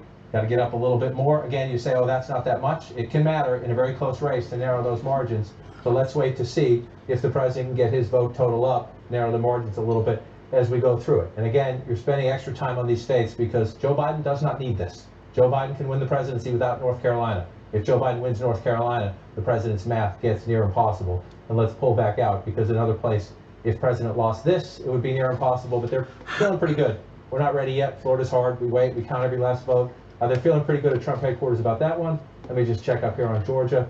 Still very early here. You see where Georgia goes again. You want to build a lead. You always want to build a lead, but we're nowhere near done here I'm yet. going to show two maps. The map where we see some of these blue states right now, that could easily change. But show us the Electoral College map, where things stand right now, as far as the projections we've already done. Right, okay, so looking at this map, before I walk over to this map here, Texas, Kansas, Missouri, blue. Right. That would be something. If in a few hours or a few more espressos in, that would be something. But Two again, more please espressos bear in. with us. I was And bear thinking with about these making another election splish. officials, because they're all doing their job. Whether they're Democrats or Republicans. It's only large 5:45. counties, I can small have counties, coffee. These are amazing people. And so they're counting. All right, they have let's make a mail-in votes, splash. They have in-person early voting. They have election day turnout. Turnout is up everywhere. So these volunteers, they're always stressed. And guess what? This year with more people voting, which is a good thing, Democrats, Republicans, Independents, we're working hard. So some of this votes, I'm sure that's early vote. Democrats tended to vote early. We'll watch what happens. Maybe we'll have some surprises. Fine, that's good too. But what you're seeing right here is preliminary. I just want to come over here right now to just look at this map because the idea is to get to 270. And again, we're waiting on Florida to finish. We're waiting for more election day votes in North Carolina. This is what we know. What we know so far, on the way to 270, Donald Trump has 42, Joe Biden has 30, which tells us what? We have a long way to go. Nothing on this map so far. There are surprises over here. Right? We don't know if they're going to hold. As I said, some of these states are reporting early, so you have red states that are blue states. This is not a surprise so far. This map is filling in as we expected. The challenge for Joe Biden is to flip, right? This is the president's map 4 years ago. Joe Biden would love to flip this, and this. If he flips two of those three and holds the Clinton states, He's the next president of the United States, and he's competitive. Joe Biden is in a whole lot of other places, including Arizona, maybe in Texas. We're going to watch. So I just come back over here. And again, this map looks, if you're a Democrat, you're celebrating this map because you're leading in Texas, you're leading in Kansas, you're leading in Missouri, you're leading in Ohio. Those words have not been spoken in a very long time on a presidential election night. And let's just be patient at home, though. They're unlikely to. So it's unlikely to stand. Just pull out Missouri, for example. It's one of the more conservative states in the country. Joe Biden's ahead right now, but that's early voting. You come down to Texas, this one's more real. This one is more real. We're up to about 60% of the estimated vote. We have a ways to go. We know Texas is going to be more competitive this year. Can Joe Biden win it? Stay with us. We'll get through this.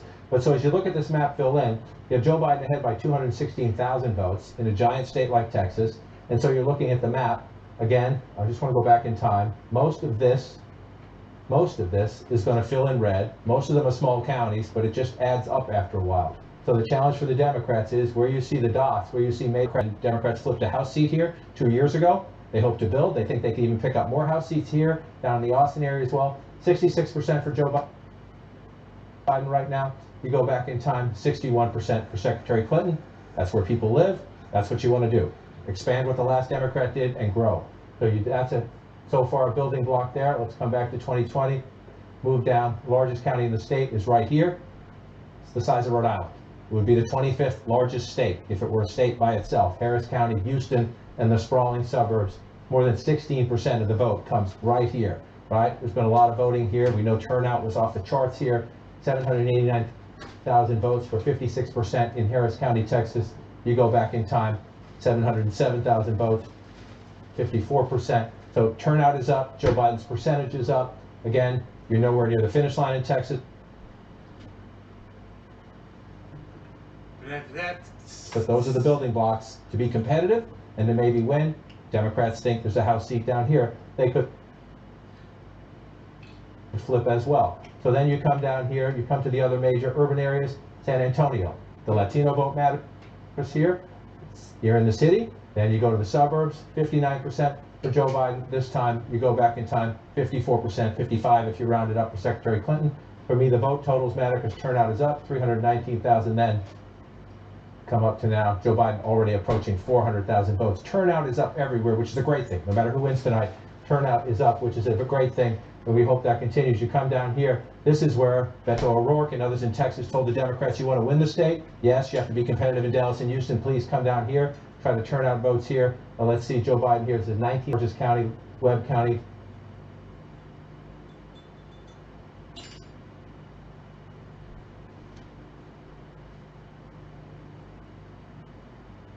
%, go back in time, 74%. So let's see, this could be a place where you're looking at the end of the night. Is this a place where Joe Biden underperformed Hillary Clinton? We'll watch that as we go through it in Texas again. Dab and smoke, smoke and dab and smoke what? There's a little doggy here, little doggy.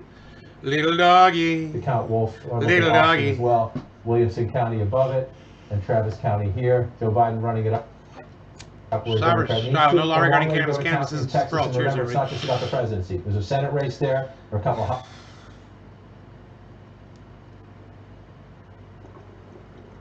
House races there. Democrats think they have a chance to take back the House, the Texas State House. We'll see. I'm going to retire the sliders.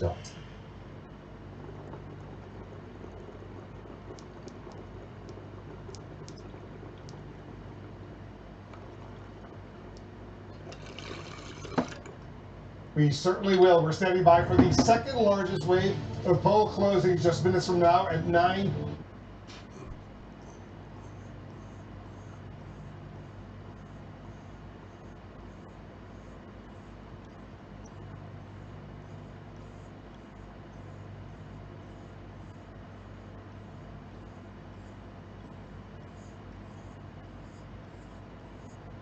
I'll refresh it. Maybe that'll stop the jitter.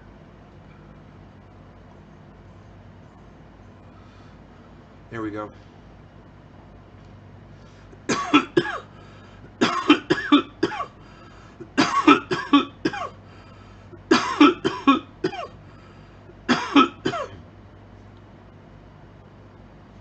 They put the stupid drop frames up above where I can't see them. I have to move the whole screen down to see if my frames are dropping. It is so stupid.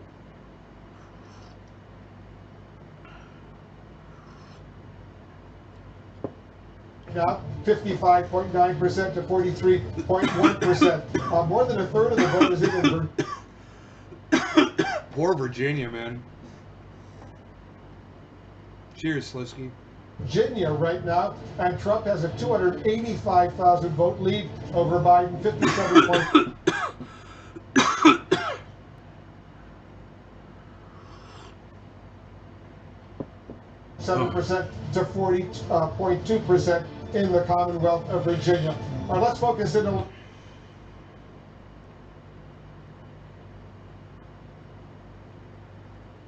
God damn, here we go again.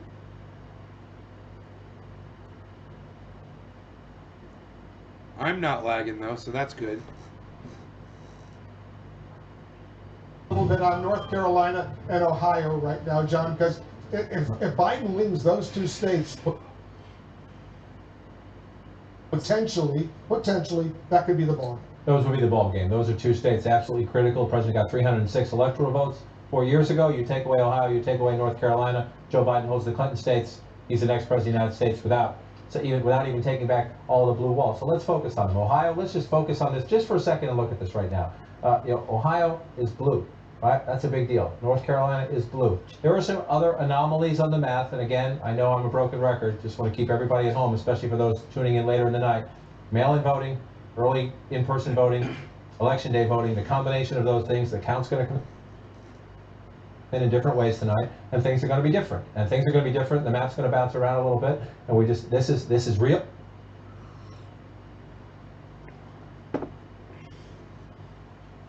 How the fuck does Joe Biden get to 270? These are votes. We're counting them. They're important. It could change. It's not where we are in the middle. It's where we get in the end. And I wonder what Texas gives up. For out here, we haven't even begun yet. So let's just get to Ohio, because we're in the middle here, 50% of the estimated vote count right there. And however this ends, this is already a statement tonight about how Joe Biden is performing differently than Hillary Clinton, outperforming Hillary Clinton in the industrial Midwest. Look at this, 54.5 to 44.3. It's almost a flip. Oh, good, Maxie. I'm so glad you found your new puppy. That was a handy win. Yay. Almost an easy win for Donald Trump 4 years ago. And so now you come forward here. We're not done. We have a way to go here. We have a way to go here. But I just want to look at this in Cleveland. You bring this out. That's what you want to do as a building block. That's one way to look at it. You go through the building blocks of the state. Let's look at it another way, right? One of the challenges is, why Joe Biden, not Hillary Clinton, right? We've said consistently, Joe Biden is not Hillary Clinton. That's not meant as a criticism of anybody. It's meant as a performance metric. Look at this. This is Joe Biden outperforming Clinton by 5 percentage points or more. Look at all of these counties. And yes, in the blue counties where Democrats need votes, that's important. You're getting more of your people. You're outperforming in the places, Democratic bases, in the cities and in the suburbs. That's critical. But you know what's just as critical? Look at all the red. In all these small places where Donald Trump runs it up. That's why he's president. Runs it up in Pennsylvania, ran it up in Wisconsin, ran it up in Michigan, ran it up in Florida, ran it up in North Carolina. That's why he's president. It's very impressive where Biden is overperforming. Where's Trump overperforming? So you come out, that's where you want to come out, right? So take that off. Is the president overperforming himself? Look at this in Ohio, one county. Wow. One county, right? So you come up and you say, well, okay, what about overperforming? Let's turn that off. Where is he underperforming? A lot of places. So Joe Biden is overperforming in Democratic areas and in Trump counties. The president is underperforming by 5 points or more. Importantly, number one, these smaller counties, that's where he tends to run it up. I wonder if he gets 70%, he gets 65%, he gets 82%. It's a couple hundred votes here, a couple thousand votes here. That's how you win a state. He won this one convincingly. But remember, Donald Trump, I am your voice, right? Trade deals. Right, trade, Billy, you're right. Voters come to me. They live here. They live here, right? 61 to 37 right now. You come back 4 years ago, 49 to 47. This is the story of Ohio right now. Will it get there to the finish line? We don't know. But Joe Biden is overperforming Hillary Clinton. Donald Trump is underperforming himself, if you will, which is why this state is competitive right now. We just turn this off and come back to where we are about halfway through. Is Biden underperforming any place in Ohio? Well, let's bring it out and we'll take a look. You ask a question, I'll try to get you an answer. Is Biden underperforming anywhere? The answer to that is no. At the moment, the answer to that is no. And again, that was right. Remember back, Joe Biden said this today when he was talking to reporters. At the beginning of the primaries, everybody said, you're not the guy, you're not the fit, you're not what we want, you're not in touch with the movement of the Democratic Party, the progressive wing of the Democratic Party. Joe Biden's message was, I can win these guys. Joe Biden's message was, I can do better than Hillary Clinton here. and here, and here. Toledo, Akron, Youngstown. If a Democrat is doing better than Donald Trump in those places, Democrats are expected to win them. The question is the margins. Yeah. That's how you win. And Biden is ahead by 300,000 votes right now in Ohio. Let's do the same thing in North Carolina. Let's come over. North Carolina blue at the moment. We're not at the finish line. Democrats would see this and celebrate. Republicans would see this and get nervous. We're not done yet. We're still in the middle chapters here, but we're up to about 70% of the estimated vote. Those numbers will swing a little bit too with the combination of the voting. Early votes came in first. We're waiting to see. We knew a lot of this early. Joe Biden's early lead was because of the early vote, right? The question is, the president was rallying there all week long. The vice president went there as well. Can you turn out today, on election day, the Trump army to overcome the early voting? Well, 51, rounded up, it's 52 to 47. Just to go back for comparison, again, 50 to 47. 3-point race for the president 4 years ago. Right now, Joe Biden. And so Joe Biden, let's do the, you want to do the performance metrics, let's look at it. Where is the president overperforming Hillary Clinton? Well, a lot of places, and a lot of places that matter. Again, Biden overperforming Hillary Clinton by a lot of places, including the places you need votes the most. Most populous county in the state, Mecklenburg. Biden outperforming Clinton by 5% or more. 68.4, 63. This was a good county. This was a good county for Hillary Clinton 4 years ago. She did it. That's a very good job, right? You're looking at that, but Joe Biden is doing it even more so. You know, in this case, some of that's Joe Biden. Some of that, when we flip it and look at the president, some of that's Donald Trump because of the suburbs around, without a doubt. So you come up here to Wake County, number 2 county in the state. This is about math in the end, right? Number 1 county, run up the vote. Number 2 county by population, run up the vote. Let's get the votes where the people are and try to run it up. Pull it out this way. This is where Biden is overperforming, right? North Carolina is beautiful.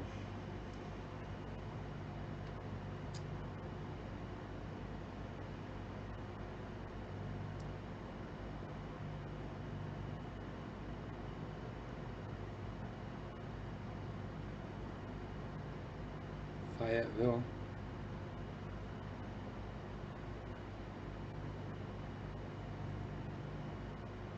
You don't want to underperform anywhere. Let's see if the president is overperforming anywhere, which is the key. Can you do better than you did in a couple of these smaller counties down here? That's what makes it a battleground state. But the key here was the first metric we showed you. The key metric, if you're the Democrats, you lived the last campaign. Those are a lot of important places. And it's, again, when you see Winston-Salem, Charlotte, Raleigh, those are where the Democratic votes are. Cities surrounded by suburbs. The farther out the suburbs you can go, that's what Democrats are trying to do. So if you're Joe Biden, especially again down here on the coast, you're looking for places that fit. Hanover County, you're along the coast, 52, 47. 4 years ago was the other way, 50 to 46. You're flipping January counties because 4th, you're not going to have to hear that anymore. Voters. This again, the Republican revolt. Women will watch the women votes number, the gender gap at the end of the night. But if you're coming in here now, let me just turn this off as we go and look. Here's where we are. 193,000 votes. That's a little closer. That's a little closer. The election day vote is starting to come in. The lead is shrinking a little bit. And again, as the election day vote comes in, you're watching places like this, tiny counties, right? There's 100 counties in North Carolina. This is number 21. This is where the president does it. 70%, things like that. You come back in time, 72%, right? So this is where he does it here in North Carolina. We're going to watch this play out. I just want to pull out the map just to see if anything else has changed. Come back to 2020 and take a look. Texas is still blue. Let's just take a peek. Still at 65%, but again, see the smaller here. Most of that's going to fill in red. Most of that's going to fill in red, but if you're Joe Biden, you're looking at that, you're encouraged. We got a long way to go, though. Long way to go. Let's just move around. Oklahoma is as it should be. We see that one coming in red. I want to come back over here and look again at Georgia. We haven't had any votes from Georgia in a while. The vote count's not going up that much. It's a comfortable lead for the president right now, but we got a long way to go. Wow, Georgia really flipped, didn't it? Decide it all. Again, the president needs this one. Absolutely needs this one, without a doubt. We're at 52%, 54 to 45, battleground Ohio. Map starting to fill in. There's still a long way to go, Wolf. Certainly is. Voting, John, is about to end in 14 states. That's the second biggest wave of results. You guys ready for the countdown? Aren't these fun? Here we go. Votes Countdown with Dave's Garden. We're watching 10, 9, 8, 7, 6, 5, 4, 3, 2, 1. 0. Here we go! Joe Biden will win the state of New York and win its 29 electoral votes. Biden beats Trump in New York State. We knew that. We cannot make projections at this hour in these states. Arizona, Colorado, Kansas, Louisiana, Michigan, Minnesota, Nebraska, New Mexico, North Dakota, South Dakota, Texas, Wisconsin, and Wyoming. Take a look at the Electoral College map where it stands right now. With Biden winning New York State, Biden is now ahead. He has 59 electoral votes to Trump's 42 electoral votes. You need 270 to be elected president of the United States. Let's get a key race alert right now, see where things stand. First of all, Let's get a North key race Carolina alert, right now, son. 15 electoral votes. Woo! Big money, big money. Let's go. The vote is in. Biden is still ahead by about 170,000 votes, 51.4% to 47.5% in North Carolina. Let's go to Ohio right now. More than half of the vote is now in.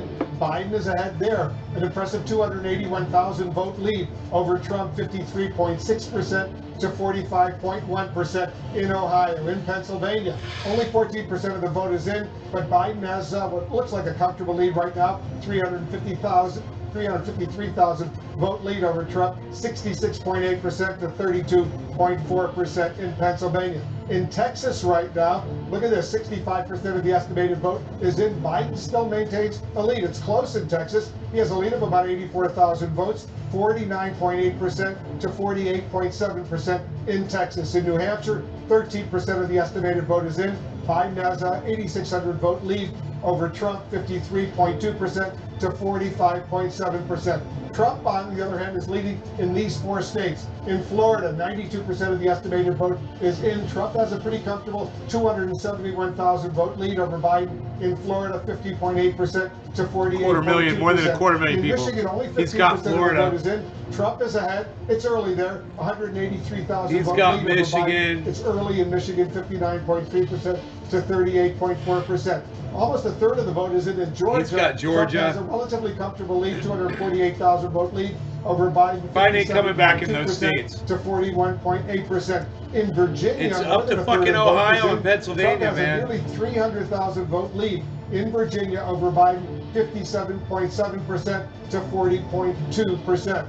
Let's go back to John King. He's looking at the magic wall for us. It's a lot of stuff going on. You see a lot of red, but you see a lot of blue as well. It's an interesting map right now. So I'm going to go through some of the big ones that we're going to watch as we play out right now. And we'll start in Ohio, but then I just want to explain some of these other states that look a little different right now, and we'll see. We could have a different election night. We'll see.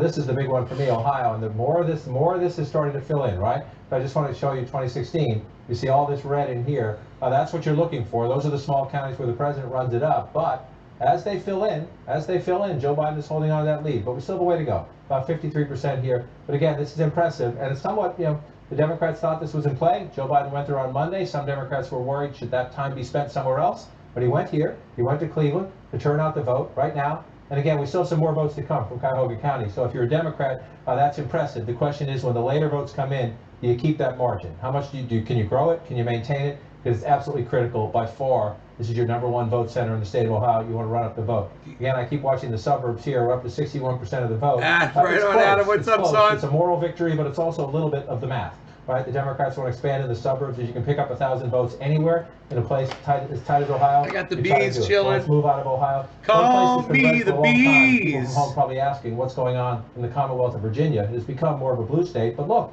the president has a healthy lead right now, 57%. That's not insignificant at all. I keep However, beasling I just wanna down make the point. road. This is where the Bum, votes bum, are in beasel. Virginia. You come up here, Fairfax Bum, bum, County, the by bees. far the largest county in the state, only about 15% of the vote in so far. So we're waiting on that. You come over here to Alexandria, also waiting for votes. So Virginia red at the moment, Wolf. A lot of places where Democratic votes are that we haven't received them yet. We'll keep an eye on it, though. It's an interesting night. Yeah, Northern Virginia, very, very critical in the state of Virginia. We have 2 more projections right now. CNN now projects that Joe Biden will win the state of New Jersey, will win its 14 electoral votes. Biden beats Trump in New Jersey. We have a projection in Arkansas. President Trump beats Biden in Arkansas. He will win Arkansas 6 electoral votes. Trump wins in Arkansas. Let's take a look at the Electoral College map where things stand right now. Biden is still ahead. He has 73 electoral votes as of right now. Trump has 48. Remember, you need 270 needed to win the presidency. 73 to 48 right now. The electoral map is obviously the most important. It is, and at the moment it is filling in as expected, in the sense that nothing that's happened so far on this map, these were all solid states.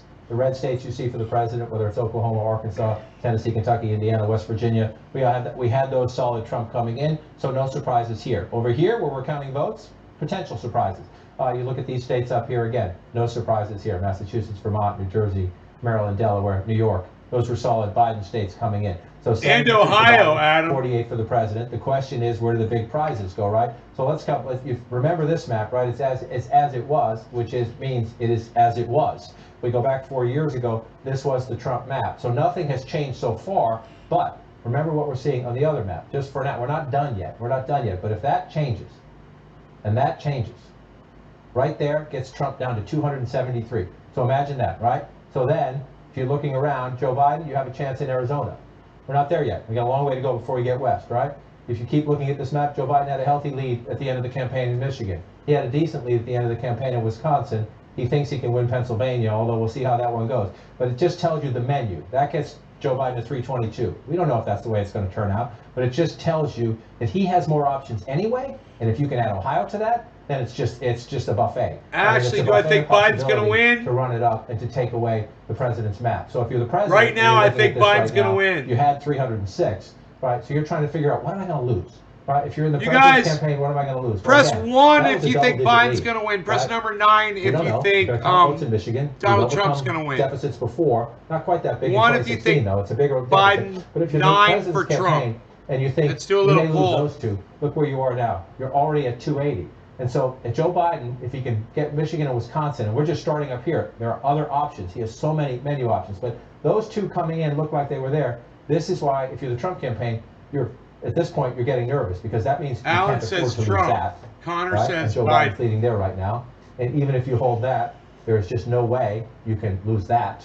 That would do it. And again, we're not done with Florida yet, although Trump Enoch says Biden. Megsy says Biden. Billy Ellison says Joe Biden's Trump. Competitive in Arizona. Texas, we're still early in the night on. The idea is that the menu options are more plentiful for Joe Biden to get there. Doesn't mean he gets there, but if you're sitting in the Trump campaign right now, the state you're watching most nervously, well, I'll give you 2. Ohio. Number 1 is Ohio. Number 2 is North Carolina. Well, let's look at that. So let's come on over. Viewers right now. Let's start with Ohio. Let's come on over. Ohio, right here in the middle. Again, Michigan is red right now. It's a very early vote. Doesn't mean it won't end up that way. It certainly did 4 years ago. That was one of the big Trump surprises. But up here, when you see Pennsylvania blue, Michigan red, we're very, very early. Richard we'll come back says to them Trump. when we have a significant amount of votes. If we're not spending time on them, that means we don't have any significant votes yet. So we're not ready to do that. We do have significant votes here. And again, it's cliche but true. No Republican has won the White House in modern times without Ohio.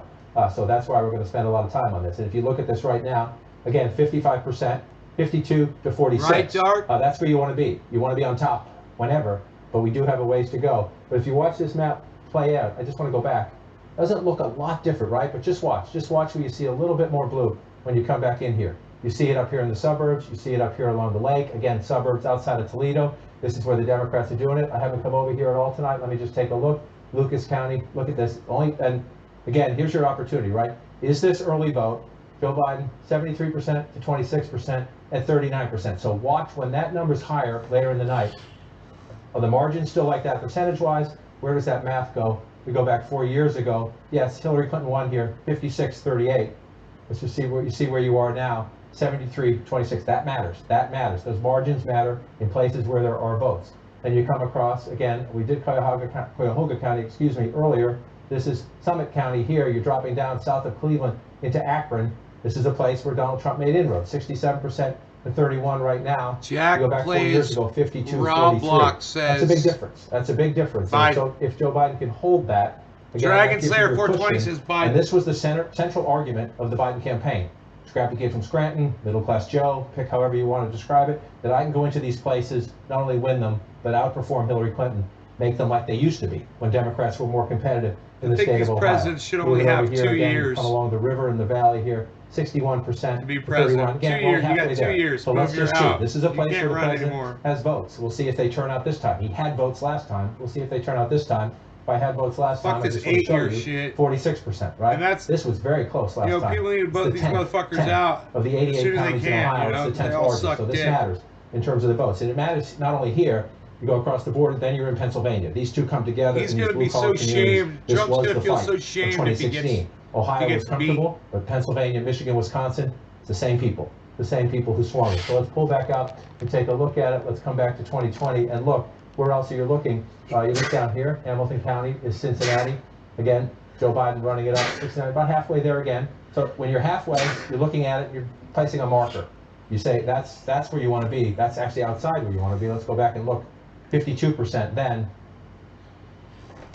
Almost 70%, 69%. Now that's a wow. If that stays there, that's a wow. But you're only halfway there. So you're thinking there's early vote here. The question is what happens to the election day turnout? This used to be a Republican area.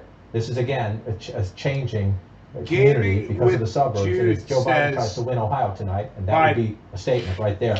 Game over. There's also a House seat right down in that same area. So you're watching the Democratic vote. You're watching how things play out as well. You come up here to Franklin County. Again, this is the capital. Democratic area right in Columbus, labor unions, African American vote. This Democrat will run it up here, but it's when you get out here and you get out into the suburbs, if you're running 75%, you come back in time, 60%. That's a huge difference. I mean, that's quite, some of this math is difficult, some of it's not. Look at that, you're at 60% then, 351,000 votes. You're at 74% now, we're only about halfway. So watch the vote total. That percentage stays there as we go up, but again, we have election day votes to come in. So don't get ahead of yourself. But if you're looking at the building blocks and you're Joe Biden, you're looking at that and you're happy, but you also know 57% is not 90%. You want to get up there before you start feeling more comfortable about it. But that's huge. It's huge as we watch. And again, whether that changes or not, the fact that it is so competitive, the fact that Ohio is so competitive tells you Joe Biden's going to be stronger in Pennsylvania. He's going to be stronger in Michigan. He's likely to be stronger across the Midwest because there's so many places that are a lot alike in those states. There's some differences, but the similarities tell you if Joe Biden's doing that well here, especially in the eastern part of Ohio, that carries over into western Pennsylvania. If it does, it makes Biden a stronger candidate in a part of Pennsylvania. We don't have enough votes here yet, but Joe Biden needs to do well out here. He's got to win out game. The early votes there have president ahead. But if you go back to 2016, you see all this red out here, right? Let's just pick Westmoreland County here. Joe Biden does not need to win Westmoreland County, but you see the 64 right there. When this comes in, we don't have anything right now. If Joe Biden can make it 55-45, if he can make it 60-40, it's better. It's better. This is where we'll watch the debate come out. But the fact that Joe Biden is performing so well right now in these parts of Ohio bodes well for this part of Pennsylvania. But again, we'll count them as they come in. And just you pull out again, North Carolina is still blue. That Ohio and North Carolina, the later in the night we get, if Ohio and North Carolina stay blue, that is a warning shot straight into the Trump campaign headquarters. The president's at the White House. Yeah, tonight. but like someone said earlier, right now. I wish I could remember your name, bro. You said 126,000 now. It was 160 earlier. It's starting to come down mail-in voting favors Democrats, and the later voting will probably favor the Republicans. That's closer too. This is why we wait. This is why we count. The early vote had Biden ahead. It's closer, but we're still watching. I just want to see where we are. 82% Wake County. We have more vote to come. Again, does it get closer? 65-33, 58-38. You see the difference there? The question is, as we get the rest of it, can the president narrow this gap? He's not going to win Wake County. That's not the point. The point is, can he get closer? And those would be Republican votes out here in the suburbs. Same when you get up to Durham County. That's nuts, 82-17. Again, Secretary Clinton won this big too, 80-18. I don't know, Connor. That's a good question. That is a repudiation in the suburbs there. When you come back in, I just want to check down here in Mecklenburg County. Number one. By number one, the most populous county. This is where the most votes are, Charlotte and the suburbs. COVID.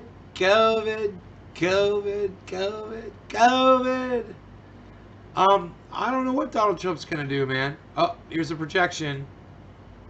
Both, but it's getting interesting. Very interesting indeed. We have two more projections right now. Projection time! Now projects that Joe Biden will win the state of Connecticut. He beats Trump in Connecticut. He wins Connecticut 7 electoral votes. Trump, on the other hand, wins South Dakota. He beats Biden in South Dakota, 3 electoral votes in South Dakota. Trump is the winner there. Let's take a look at the Electoral College map where it stands right now. Biden has 80 electoral college votes. Trump has 51. You need 270 to be elected president of the United States. I wonder what it was like when it was Hillary Clinton doing this, if the numbers were like this at first. Was it 80-51 with Hillary Clinton right now, and then it flipped over? 2020 right here. A healthy lead for the president right now, 322,000 votes, 58-40. a little more than a third of the estimated vote in. Democrats thought Anybody this is a know? state where they could be competitive. There are 2 Senate races at play here. One could be settled tonight, one likely to go to a runoff. We'll see how those play out as well. But that's what makes this state even more important. You have a presidential race. The balance of power in the Senate could also hinge. Yeah, Trump's going to take Georgia for sure. Look at that. If you look at that, 36% in, that's a pretty comfortable lead for the president. The question is, what is still to come in this night that's a little different than previous election nights because of the mail-in voting, early in-person voting, and election day voting. But we'll watch it play out. So let's look. One of the things we've been looking at throughout the night is the president outperforming. He is in some counties right there. This one tells you, this one's important when you look at them. They're all important, obviously. You like every vote you can get. But right here, in DeKalb County outside of Atlanta, the president, now he's getting, you see, oh, wow, it's very early. So I say it's important. It's important if it stays that way. You see that vote count right there is pretty low. It's important if it stays that way. Is the president underperforming anywhere in Georgia? Well, early on, I suspect I'm going to find the same thing, but I'm going to look in these counties here. The question is how much of the vote is in. Not much. Fulton County is Atlanta. One of the reasons, so Donald Trump has a comfortable lead right now in Georgia. Well, we don't have many votes out of the single largest county in Georgia. So that's one of the reasons we're going to keep looking at this state. The Democrats believe it's much more competitive than these numbers tell you you are right now. So I say the president's underperforming there. Let's check in later in the night. There's not that many votes there right now. So we don't know enough. Let's see, is Biden outperforming Clinton anywhere? Again, it says he is up here. Very preliminary vote count, so I don't want to jump to any conclusions. We come down here and let's see. It's also really preliminary if you look at the vote counts. We have a long way to go in Georgia. You just go back and look at the count now. She won that county with 62,290 votes, and we're at 23 right now. We know turnout is up everywhere, so that tells me when you go through it, we're overperforming, underperforming. We'll check in on it later in the night. Right now, the vote counts are pretty small, so that's why we're watching this guy, John King, for election shit. This is where most of the votes are. This guy knows. It's a big state.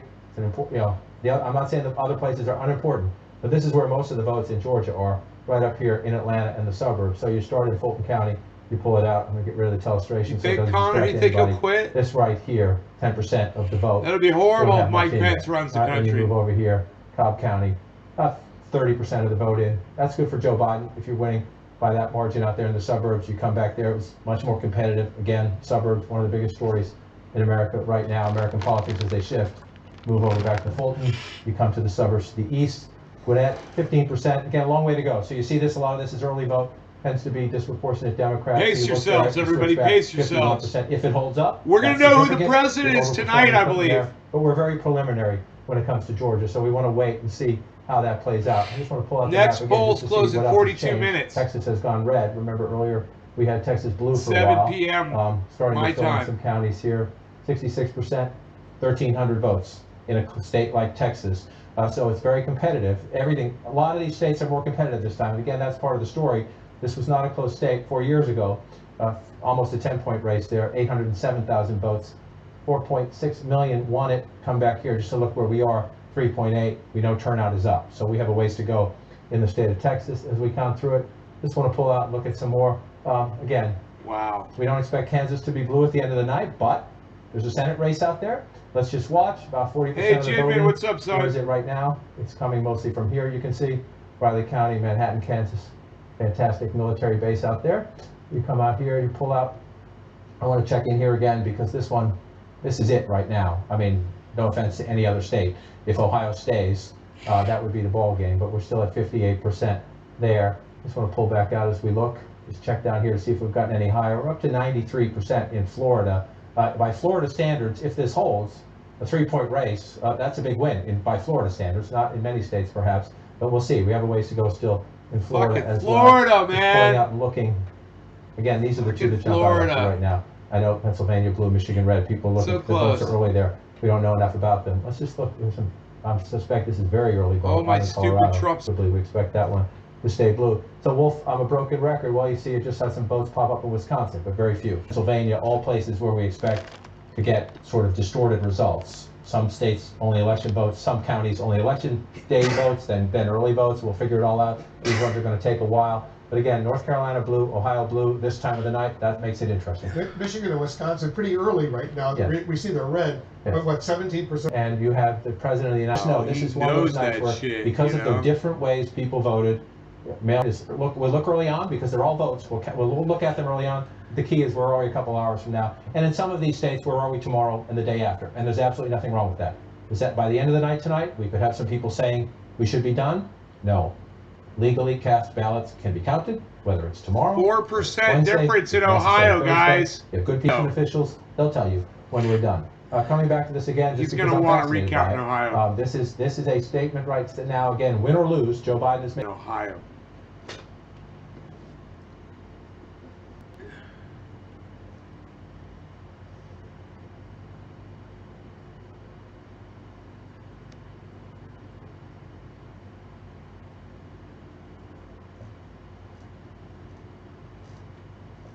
I was listening to Led Zeppelin live today in the Roxer.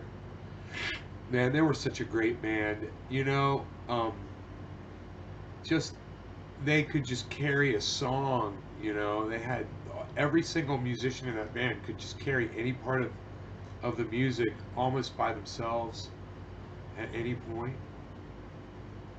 You know, and they were just so strong, each musician. Sending you to the live show. I could, oh, I've dropped some frames, haven't I? I could refresh the page again, guys, if this doesn't work this time.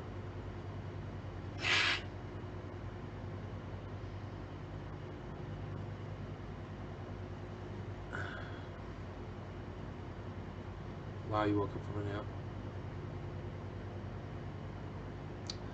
I saw the guitar player from Dream Theater in a video.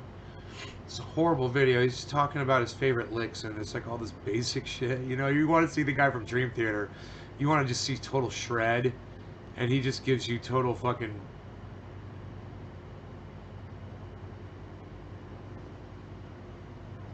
bullshit. And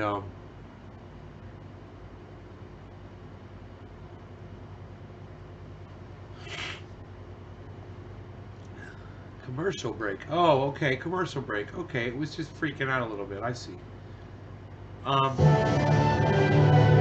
Here we go. Here we go. I guess it's coming back.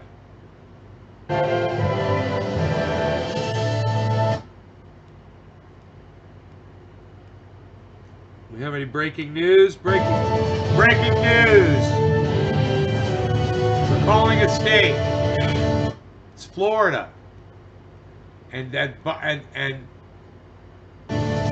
that won't be enough for. As we stand by for the next poll closings right at the top of the hour. Here's an update on the CNN is calling Florida and Georgia. College votes right now. Biden has 80. Why hasn't CNN called Florida and Georgia yet? I'm calling Florida and Georgia, okay? You need 270 to be elected Trump won Florida and Georgia. States. Let's get a key base alert and see where things stand right now in these states. Let's start in North Carolina right now. Look at this. 79% of the estimated vote is in. Biden is ahead by almost 100,000 votes. 50.5% to 48.4%.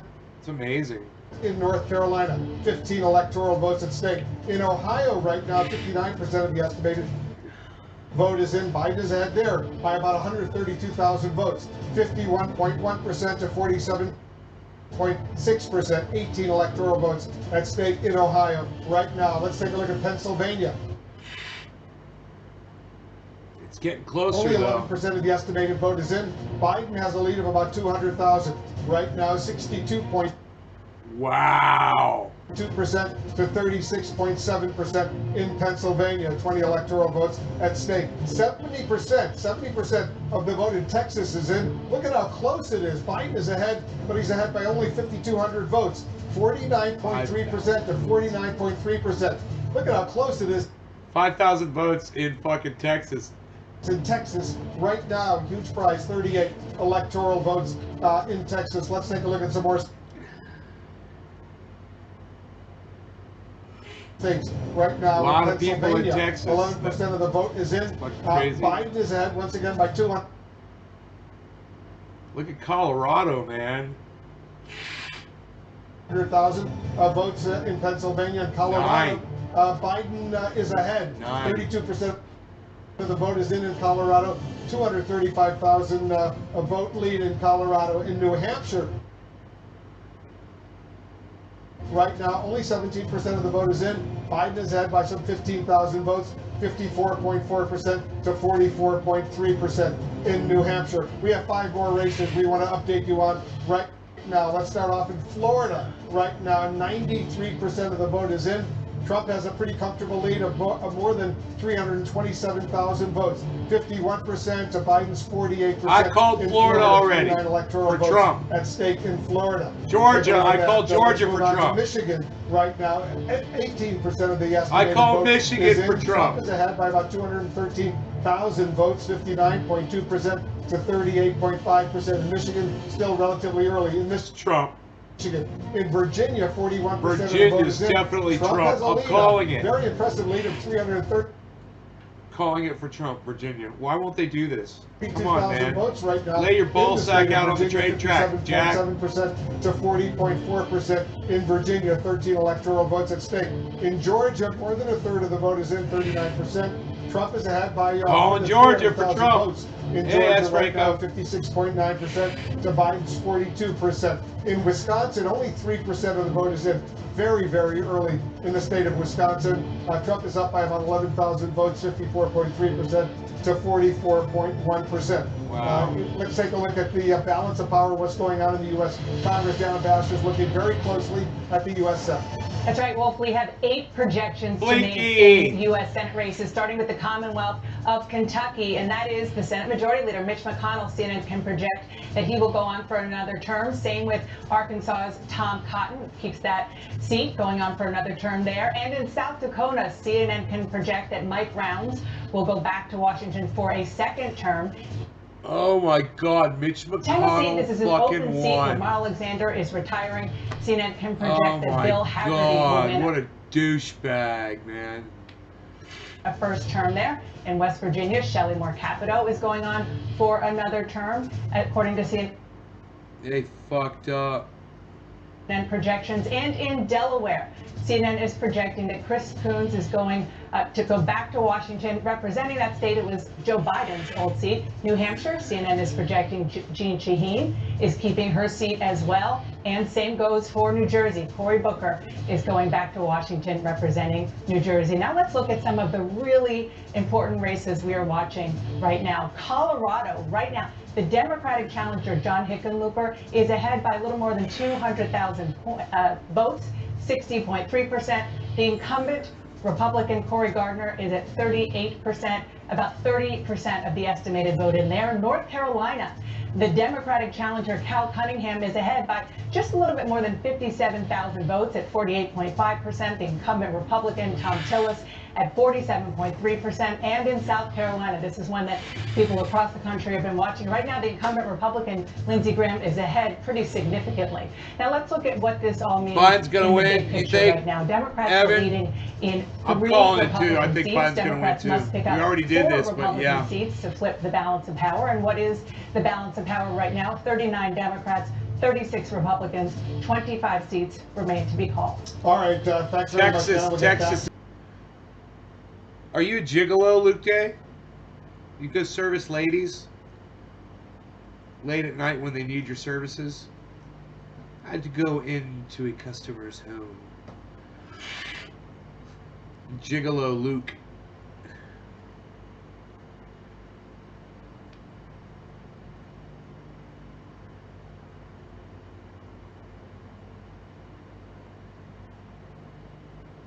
The show is currently unavailable. Bro, Texas is crazy.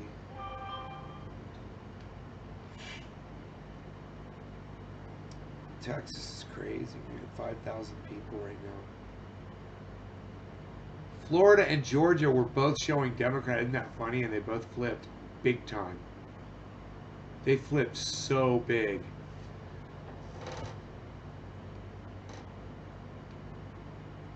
Has a much more narrow path to re-election as he tries to defend this map. And the Ohio and North Carolina early results, we're not there yet. They're all the more significant because we do know heading into the final days. And again,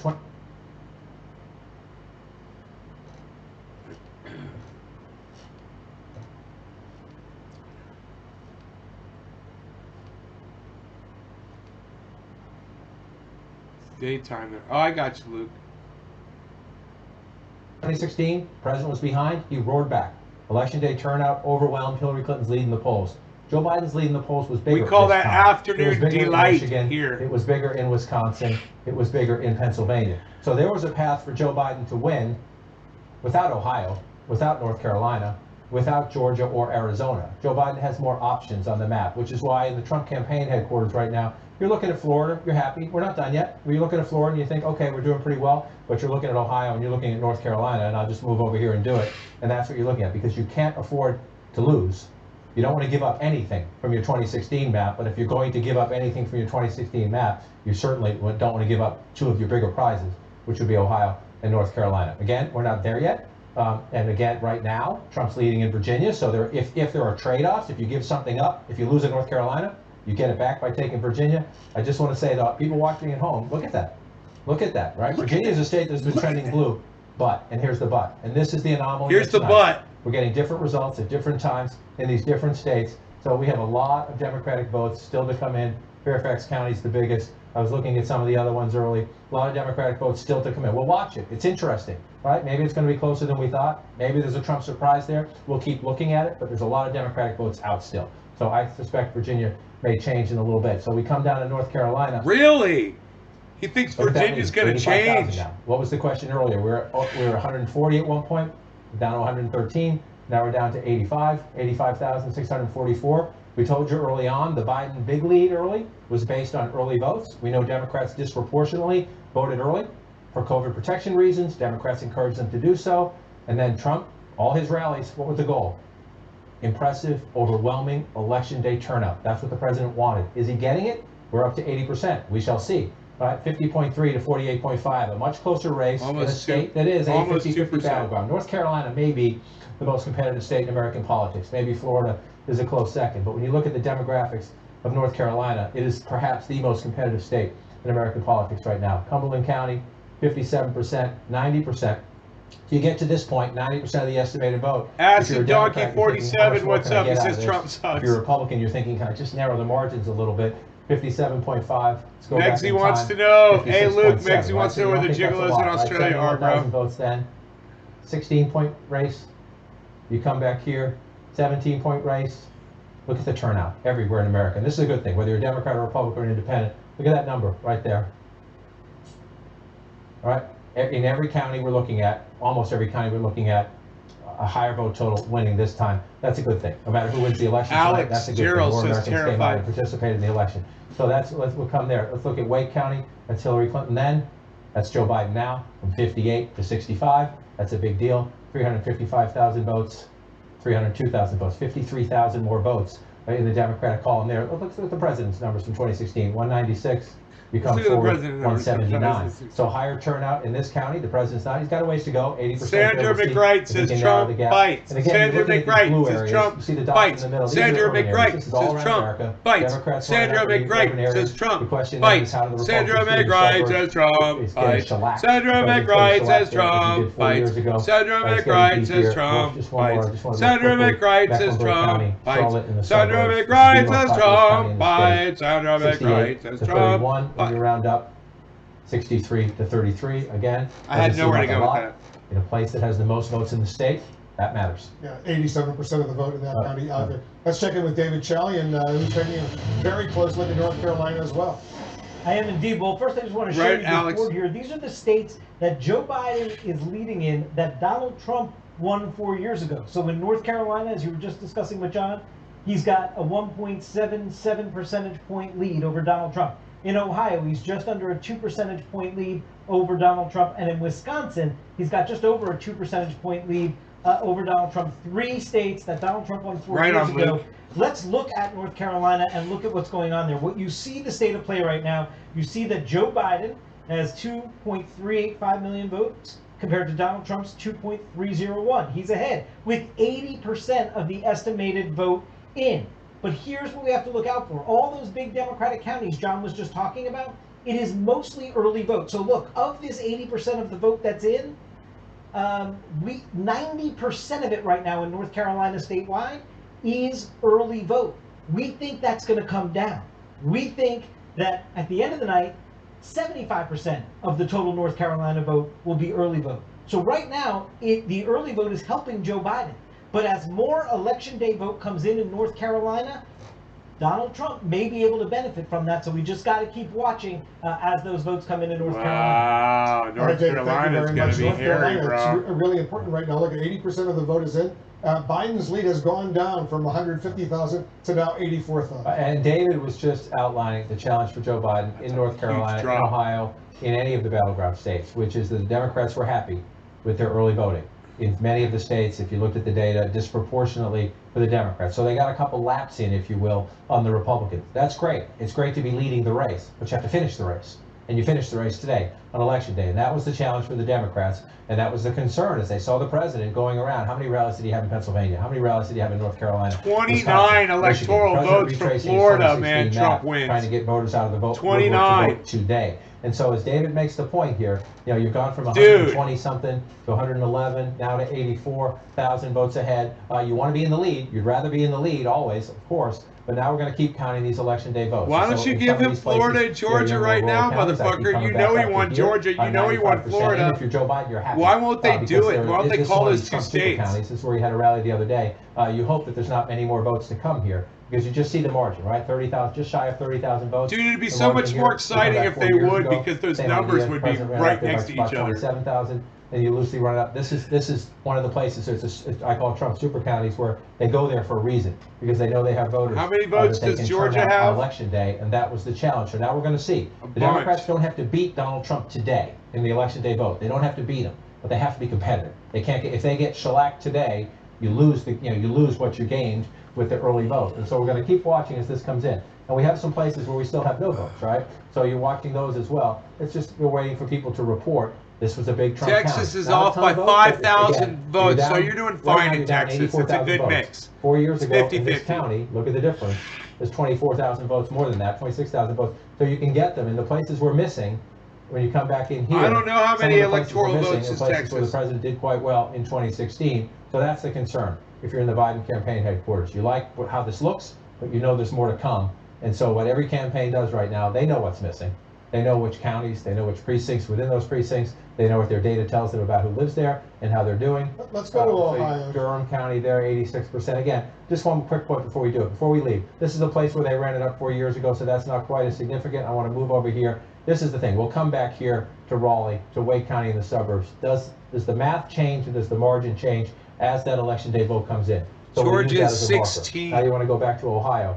And you come back here, 64%. It's been sort of we got some good votes early on, but it's been a slog since. And look how close that is.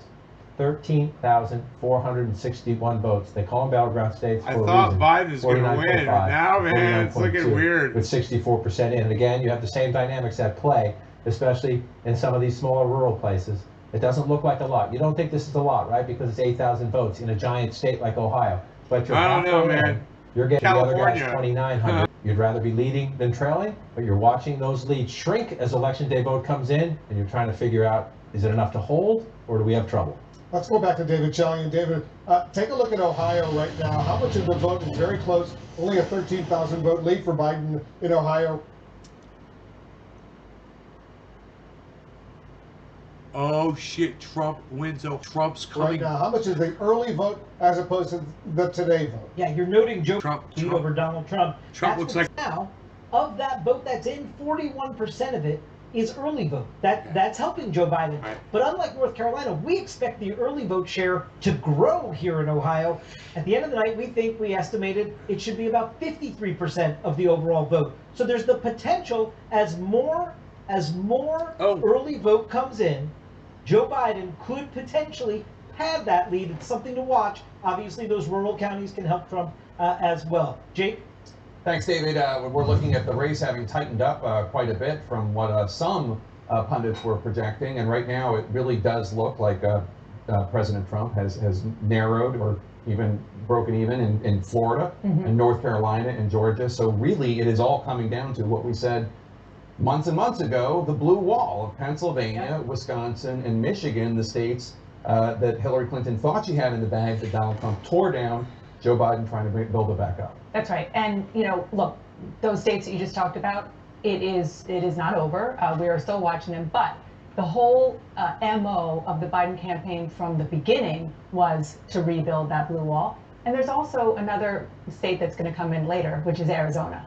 And that is still one that the Biden campaign is really hoping to finally flip from red to blue.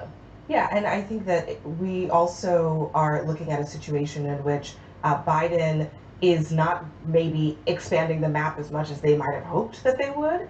The states that they thought that he had a good chance, maybe because of turnout, maybe because of demographics, are tight, which is fine, but it's election day, and you have to actually win the state in order for it to matter. So, you know, we don't know what's going to happen yet, but this is a map that, as you just said, is probably just going to come down to what we always thought it would come down to, that blue wall up there, that Biden really at this point must hold on to in order to get to. Although the Biden people, we should say, have not conceded any Florida or Georgia or North Carolina, and they feel very good.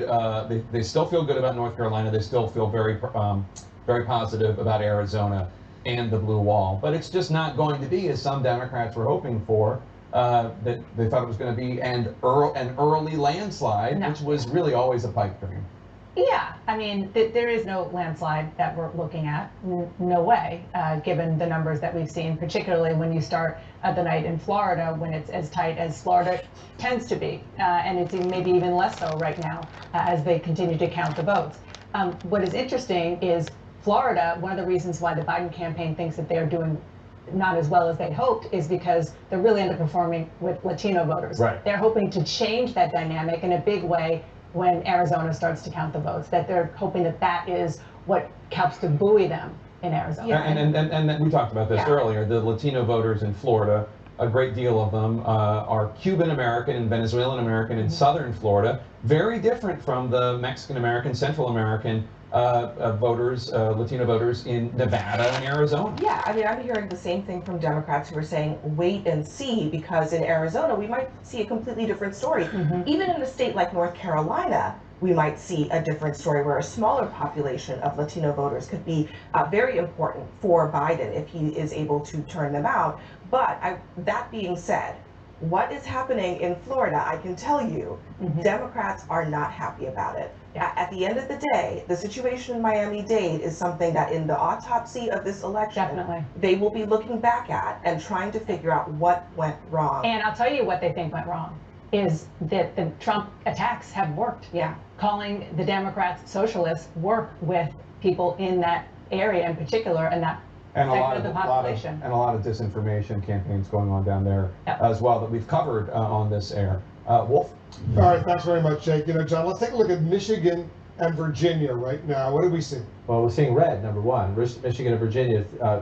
Virginia certainly we thought would be blue. It has increasingly become a blue state. Let's start in Michigan, because Michigan, of course, was critical to the Trump win in 2016.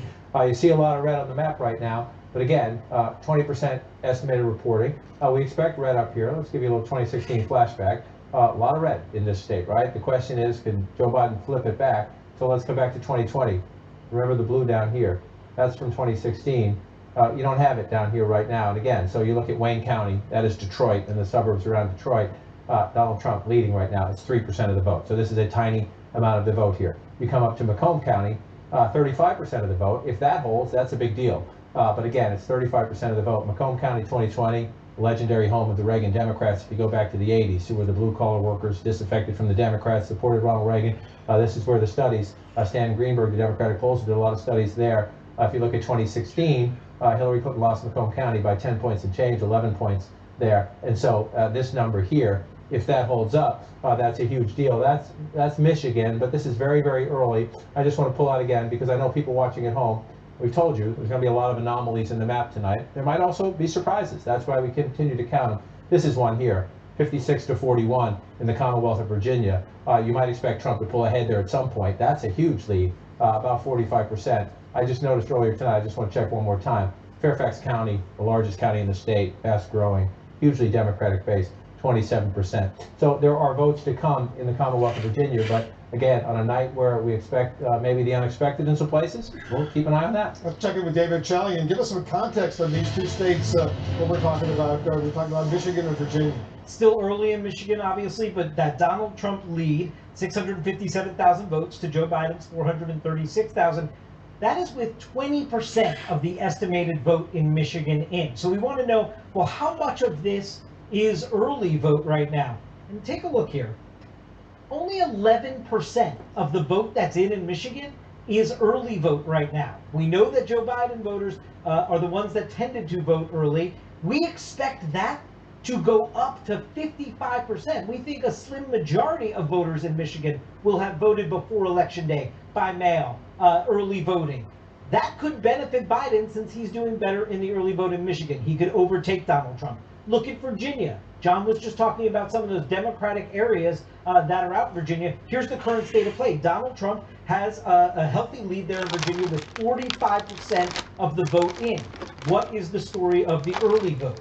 Currently, of that vote that's in, 28% of it is early vote. And we know Joe Biden's doing better with early vote. We expect that to go up to 66%. So a huge swath of the early vote that is going to be a pro-Biden vote could help Joe Biden overtake Donald Trump's lead in Virginia. Specifically, we see almost no early vote in some of the really heavy Democratic counties of Fairfax and Alexandria. All right, Beth, thanks very much. We've got two more projections right now. I take a look at the CNN now projects that Donald Trump will win the state of South Carolina. He's the winner in South Carolina, will win its 9 electoral votes. And it also projects Donald Trump will win in Alabama, will win its 9 electoral votes in the state of Alabama as well. Here's where the Electoral College map stands right now. It's close. Biden now has 89 Electoral College votes. Trump has 72 Electoral College votes, 270, of course, needed to win the presidency. We're getting deeper into the night and another round of results. We're counting down to the top of the hour, 10 p.m. Eastern. That's when polls will close in Iowa, Montana, Nevada, and Utah. Together, those states have 21 electoral votes. Every vote is vital to get to the winning total of 270. Iowa and Nevada are the battlegrounds to watch in the next hour. Joe Biden looking to hold on to Nevada for the Democrats, while the president is hoping to hold on to Iowa after winning it handily.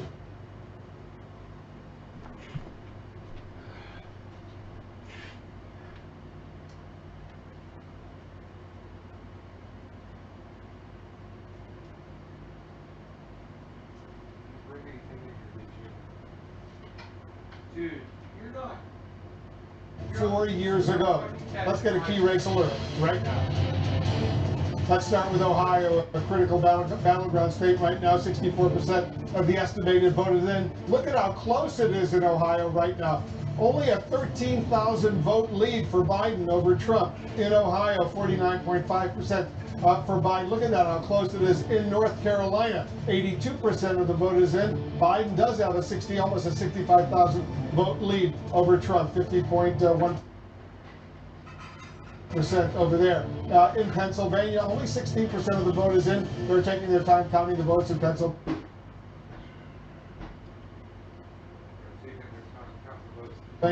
Biden has a 73,000 vote lead over Trump, 52.5%, as you can see. In Wisconsin right now, 19% of the vote is in. Biden's lead is narrow, only 22,000 vote lead. 50.7% to 47.4% in Wisconsin. In Minnesota right now, a quarter of the vote is in. Biden has an impressive nearly 300,000 vote lead in Minnesota, 66.1% he's got there. In New Hampshire right now, 22% of the vote is in. Biden's lead has increased a bit to nearly 20,000, 54.3% to 44.4%. Let's take a look at 3 more states. It's anybody's game right now, bro. Right now, Florida right now, 93% of the vote is in. Trump has a pretty comfortable lead, 379,000 vote lead over Biden in Florida. In Michigan right now, 20% of the vote is in. Trump has an impressive 224,000 vote lead over Biden right now in Michigan. Right there in Georgia, almost half of the vote is in. Trump has a pretty impressive lead there as well. Nearly more than 364,000 vote lead over Biden in Georgia. Call 16 fucking electoral Georgia. votes there. In Texas, 76% of the estimated vote is in. Trump has a lead of 170,000 votes over Biden in the state of Texas, a huge prize, 38 electoral votes. In Virginia, 45% of the estimated vote is in. And look at this, Trump still has a pretty impressive lead of more than 311,000 votes in Virginia, 56.4% to 41.7%. Let's go back to John King at the Magic Wall. So remind us, big picture, where we are right now in this race to 270. Well, you're getting the building blocks, right? The building blocks are the solids, the states that you depend on. The Democrats depend on certain states, the Republicans depend on certain states. And the way this map is filling in right now, nothing here is a surprise. So both campaigns doing the building blocks.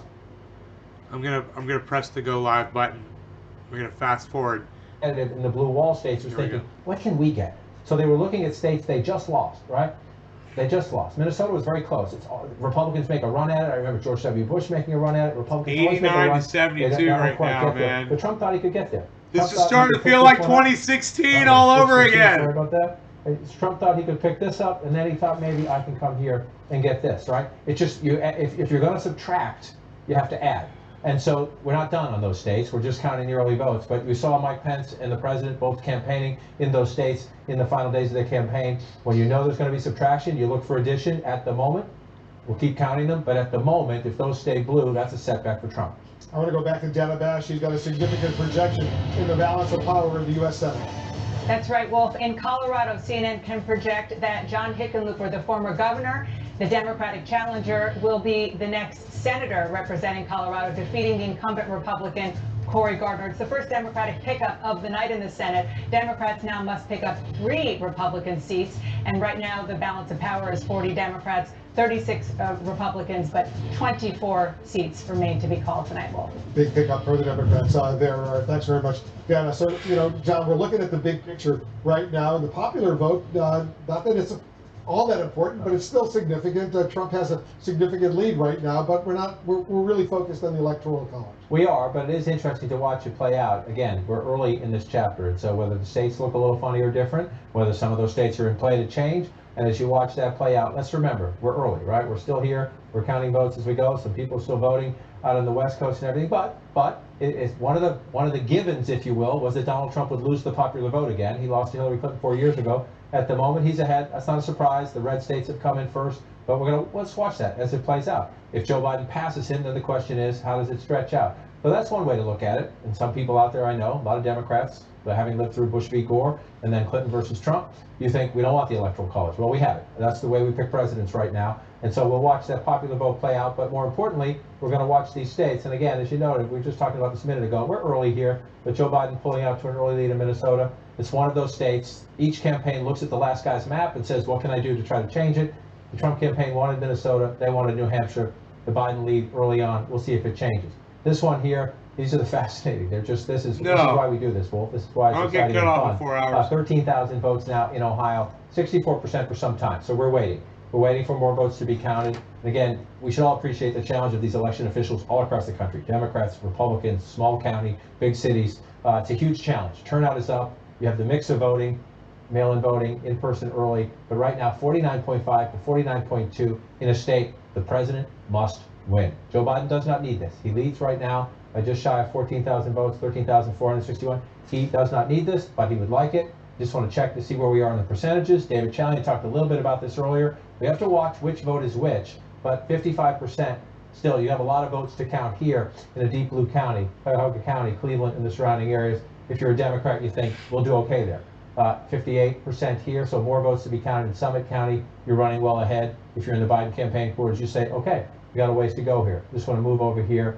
About half of the votes counted. I'm just following the blue to see what's left to come in. So if you're Joe Biden, the question is, do you hold these margins? Or when more election day vote comes in, this is a place the president ran pretty strong 4 years ago, does he get the election day turnout to bring it back? That is the dynamic of the night in state after state after state, and we're going to have to watch it. But Ohio is a great battleground state. It's been a while. It was not a battleground last time. The president won it quite comfortably. North Carolina, you look at the margin now, 29,000 votes. It was above 100,000. It's close to 125,000 not that long ago. It is down, but 84% right now. 49.7 to 49.1. Just want to go back 4 years ago. This was a 3-point race, if you round up there, 4 years ago. Just look how close this is. And again, We're missing some counties. We're missing completely. See how many votes are here 4 years ago?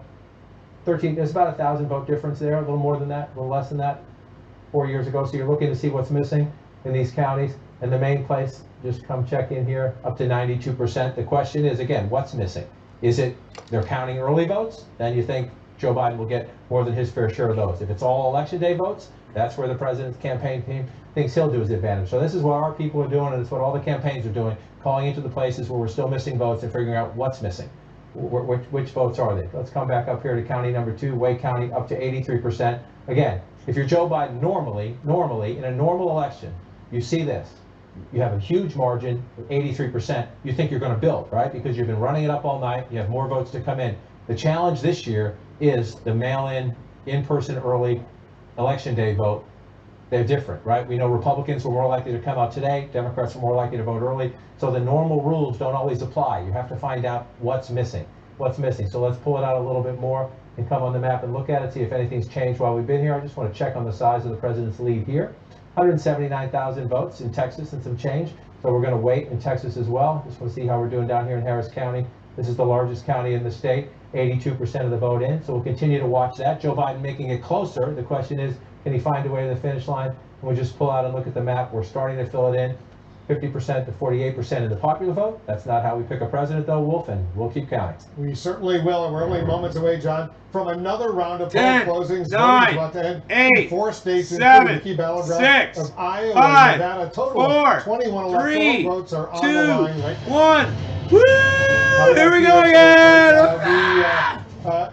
We believe it's too early to call in Iowa, for example, 6 electoral votes right there. Too early to call in Nevada, right there, 6 electoral votes. Too early to call in Utah right now as well, another 6 electoral votes there. It's too early to call in the state of Montana, 3 electoral votes right now. Let's take a look at the Electoral College map where things stand right now. There you can see in the race for 270 needed to win the presidency, Biden is still ahead. He has 89 Electoral College votes. Trump has 72 Electoral College votes. Let's get a key race alert.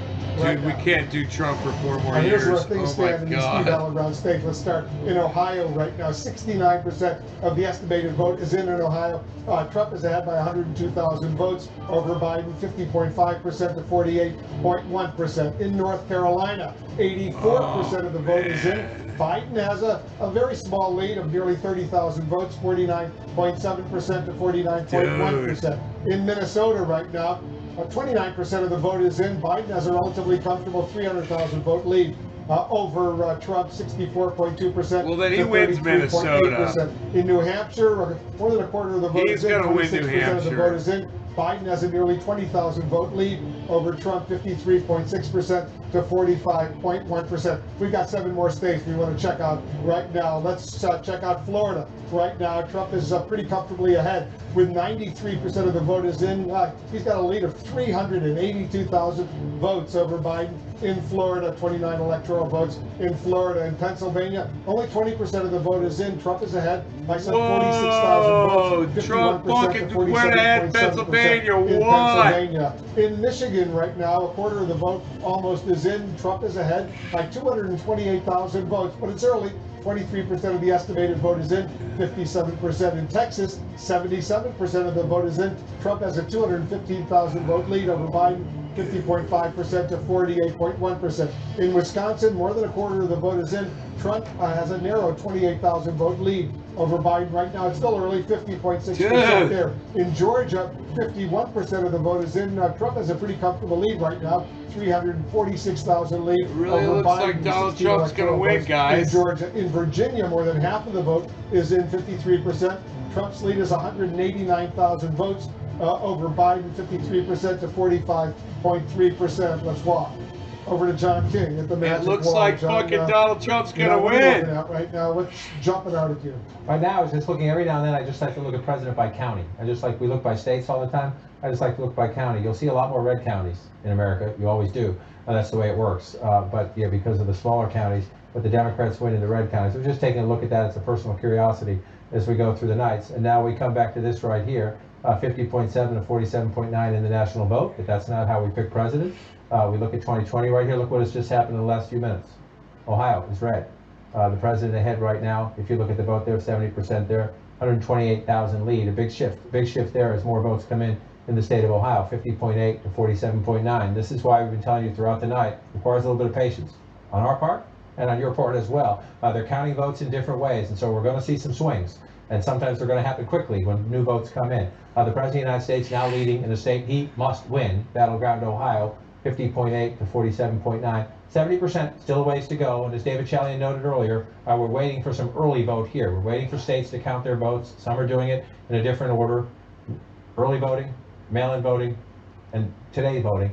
We'll see how it plays out. Just want to check to see if the margins are changing at all as we play through this. This is a big shift. This is a very big shift on the map. President Trump, Ohio goes back to red for now. We're not done. We have a ways to go. 30% of the count there. You're looking at Pennsylvania right now. If you're looking at this map right now, let me just pull it back out a second. If you're a Democrat sitting at home right now, you're looking at this map and you say, oh my, it's happening again. Pennsylvania, Michigan, Wisconsin. If you're a Republican, you're saying that's what we needed. Here's the thing. Slow down. We have a long way to go in all of these states. No offense to anybody, but we're 21% right here. We know Pennsylvania has some issues. Some of the mail-in votes won't even be counted until tomorrow. It's worth looking at. These are all real votes. The question is, we don't have context yet because we're so early in these states. So just be careful. Don't look at the map at this hour and make any judgments because we're in the middle chapters here in some states, in the early chapters. You fucking hate Joe Biden, right? Now. Last time right, David C. Baker? You'll never vote for Joe Biden. Why are you having a panic attack? Now, but that's a tiny, tiny vote count. There's a long way to go in these states. I'll never vote for Joe Biden. You said it all fucking year. Wisconsin and looking again. I'll never vote for Joe Biden. Joe Biden, I'll never vote for Joe. Why are you having a panic attack? Again, 30% of the vote, a long way to go. So when you pull it out like this, people look at it at home and you think, wow. What's that all about? We have a long way to go. In a lot of places, including Virginia is red right now. If the president can keep Virginia red, the president's going to be reelected. Virginia does not look good for Joe Biden. But we don't know this yet still. 53 to 45, that's actually gotten closer in recent times. And again, you come back up here.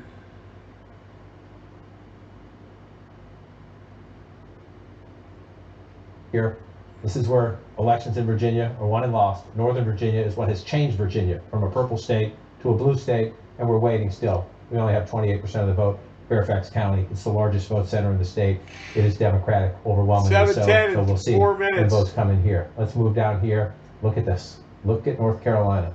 This was over 100,000 at one point. It was over 120,000 at one point. It is now 5,000, 2,000 as you speak. More votes come in. That's the magic. That is the magic of live data reporting and counting votes. 2,000 votes ahead, 49.4 to 49.4 in battleground North Carolina. Joe Biden doesn't need it, but if he gets it, he blocks the president's path to re-election, most likely. This state, remember, and again, this is a textbook example of what we've asked throughout the night. Patience on our part, patience on your part. Early votes came in. Joe Biden built an early lead. Now we're getting election day votes in.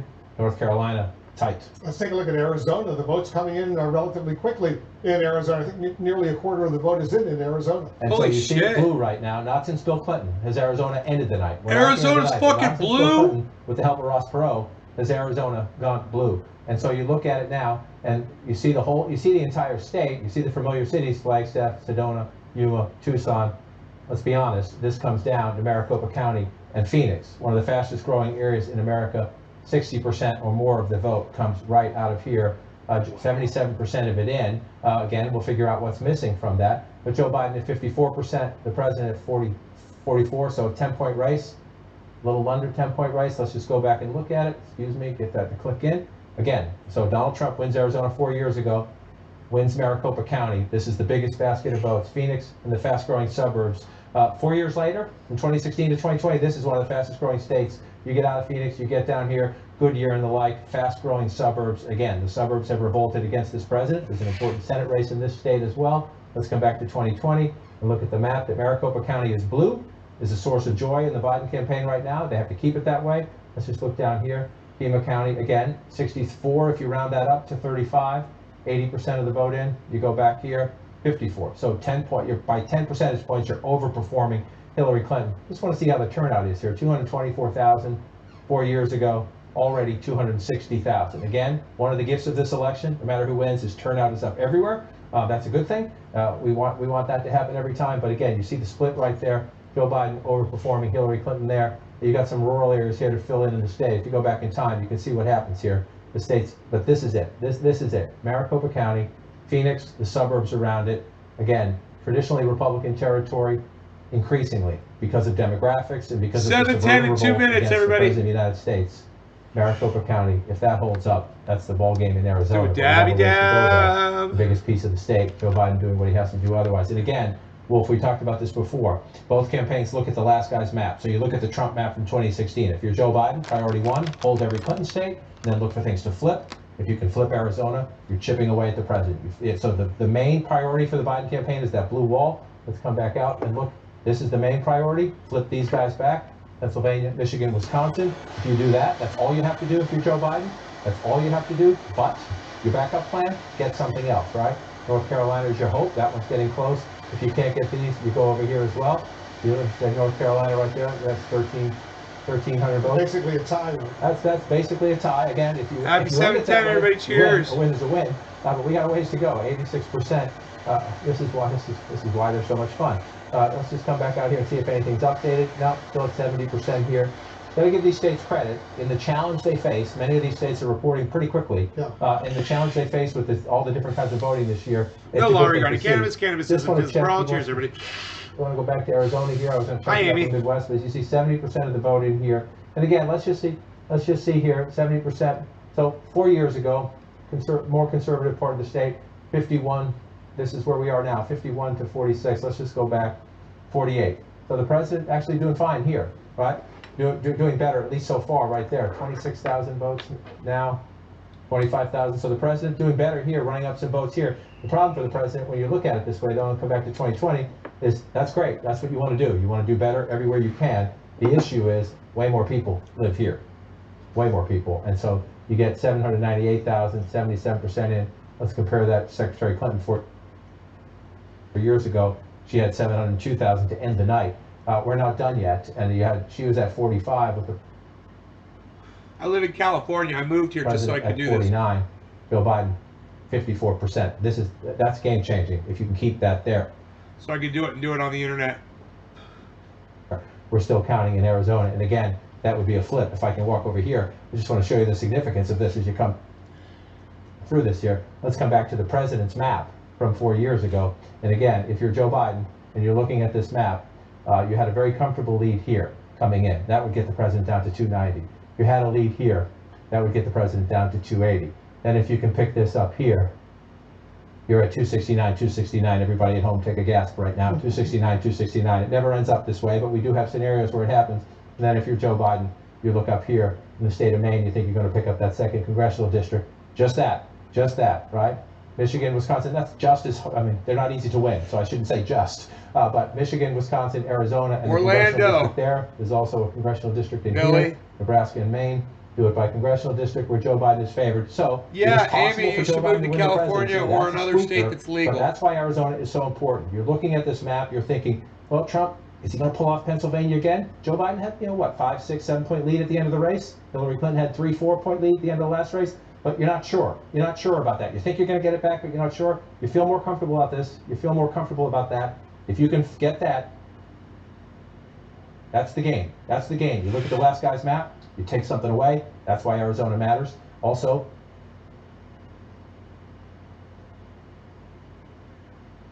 just remember the demographics of the United States. When I started covering presidential politics, that was red. That was purple.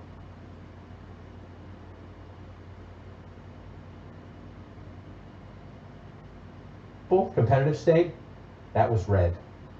That was red. The changing of American demographics. I know tonight we're picking a president, 2020 and beyond, but we're also watching a changing country and how it votes, and it's fascinating. Now we'll come back to here because we're not done yet on these things, but here's where we are right now. As they start to build the building blocks up, this is where it gets interesting. 89 to 72. We're starting to fill in as we come over here. We're into the 10 o'clock hour, right? Yes, we are. I had to check the watch on that one. We're into the 10 o'clock hour, which is, this is where in presidential politics, 10, 11, up to midnight. Yeah, California, Oregon, Washington State, because they're about to close at the top of the hour. Those are big states as well. And they're counting more votes here too. That's why as we get later into the night, this is why it matters more. And so let's just look at it again. Again, this is one Trump wanted to flip. Joe Biden wants to flip Arizona. Donald Trump wanted to flip Minnesota. Not happening if you look at it right now. So we don't see that yet. We'll watch them. We'll continue to watch it. Just want to keep checking in on these. Amy, again, I'm glad I can if you're in the Trump bring this campaign to you headquarters, you're looking at Wisconsin, Michigan, and Pennsylvania. If you can hold those, then you hold the presidency, right? But again, we just want to remind you, you're going to see things on the map. You're going to hold for a while, but this is slower count. So we're going to see this play out. 30% of the vote in Wisconsin. You come over to Michigan. Trump or again, Biden? some of this may come tomorrow. We'll see. They're going to do the best they can. As we get later in the night, we'll know more about that. And then you come over here to Pennsylvania. Nobody knows right now, bro. Again, very, very early in the night. You see, I just want to take a peek down here, see how we're doing in Philadelphia. Look, 70,000 votes in Philadelphia, which means nothing, which means we're just starting. 9%. Yeah, we're just starting the night in Pennsylvania, so we need to be careful about drawing any conclusions there. So then let's look at where we do have a lot of votes, right? This is real business now. When you get to a place, 72% in Ohio. They keep going back Donald to Ohio. Trump stretching that lead a little bit, 177,000 votes. The Republican governor, Mike DeWine, thought the president would squeak it out. We'll see. Got a ways to go yet. As David Chalian noted, there's some early votes still to be counted there. So this. Yeah, Mitch McConnell, man, they didn't swing fucking again. vote his old That's ass why we out. count to Those the end. idiots. And I want to come back to North Carolina, which is now red Unreal. for the president. That's worse. 25,000 votes ahead. This again. You're going to watch the map swing, right? Joe Biden had a big early lead in North Carolina. Democrats get optimistic, but we have to remember the difference of this night in the pandemic election, the different ways people voted, and the different pace at which states are counting them. North Carolina now, the president ahead, up to 88%, 49.6 to 49.2. That means we still have more to count, but you see the swing. And we're going to see that. We're going to see South blue and go back red because of the way the votes are counted. Sometimes they.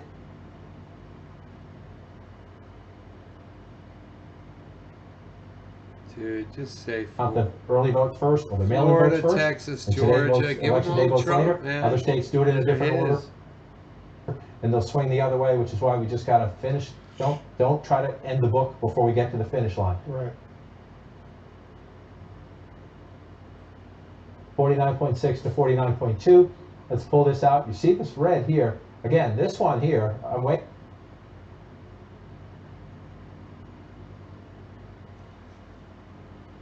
To see up to 54% right now. There are some Democrats in Virginia who are starting to get a little nervous, and they're calling the Fairfax Board of Elections and saying, hello, can we get the votes? So let's see what happens. We watch that one play out and come down here, battleground Florida. Again, president's starting to inch this one out a little bit. 51 to 2. He's like a little cokehead with that map, isn't he? Again, this is Florida. If that holds, by Florida standards, that's a blowout. But we'll see. We'll go back 4 years ago, 49 to 48. One of the things we are seeing, one of the things we should make note of this, we have it earlier, is that the third-party candidates are not getting the votes they did 4 years ago. So you have winning candidates in states getting over 50%. The national vote still right there. Let's go back to Arizona and see if we've racked it up at all. Up to 73% now. 210,000 votes ahead. Again, 54 to 45 if you round it up. 49 to 45 4 years ago. Joe Biden. Maricopa County is the difference right now. And again, the city of Phoenix.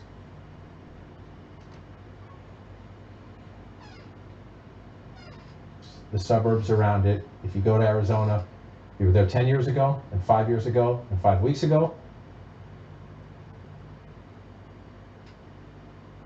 You just know the change that's happening. This is one of the fastest changing places in America, growing out here in the suburbs.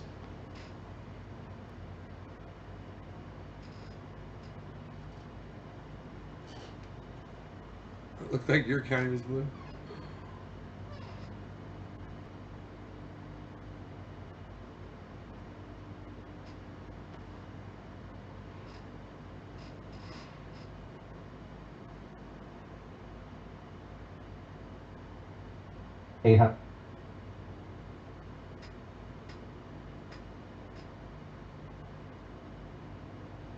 Probably going to a commercial.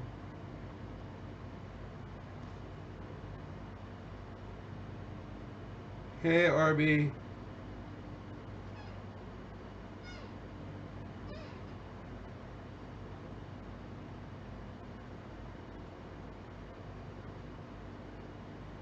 They go into a commercial. Hey, you're going to a commercial, everybody.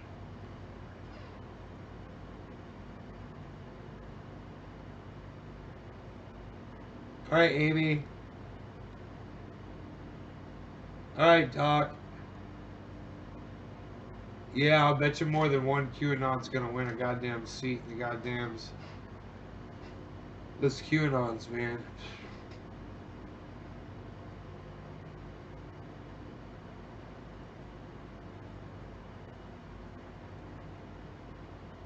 You know the difference between a QAnon and a flat earther? A QAnon actually believes they're bullshit.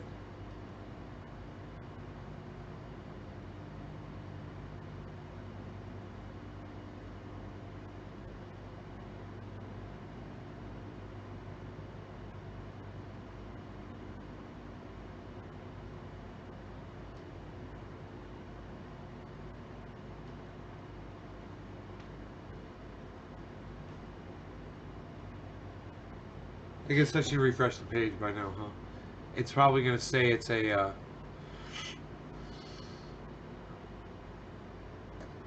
it's probably going to say it's the thing again with the thing and the whatchamacallit with the commercials. You know, that's what they call that, commercials.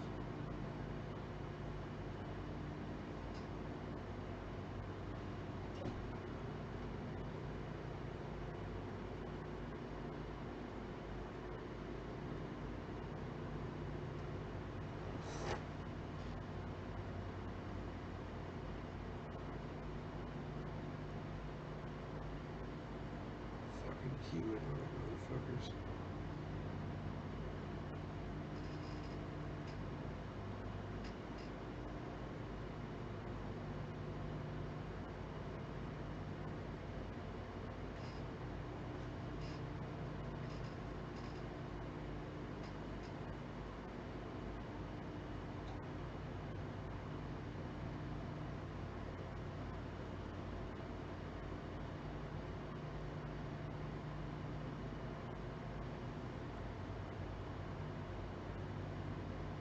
We have little circles coming off my mustache eventually.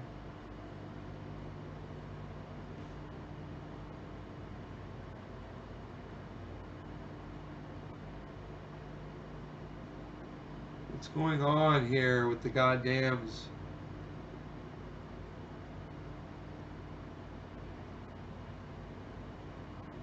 We've lost connection with CNN, man.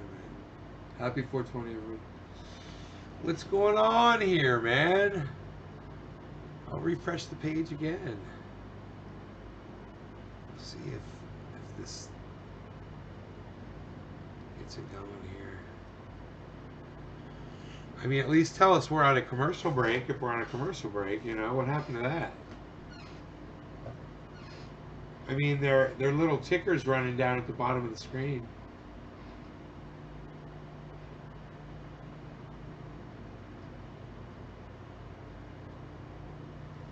Dude, I don't want Donald Trump, but I don't want Joe Biden and Kamala Harris. I don't want Joe Biden. I don't want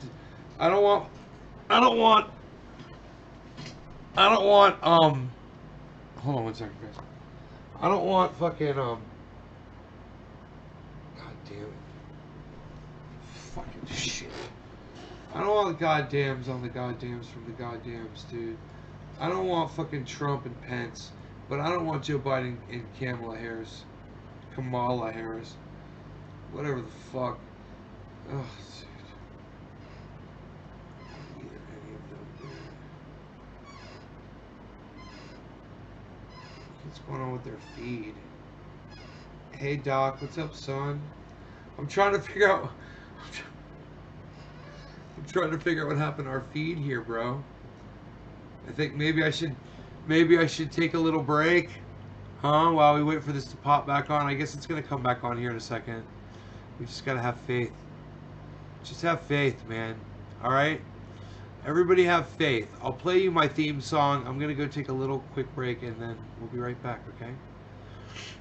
Why do I have Twitter open? What's up with that? Oh, I tweeted before, didn't I? Psst. Nobody tweets anymore, Val. Unreal. Don't even do that shit. What are you doing? Nobody even does that. Nobody even does that.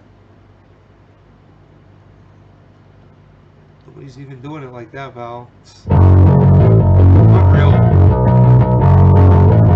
Prepare yourself. Nobody's doing that,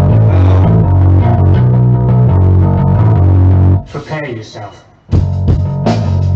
Nobody's doing that anymore, pal. Prepare yourself.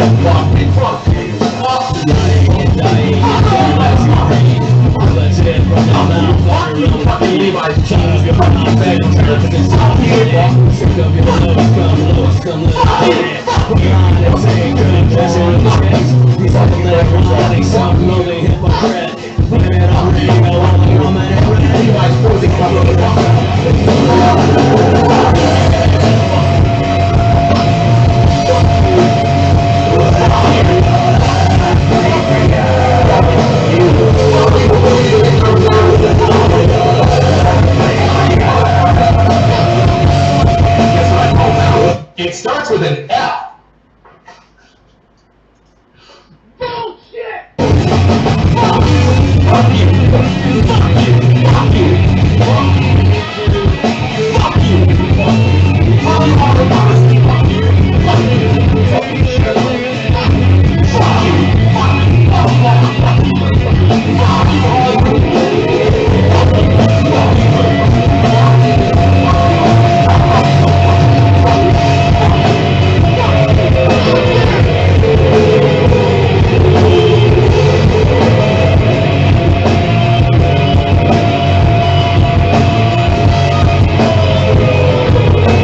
Isn't that great? Oh, I just love that music.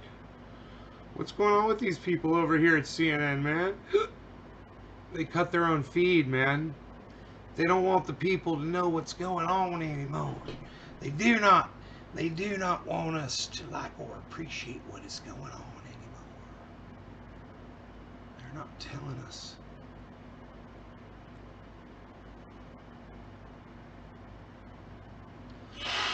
I don't know why this is happening. Maybe I could go to YouTube and find a feed. Because this one is gone. It's not coming back up, and I don't know why. But in order for us to do this, I'm gonna have to have the feed, you know. So let me go on over to YouTube, since CNN has totally fucking failed me. I mean, I could go to their ticker, but let me see what we got. Tim Black, The Line, Matt Dillahunty. Lee Camp already pushed out. CBS Live. Okay, let's see what this is. Yahoo Finance Live. We'll try the CBS Live. Let's see what that is.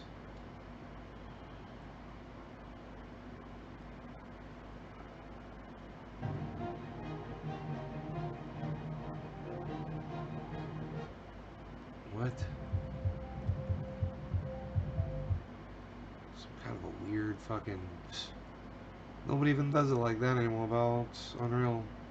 Nobody's trying to even do that.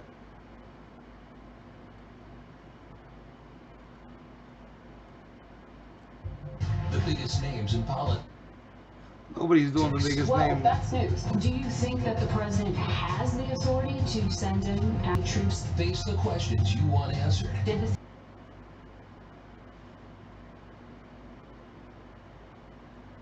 I guess. me about the decision. I When guess was this it is the made? live Who feed. made it? What is the next area that you are concerned about? What does that mean for the risk of reinfection here in the United States? You bring up a very good point, Margaret. Margaret, that's a great question. Face the Nation with Brennan on CBS. Where's the election coverage at? Here we go. Okay, they're doing coverage. They're doing coverage here.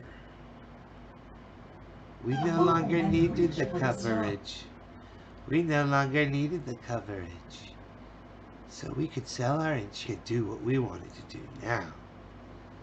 Like thought-provoking line, only Florida is the one that has any tinge of color to it. You know, oh, here we go. The president's defending their 93.7. Does it become late midnight, 1 a.m. on the morning schedule. Yes, I know. I know. So you're mostly asleep right now. 2016, it was what, 2:45? Yes, we were here until 2:30. That's right. I do remember there were some hamburgers involved late in the middle of the night. But let me, as we were all together then. John, let's talk about Arizona, because that's a state where some of the vote is coming in, and I know you did that piece for 60 Minutes because it is. CNN does it so much better. And it's changing, and that's what makes Arizona interesting. It's No, I don't want your fucking opinions about it, dude. Hopes. Of course, Georgia and North Carolina are too. I don't want your fucking opinion.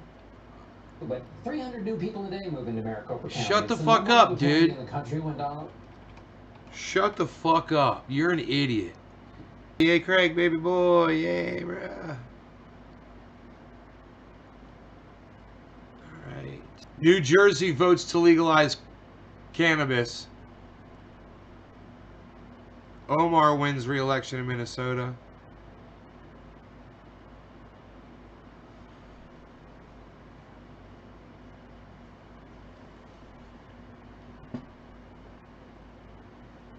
Huh. Come on now. Trump has both North and South Carolina. Trump's got a lot, dude. Trump's got a lot, but it only takes a few blue states. We'll just see if Biden gets them or not, you know?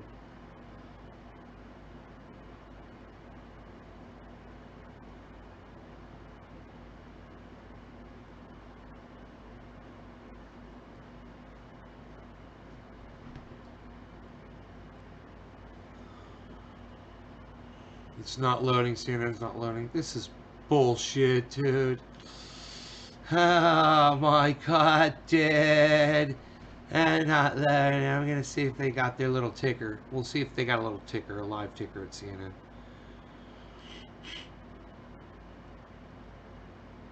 We need a ticker. So live video's not fucking working. Okay, here we go. Here we go. Got it. I got it. I got it. They're running it at the top of the screen here. Here we go. I wonder if this is updated. Yeah, updated 10/22. Oh, it is updating. Cool. Here we go, guys. I got y'all. Here, watch this. Watch this shit, son. Watch this shit, son. I got you an updated ticker, man. Fuck this bullshit. Right? Watch this.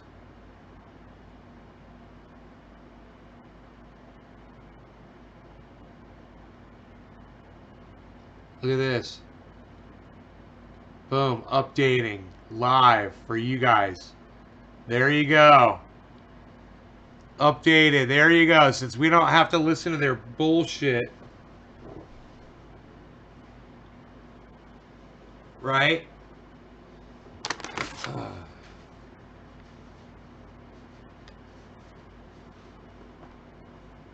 That's cool.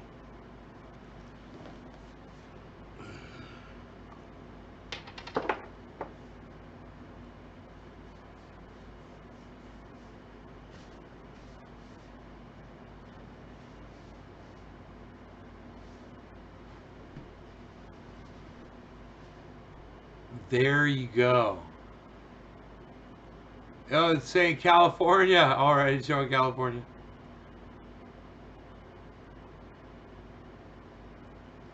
Too bad it's not showing the overall on that page, huh? Wouldn't that be better? Like the fucking Biden wins New Mexico. Are those being updated live too? Where the race to 270 stands right now. Oh, is this live? Updated 10:33. Senate control.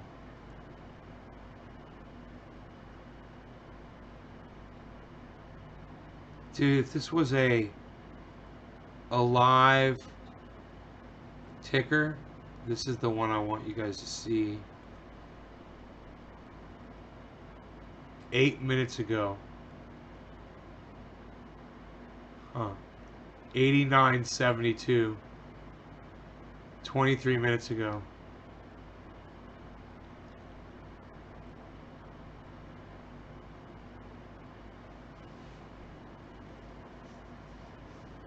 Huh. 89.72 to 9. Oh, it just updated. It still says 89.72. But it's fucking pop this thing up there. I would watch live TV, but you guys seem to have a hard time with fucking giving me the goddamn live TV for some reason. I don't know what your deal is. It's because you suck.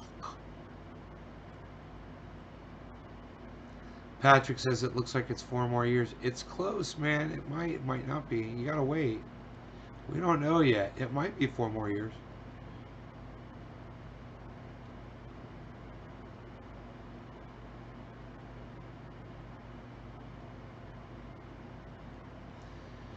Dude, if Donald Trump gets 4 more years, I'm gonna be making sick cash.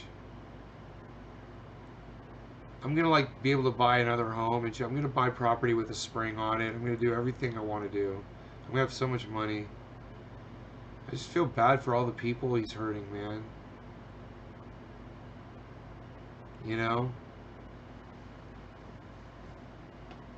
Fuck. This is not loading again, man. You're previewing premium content. No, I'm not, you fucking douchebags. I'm looking at a black screen. You fucking lying pieces of shit. I'm not seeing anything. I want that CNN feed, yo. We could have it on audio. You know? We could. Here. Yeah. We can have CNN audio. Here we go. I got this figured out. Check this out. Check me out. Check me out. I got it all figured out. CNN audio. Right now.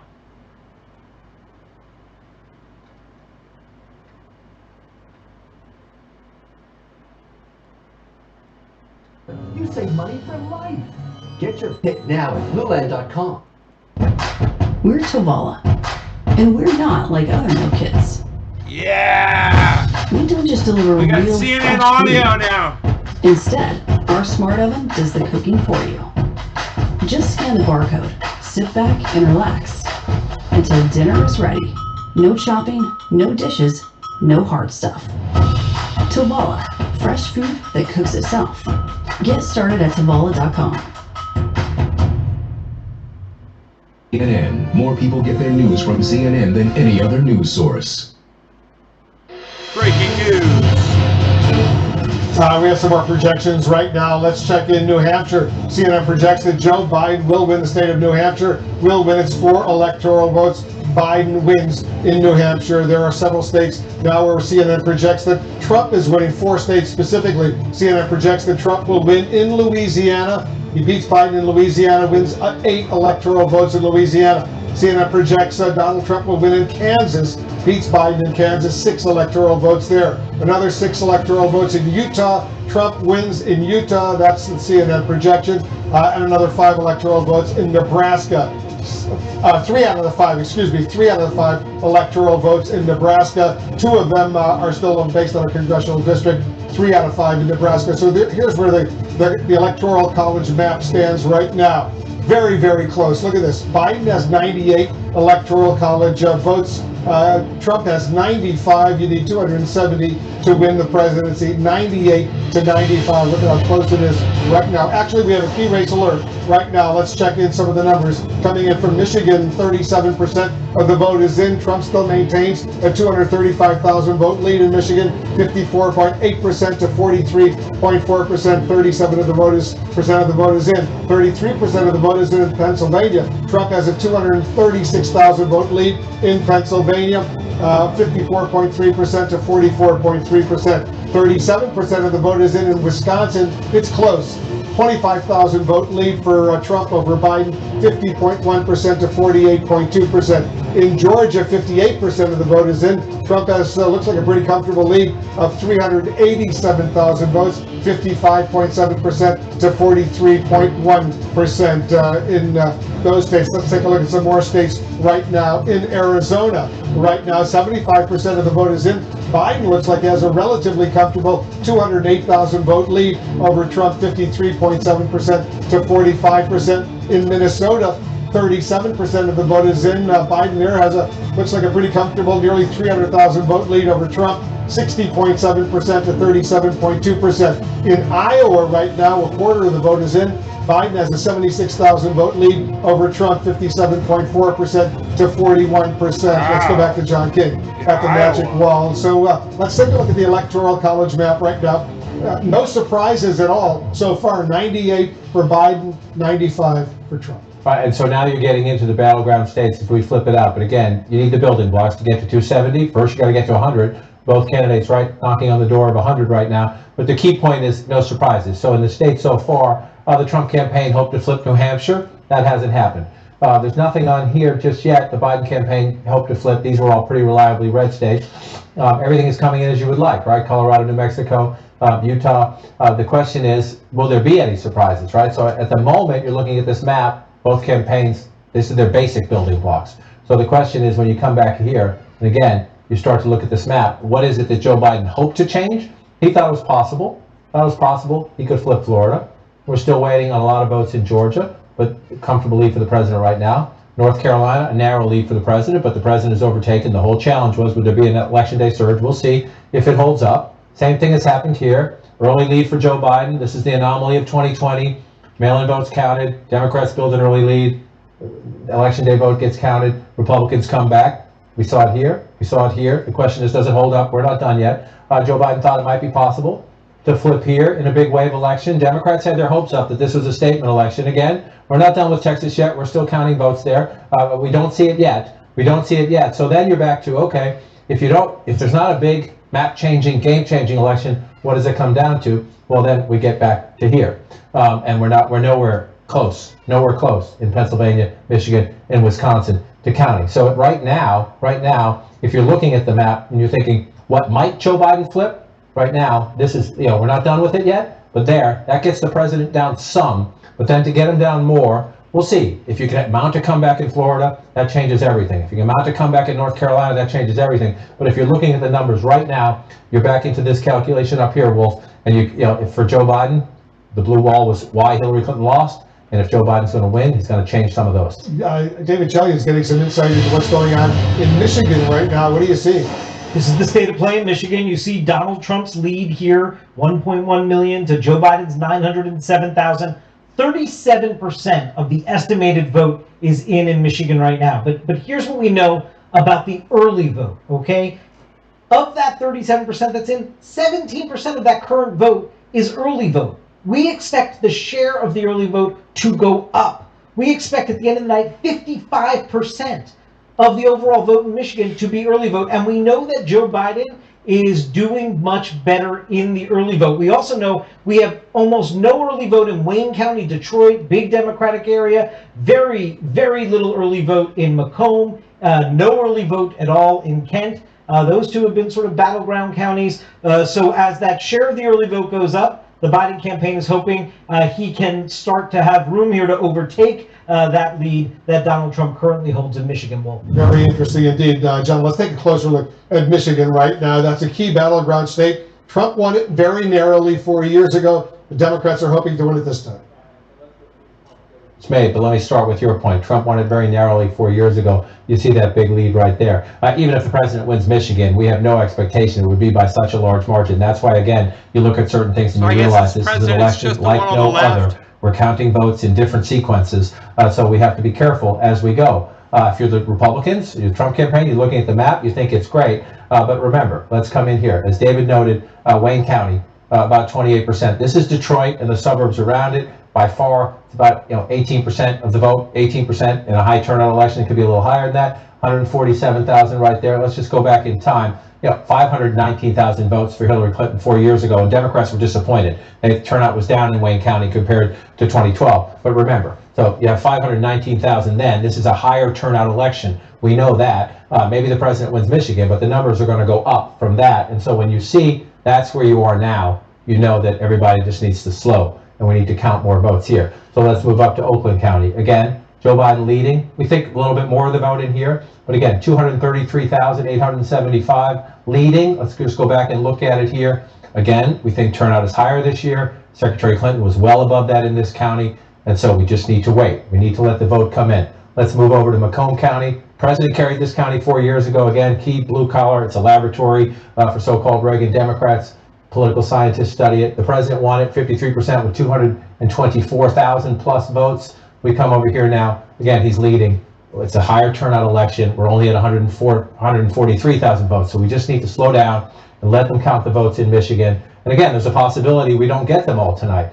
So you walk up through and just look at the map here. You come back to 2016 and you see over here, for example, Hillary Clinton won along the border here. It's a smaller county, but you just come back and look in 2020. The president's leading there right now, but again, 43% of the vote in. Just want to move around a little bit and see what the votes are. You come to Kent County, David mentioned this. This is Grand Rapids. It's red right now. Democrats think they can do some business here. Come back into 2016. You see it was 48 to 45. This is another one of those suburban battlegrounds we're looking at. The president won the suburbs narrowly 4 years ago. This is a textbook case of that, 48 to 45. Democrats think this time it will be different. In the vote so far, about half counted, 54 to 43. So we'll see. This one stays red throughout the night. That bodes well for the president in Michigan, but we have a long way to go. And it's the same story when you shift over here to Wisconsin, about 40% in. But I just want to come down to look at the major thing here. Milwaukee, you see Joe Biden was fewer than 100,000 votes. That tells us Wolf. A lot of counting still to do. We all just need to be patient, relax, get through it. We certainly will. We got some more projections right now. All right, let's take a look at this. CNN projects that Joe Biden will win the state of Illinois, will win 20 electoral votes in the state of Illinois, beats Trump in Illinois. Trump beats Biden in Missouri, 10 electoral votes in Missouri. Trump wins in Missouri. Let's take a look at the electoral college map right now. And here's where it stands on the road to 270 needed to win. Biden now has 118. Trump has 105. 118 to 105, 270 the magic number. The presidential race is moving to the west right now. We're coming down to 11 p.m. Eastern, and the biggest electoral prize of the night. We're talking about California. The polls are about to close there, as well as in Idaho, Oregon, and Washington State. Those states have 78 electoral votes of the 270 needed to win. Joe Biden is counting on blue California to push him closer to 270. Let's get a key race alert right now. Let's start off in Michigan right now. 38% of the estimated vote is in Michigan. Trump still maintains his 240,000 vote lead over Biden, 54.7% to 43.4%. Lots of votes outstanding, though, in Michigan. In Pennsylvania, 37% of the estimated vote is in. Trump has 344,000 vote lead over Biden, 55.9% to 42.7%. In Wisconsin, 40% of the estimated vote is in. Trump has a narrow lead, 21,000 vote lead over Biden, 49.9% to 48.4%. In Georgia, 59% of the estimated vote is in. Trump seems to have a pretty comfortable 372,000 vote lead over Biden, 55.4% to 43.4%. Let's take a look at some more states. We're getting some more key race alerts in Arizona right now. 75% of the vote is in, and Biden has a 208,000 vote lead over Trump in Arizona, 53.7% to 45%. In Minnesota, 38% of the vote is in. Biden seems to have a pretty comfortable almost 291,000 vote lead over Trump in Minnesota. In Iowa right now, 42% of the estimated vote is in. Biden has a 112,000 vote lead over Trump, 56.4% to 41.8%. Let's walk over, as we like to do, John King at the Magic Wall. We're watching these states. You're looking at counties over there. You see what's going on. But go ahead and tell us what's on. I was just doing some matching up to try to see where the president's overperforming, where he's underperforming, looking at different places. It's early, Michigan, Pennsylvania, Wisconsin, but just trying to get deep in to study a little bit. That's what I do when I get a little chance, just study, go into some states and take a look around and study. So where are we right now? If you look right here, so you got Illinois, you're adding, as I said, it's a reliably Democratic state, has been for a long time. But when you're doing your building blocks, you like the big ones, right? So you like to take those out. New York, Illinois, in the Joe Biden's column gets them up to 118. The president's at 105. But just, in the idea of just, you think about the bigs, right? We're not here. We have not called these states. But I just want to say, early on in the night, the Democrats are thinking, can we get Florida? Can we get Texas? Well, those are the two bigs and two normally reliably red bigs. We've not called these states. I'm just walking through. The president leads there right now. The president leads there right now. So that you just see what happens when you win the big ones. You see how quickly the math changes. So that's what's important from the perspective. And if the president holds that one as well, that gets you up. And if the president holds North Carolina, you start moving up, right? The bigger states, the double digits, if you will, big double digits here, 30 plus, 20 plus, 15, you move it, then you're just moving up the math when you do the big ones. So that's what they're looking at in the Trump campaign right now. If we hold Texas, and they think they will, we hold Florida, they think they will, we're not done. We're not done. That's just what they think. North Carolina, they've pulled ahead. It's close. We have to count them still. Same with Ohio. We're still counting votes, but as you see that happen, you see the election day surge pull you ahead, you think it's going to continue. It's not guaranteed, but that's what they think.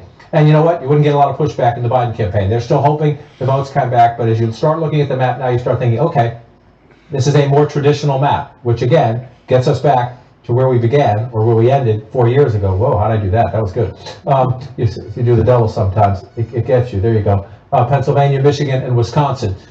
This is where this night now looks like a lot of us thought this would come down to this, and it certainly looks like it's going to again. Again, we're not done. You see Joe Biden with I think I'm going to glance over my shoulder. Yes, still leading a little bit in Iowa. You see a lead in Montana. We don't expect these to hold up, but we'll see, right? You get surprised sometimes. But so right now on the map, you're looking at this would be the only flip right now. That's the only flip we see for Joe Biden to get him up. But, it's easier to do it more quickly if you switch over here to the president's map. And so the flip we think so far, we're not done, is this.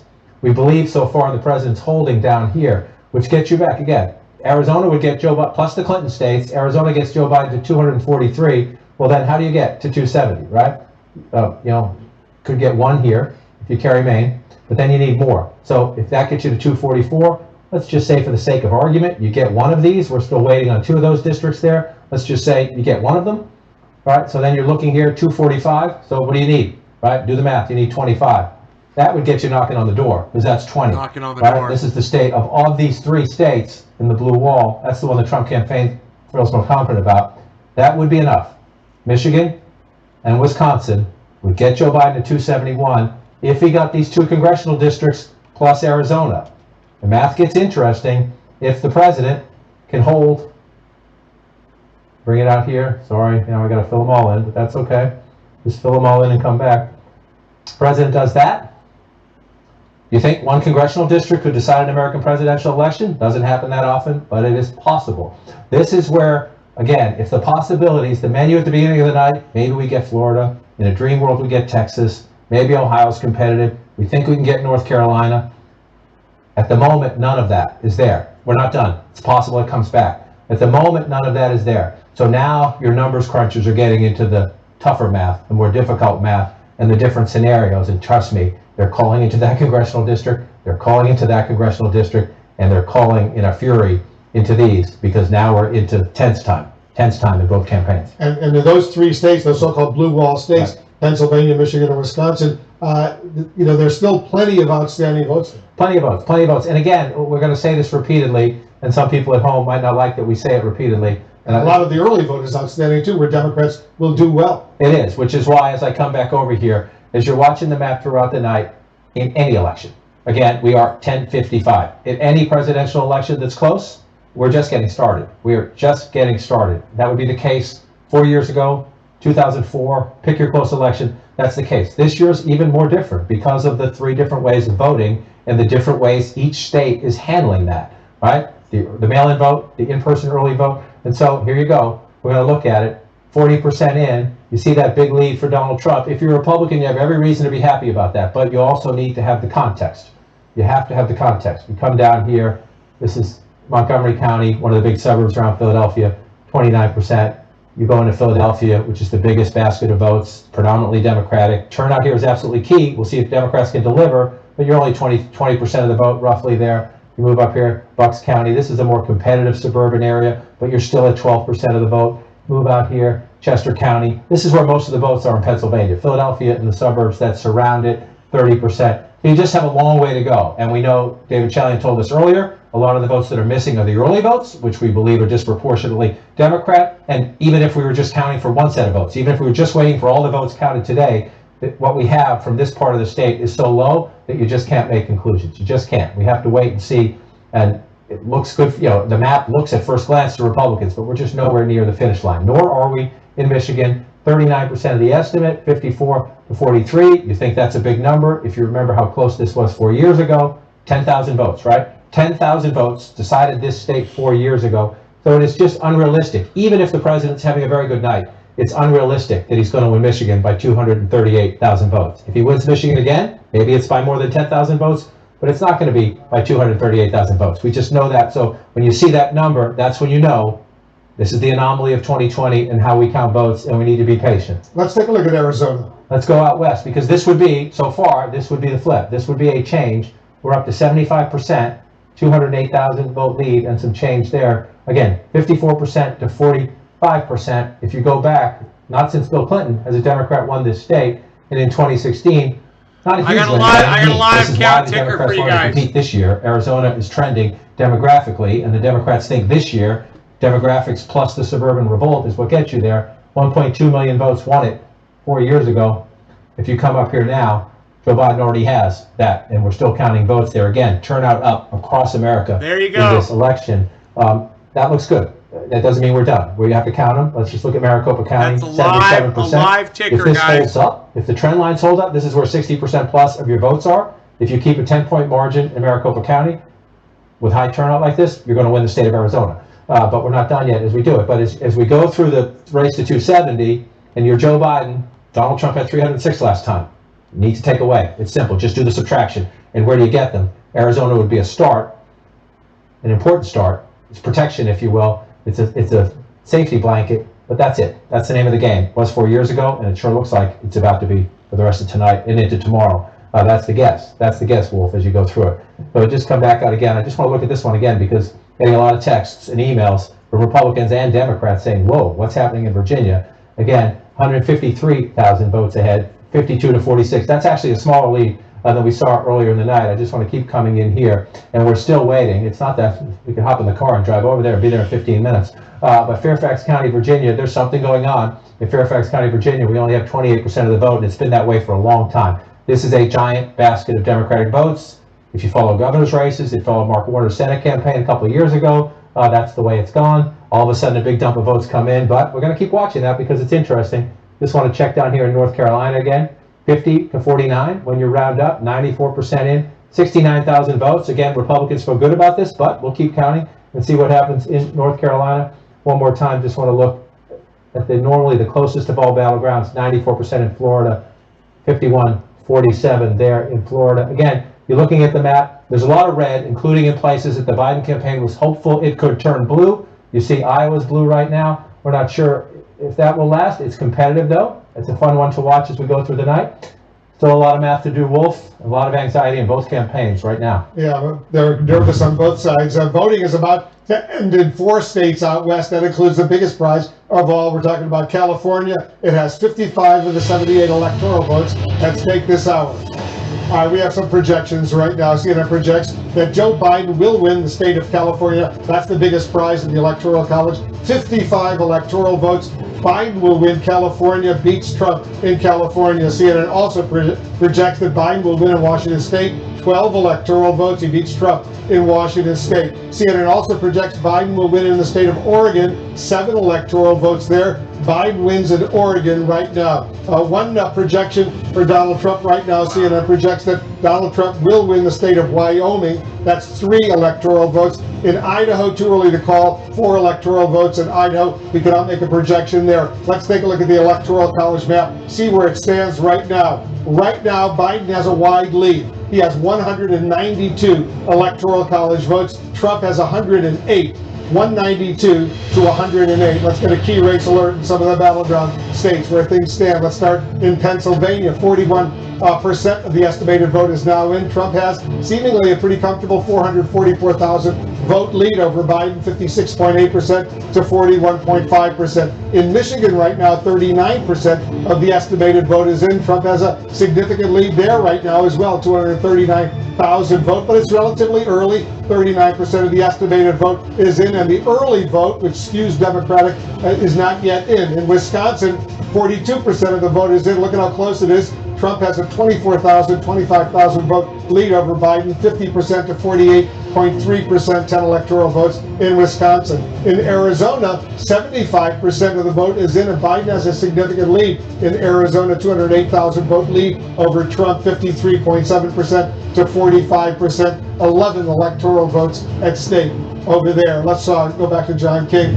All right, so right now, Biden has a significant 192 to 108 lead in the all-important Electoral College ballot. And the West Coast, which again, when I started doing this many years ago, this was competitive territory. Not anymore. Washington, Oregon, California, locks for the Democrats in presidential politics, and that's those are great building blocks, right? They're not competitive anymore. The only reason Republicans go to California now is to raise money. 192 to 108. So now the question is, you need to get to 270. This is the hard part. I hate to say it this way, but it's easy for a Democrat to get to 192. It's just easy given you know Illinois, you know New York, you know California, you know Washington, Oregon are going to be on your side. So the question is, working off this map, let's work, since you're now at 192, you try to get there. How do you get there working off this map? Well, that's a Clinton state, right? Trump campaign's trying to flip it, but let's, for the sake of argument, assume it stays Democratic. We'll watch and we'll count as we go. That was a Trump state. Joe Biden is leading right now there. If it holds that way, out here, look at this, Colorado, New Mexico, the West Coast will be good to the Democrats in the Southwest if this happens. So that would get you to 209. So then you come this way, you're looking at the map, right? Where are the Clinton states? That was a Clinton state, right? So you think that's going to happen for you. And you keep looking at the map here, Virginia, which is really interesting right now. It is still red. You just assume, and we'll see if it's a change. If it's that kind of a night, it's that kind of a night. But you assume that one's going to come back into the fold and they're just waiting for Democratic votes to come in, having a problem in a county or something. That gets you there. Then you come up to Maine, and you assume if you're the Biden campaign, you're going to win the whole thing.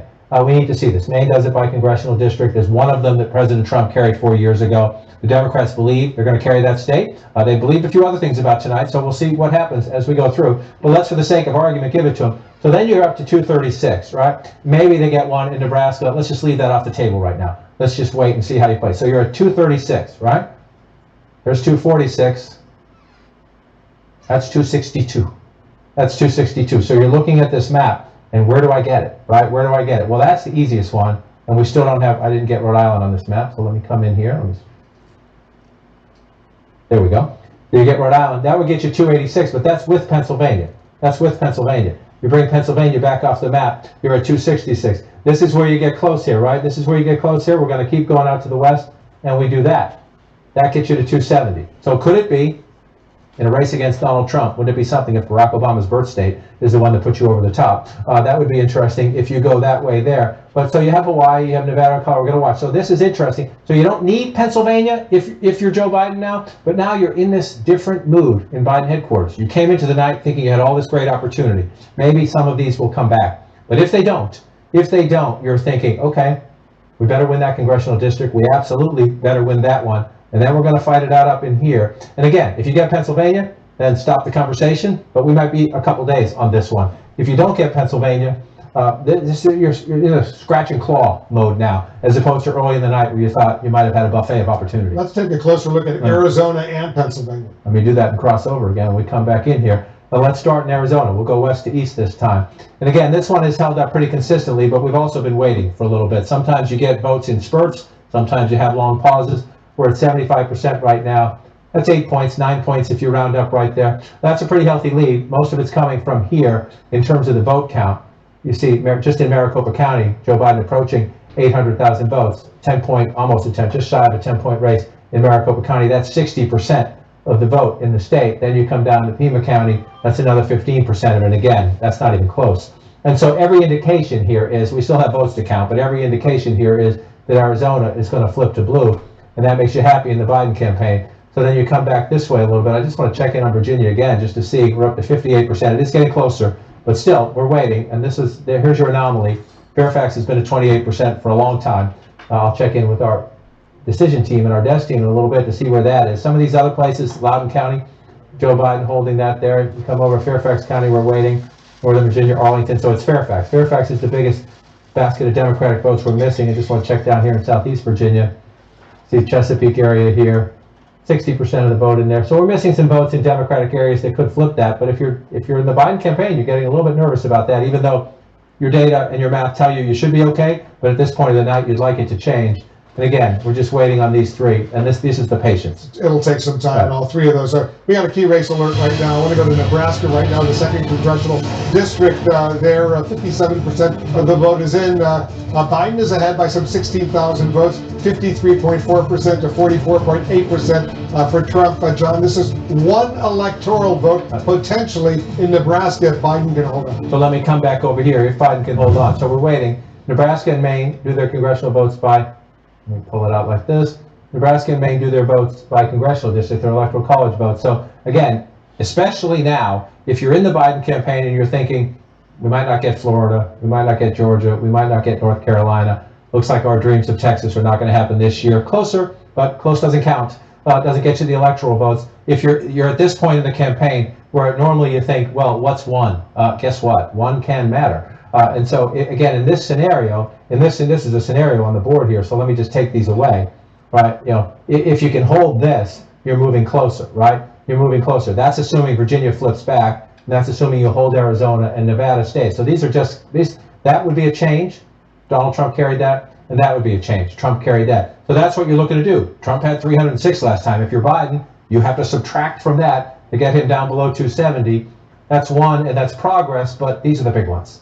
These are the big ones. Again, when you're in the tight part of the campaign, if you think you're going to have that close of a race, and it sure looks like we are, then everyone counts. And so this includes the main one up here. So the math gets really interesting. And again, if you can do this, just forget about it. Because if you're doing this, you're most likely doing that, and you're probably doing that. We always knew. Joe Biden said, a lot of Democrats said, focus on the Sun Belt. Joe Biden said, no, I'm going to start here, and then maybe I'll expand. If he can do this, we're going to spend a lot of time, and these ones may take, some of them again, we may be into tomorrow and beyond. At the moment, we don't know that though. At the moment, these are to be decided, and that would push, and again, if you come at this from a Republican perspective, I did Joe Biden's math to get him up. Donald Trump's leading here. He's leading here. He's leading here. We expect him to win here. That's his. This one's interesting. We expect him to get this, and these normally would be Trump states out here. And Alaska.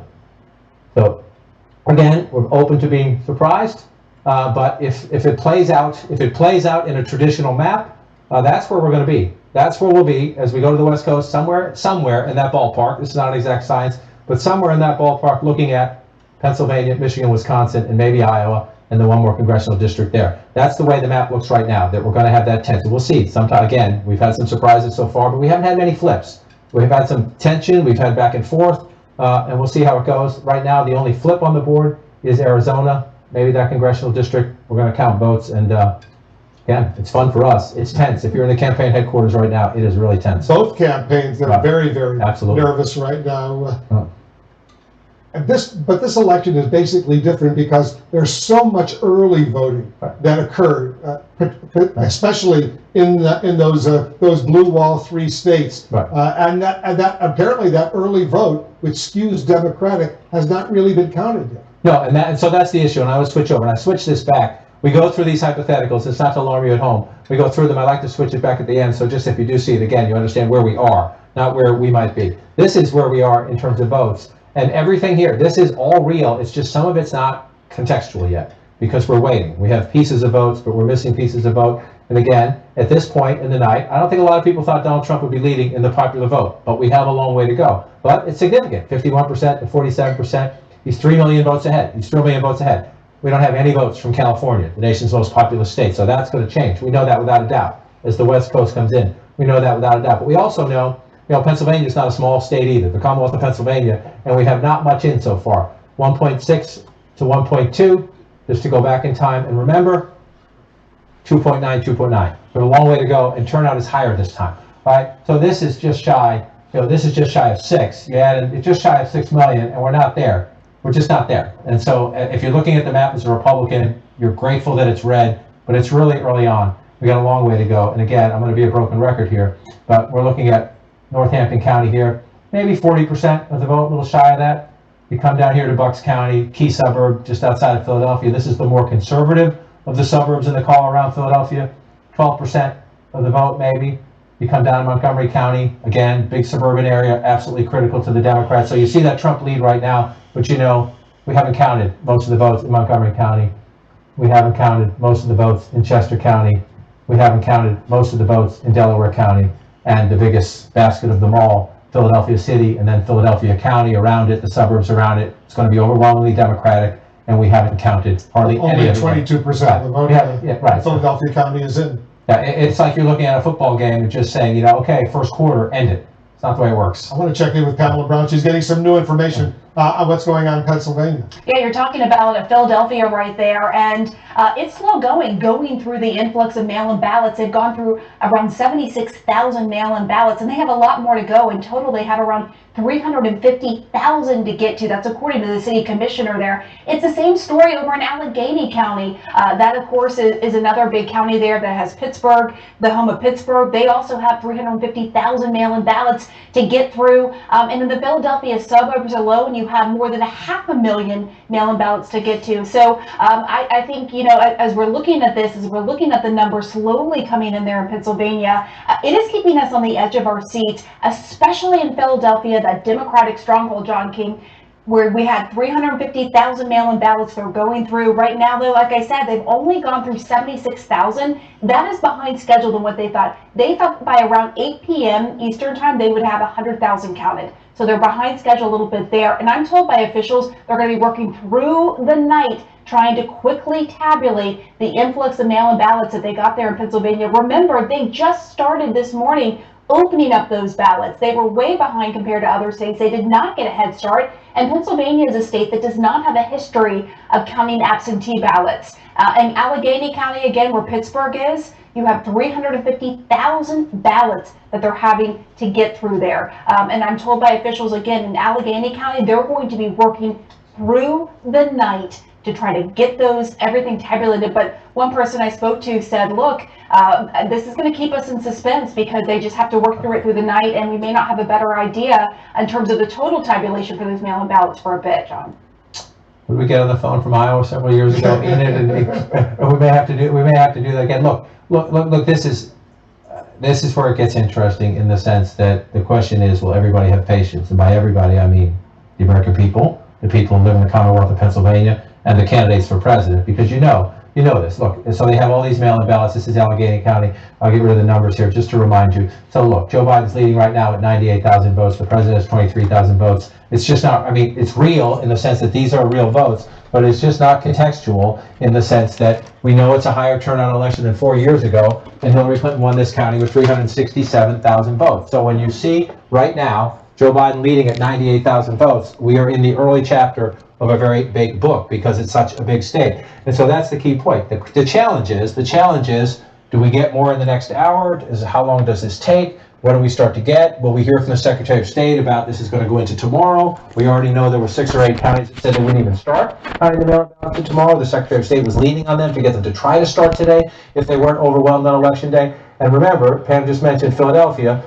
We don't have to, this is not conjecture because we have the words of the President of the United States, who has spent the last couple of days saying he believes there's cheating and there's fraud in Philadelphia. The question is, many of his advisors have been urging him, stay off Twitter, stop talking about this, let this play out. But does the president lose patience as this night goes on? We're told that in Pennsylvania, John, more than 1 million mail-in ballots, Pamela Brown is telling us, more than 1 million have not yet been counted. Right, so more than 1 million. So you come back again, you come back out and you see 1.7 to 1.3, 370,000 vote lead, 373,000 vote lead, but you know more than 1 million. Again, more than 1 million have not been counted. So this is real, but it's just now. Again, if it's a baseball game, we're in the 2nd or the 3rd inning at best.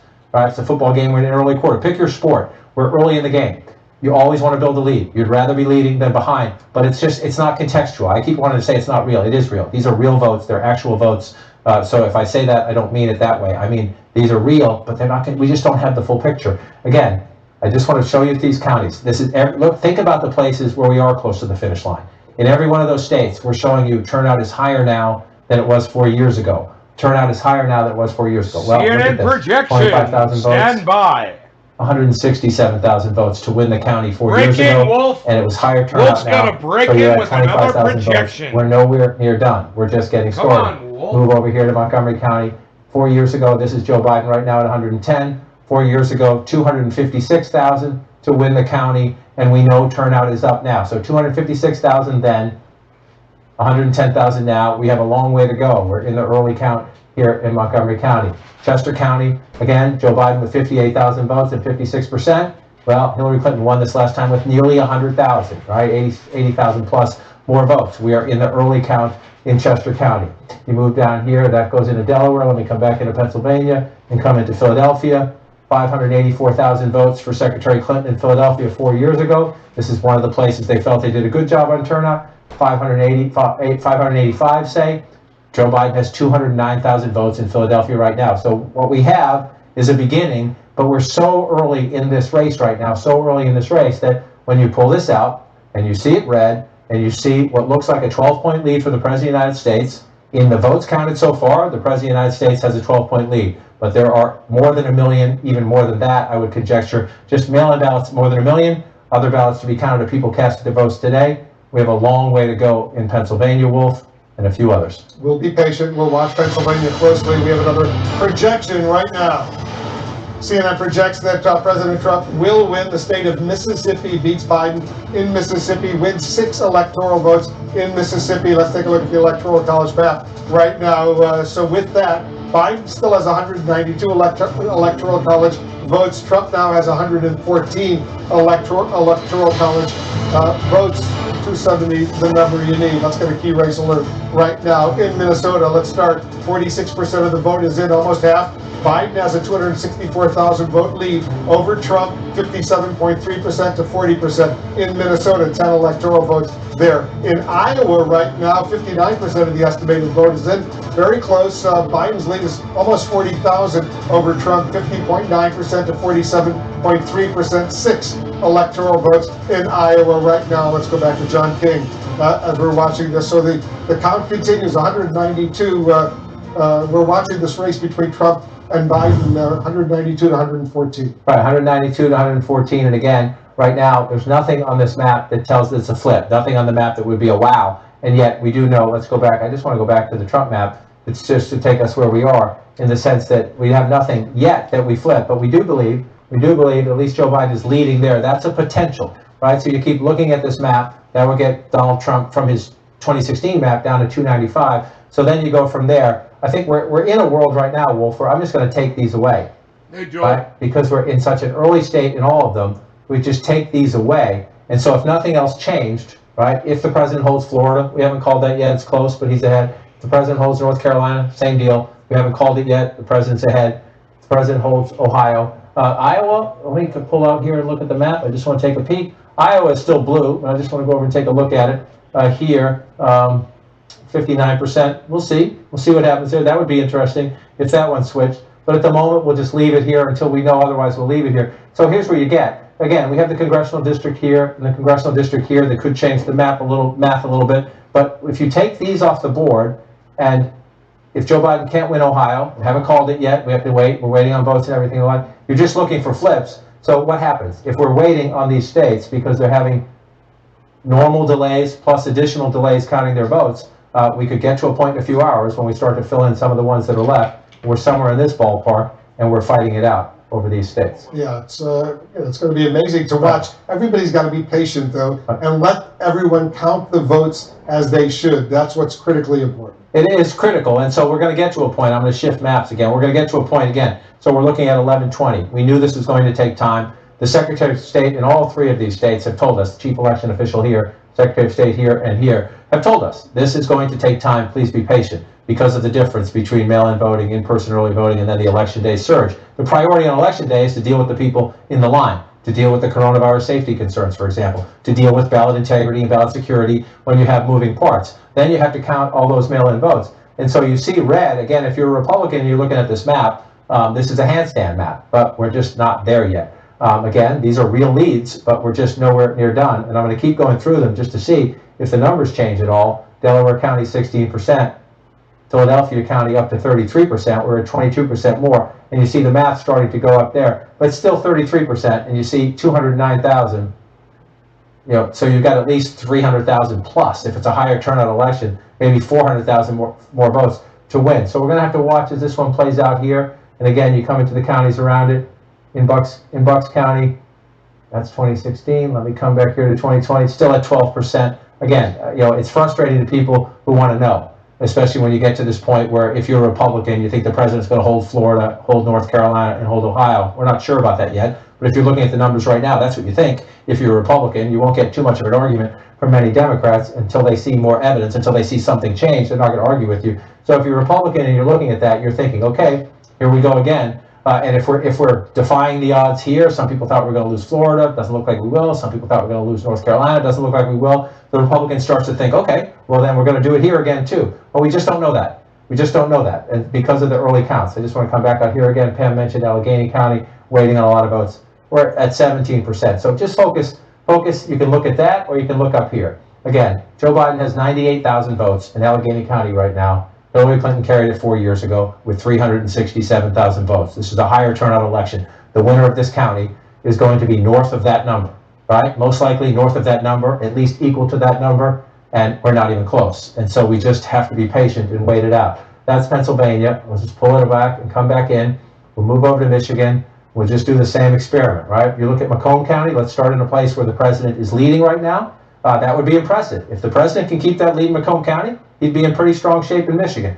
143,000 right now. We go back in time, 224,000. This is a higher turnout election. We expect everywhere, at least close to 2016. We don't expect any place really, especially an important battleground place, to be below 2016. So 224,000 votes 40 years ago, 143,000 votes now. What does that tell you? It tells you we have to wait, and we have to keep counting. Way more votes down here. Wayne County, Joe Biden is ahead right now with 147,000 votes. You go back in time, Hillary Clinton won it. Again, look at the difference. 147,000 votes, almost 520,000 votes. What does that tell you? It just tells you they have a lot of votes to count in Wayne County, in Macomb County, in Kent County, in other places in Michigan, and we're just going to have to be patient. And the same story, Wolf, we can go through it if you want, over in Milwaukee. I'll just bring up, in Wisconsin, excuse me. You just bring up Milwaukee. Hillary Clinton gets 288,000 votes right now. We're at 122,000 for Joe Biden.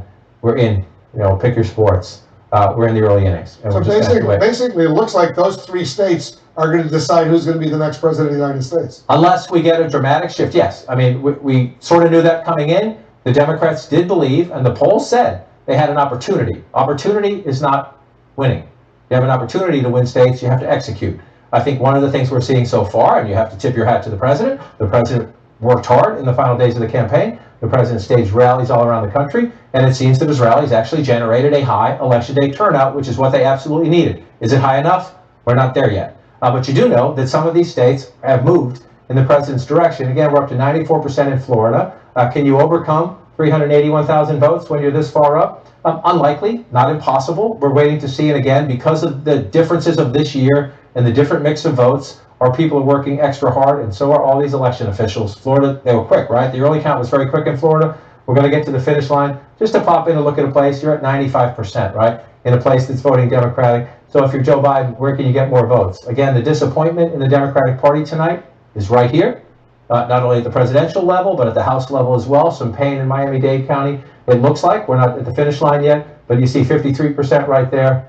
You see 63% right there. That tells you all you need to know about that. So you just come back out on the map. And again, one more real quick, North Carolina, 74,000 votes at 95%, 50 to 49. It's very close, but again, a state the president barnstormed at the end of the campaign. Looks like he generated a lot of election day turnout. Is it enough? We're not quite there yet. But if you're looking at the map right now, again, we'll get to the finish line soon enough. Some places, maybe not soon enough for the people watching at home. You have to tip your hat to the president for moving the needle in some of these states, see if it's enough to get him to the finish line. And yes, Pennsylvania, Michigan, Wisconsin, the three most spoken words in presidential politics for the last 4 years, and again tonight. We'll be patient. Let's check in with Dana Bash.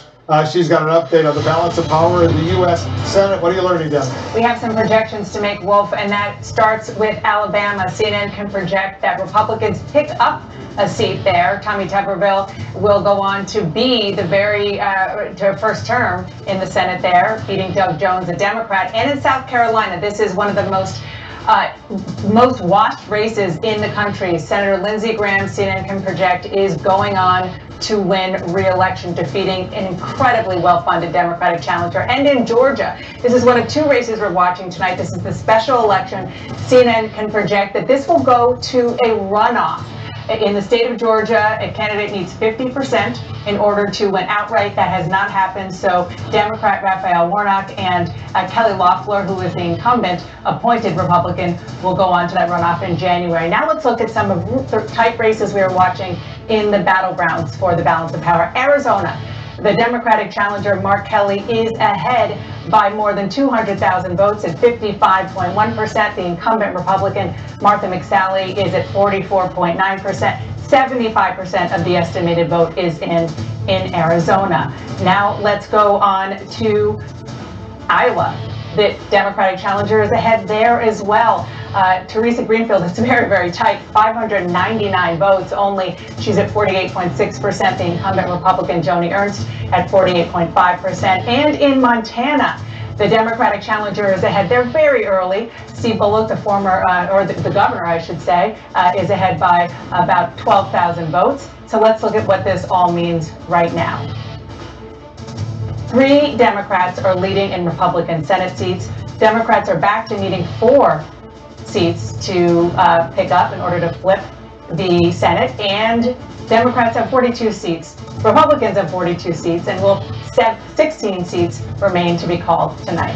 Well, so important what's happening in the Senate. All right, thanks very much, Dana. Let's get a key race alert right now. Let's see where things stand. Let's start off in the battleground state of Pennsylvania. 46% of the vote is in. Trump has a 436,000 vote lead over Biden, 56% to 42%. In Wisconsin, more than half of the vote is in, 53%. Trump has an 81,000 vote lead over Biden. It's relatively close, 51.3% to 47%. In Michigan right now, 44% of the vote is in.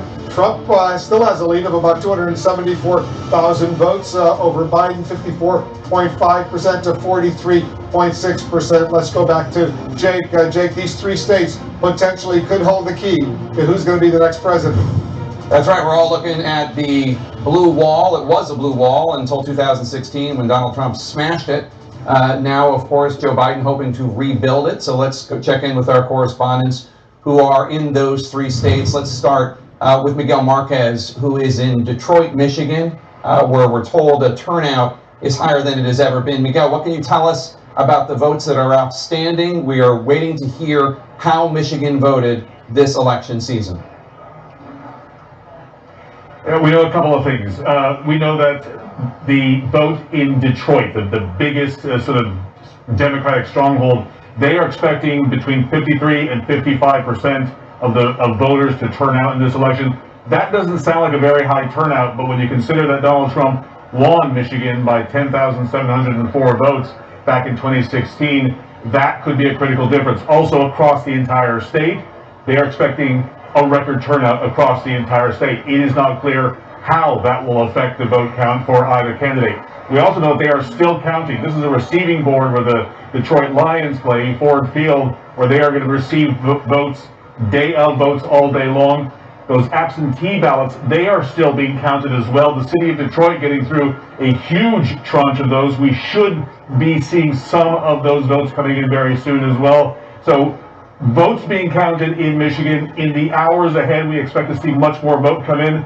And rather than taking 3 days for the vote to be finalized here, or at least an unofficial result, they believe that in the next 24 hours or so, we will have an unofficial result of who will win Michigan. All right, Miguel Marquez in Michigan, thank you so much. Let us turn a little bit east to Harrisburg, Pennsylvania, where we find Sarah Murray. Sarah, there are millions of votes that were cast early in Pennsylvania. With the vote right now in Pennsylvania has Donald Trump 1.8 million, Joe Biden 1.4 million, but there's still more than half the ballots waiting to be counted. What can you tell us? Yeah, I mean, Jake, look, there is a lot of outstanding vote here in the Keystone State, and this is not going to be a process that moves particularly fast. That's what election officials have been warning us about. We know there are a lot of these big counties, Philadelphia County, Bucks County, Chester County. They are going to be counting all night long, and these are not places that have really experienced any issues. They're not having any problems. It just takes a while. And the Secretary of State just wrapped up a press conference here. She said, essentially, we need to stay patient. You also need to be prepared for these vote totals to kind of come through overnight in fits and starts, right? They've been reporting day of totals, then they've been going through, opening more ballots, removing those from the inner envelope, putting them through the scanner, and then uploading bunches at a time. So just as you pointed out, this is going to come in fits and starts throughout the night. We may know by tomorrow morning a little bit something more. It may take a while. You know, the Secretary of State was saying these counties are working as fast as they can and as hard as they can. We know, like I said, a lot of these places are working overnight. It is just going to take a while, and it is the first time that Pennsylvania has had mail-in ballots to this capacity. And remember, they couldn't start opening them until 7 a.m. this morning. All right, Sarah Murray in Harrisburg, Pennsylvania. Let's go to Bill Weir, one of Wisconsin's favorite sons, who is in Madison. Bill, tell us about turnout in Wisconsin. We're waiting to hear who the Badger State picked to be their president. Well, it looks like it's going to be a record turnout like most of the rest of the country, Jake, but it's still very early. In fact, some of the election officials in Milwaukee say they won't have their final numbers in until 5 a.m. And that, of course, will be is expected to be a huge blue boost for President or Vice President Biden when those numbers come in. Just looking at the WOW counties around Milwaukee, Waukesha, Ozaukee, Washington County, a little bit better than they were 4 years ago for the Democrats. Trump is still leading in those. He won Fond du Lac County a little bit better than he did 4 years ago. But I've been texting with the head of the Milwaukee Democrats, who said he thinks feels like stronger than expected in the Milwaukee suburbs for them, even though Trump is winning those right now. Possibly softer turnout in Milwaukee, they think. Blowout in Madison, likely a red mirage, blue shift kind of night. They think they're shaving those margins around Milwaukee, that they aren't as wide as they were for Hillary Clinton. But as right behind me, we're waiting as all of the wards here in Madison expect to deliver all their ballots here to the election supervisor here. So it's going to be a long night in America's Dairyland, Jake. All right, Bill Weir, thank you so much. We'll check in with you in a little bit, and let's talk about this. I do feel like we've been saying for a long time that anything could happen. This is a very competitive race, and B, that it's really going to come down to these 3 states, Pennsylvania, Wisconsin, and Michigan, and C, that we're not going to probably know who won those states because of all the early vote the night of election night, and all of that is happening, and yet it still feels like people out there didn't hear us when we were telling them that in the previous week. And well, I think people hear what they want to hear or need to hear at any given moment, understandably, given how tense the country is. I'll add one state to what you just said, which is Arizona, which also could be a tipping state, depending on how it goes, given what we're seeing so far. The thing to keep in mind is, and some of our reporters mentioned this, is that what we're seeing now is not including the early vote. and the early vote is the one that Democrats feel the most confident about because they encourage their voters to go and vote early. And so that is the missing piece of these vote totals that we just haven't seen yet, which is a really, really key piece because it could change the dynamic abruptly. And I'm talking about early vote in Michigan, Wisconsin, and Pennsylvania, those three blue We wall just states. can't draw any conclusions right now about what's going on up there. And even Arizona is still unknown. But even if we did know Arizona, we would still need to wait on those states to count all of their votes to really get a clear sense of what is going on. So yeah, we're asking for patience, but I also think that it's important for people to recognize that this is kind of the opposite of what we were seeing earlier in the night, when we were getting a lot of mail votes from states like Florida, and it was looking okay for Biden. Now we're getting a lot of election day votes from those states, and those are going to benefit Trump. We just have to wait and see. We can't even say really what is happening in some of these counties because the percentage of the vote is so low, you can't draw any real conclusions. And just to underscore what we're all saying is the early votes in Michigan, Wisconsin, and especially Pennsylvania are the votes that we expected to be counted last. Right. Particularly in Pennsylvania, because that's the law for some reason in Pennsylvania. And so, well, the Democrats tried to change They it, did. and the Republicans in the legislature wouldn't let them for whatever reason. well, I That's think the we know facts. the reason. Well, whatever it is, that's the reason they're counting now. It takes a long time. I don't know if this feels like 2016 when Donald Trump pulled this huge upset and surprised everybody, or it feels like 2018 where Democrats actually had a really good night. It just took longer than a night. Jake, I want to go back to something that you said at the beginning of the night, and you keep saying, which is, it feels like 2020 because, meaning it's not unlike any other year, because going into tonight, in most of these battleground states, the candidates were within the margin of error. Right. Yeah. That, by definition, means it is a close race in all of these states, and that is what we are seeing play out right now. And it's a divided country. It's a divided country. It's a close election. One thing that we can say based on how close the race is in some of the places that Donald Trump was really at risk of losing is that the Republicans really delivered in the sense that they were able to keep those races close and in their direction as we speak right now. We're looking at a map in which a lot of states are red because they're trending red and they need to stay that way. And for President Trump, that is a really important thing because we would be having a completely different conversation tonight if we were talking about Joe Biden actually expanding the map in a serious way early on in the night. Yeah, Wolf, back to you. All right, guys, thank you. Let's get a key race alert right now. Let's start off in the 2nd Congressional District in Nebraska. One electoral vote is at stake. 57% of the estimated vote is in. Biden has a 16,000 vote lead over Trump, 53.4% to 44.8%. In Arizona, a lot more of the vote is in. 75% of the estimated vote is in. Biden has an impressive 203,000 vote lead over Trump, 53.5% to 45.1%. In Minnesota right now, 61% of the estimated vote is in. Biden has a 220,000 vote lead over Trump there as well, 54.3% to 43.6%. There's more states. Let's continue the key race alert right now. In Ohio right now, 88% of the estimated vote is in. Trump has an impressive 434,000 vote lead over Biden in Ohio, 53.2% to 45.3%. In North Carolina right now, 95% of the vote is in. Relatively close, only a 75,000 vote Trump lead over Biden. 50% for Trump to 48.7% for Biden. In Iowa right now, 70% of the vote is in, very close. Only a 31,000 vote lead for Trump over Biden, 50.3% to 47.8%. Let's go back to John King at the Magic Wall. So close in some of these states, there's still a lot of outstanding votes to be counted. Yeah, and we're going to wait late into the night for some of them, we're told. And again, some grace to the local election officials because they have to deal with this wild and different 2020 mail-in voting, in-person early voting, election day voting. However, in some of these states, as you go through them, number one, again, Pennsylvania, we're still waiting, 50% estimate. We're going to be waiting on that one for a while. Michigan, you pull it out, Trump lead right now, but again, it's just not contextual in the sense that you come down here, Wayne County, 147,000 votes right now. That's Detroit and the suburbs around it. Hillary Clinton was at 520,000, 519,000 4 years ago. So it's just a reminder to our viewers that these states are counting more slowly because of the complexities of the 2020 election, and it's going to take time. It may well take into the morning.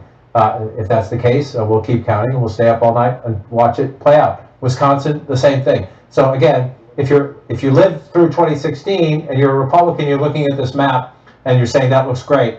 It does look great. It's just not complete, and it's nowhere near complete. Nowhere near complete. So we just need to see. We need to keep counting votes. So then the other anomaly on the map, if you will, there are two things that look different compared to 2016. One of them is the Commonwealth of Virginia, and I'm going to zoom in again on Fairfax County right here. This has been this way for some time. This has been this way for some time, stuck at 28% for the largest county in the state. You would think, I know it's a difficult year, you would think the largest county in the Commonwealth of Virginia could do a better job than that, 28% at this point of the night. Hold on one moment, John. Sure. Pamela Brown's got some reporting on what's going on in Virginia.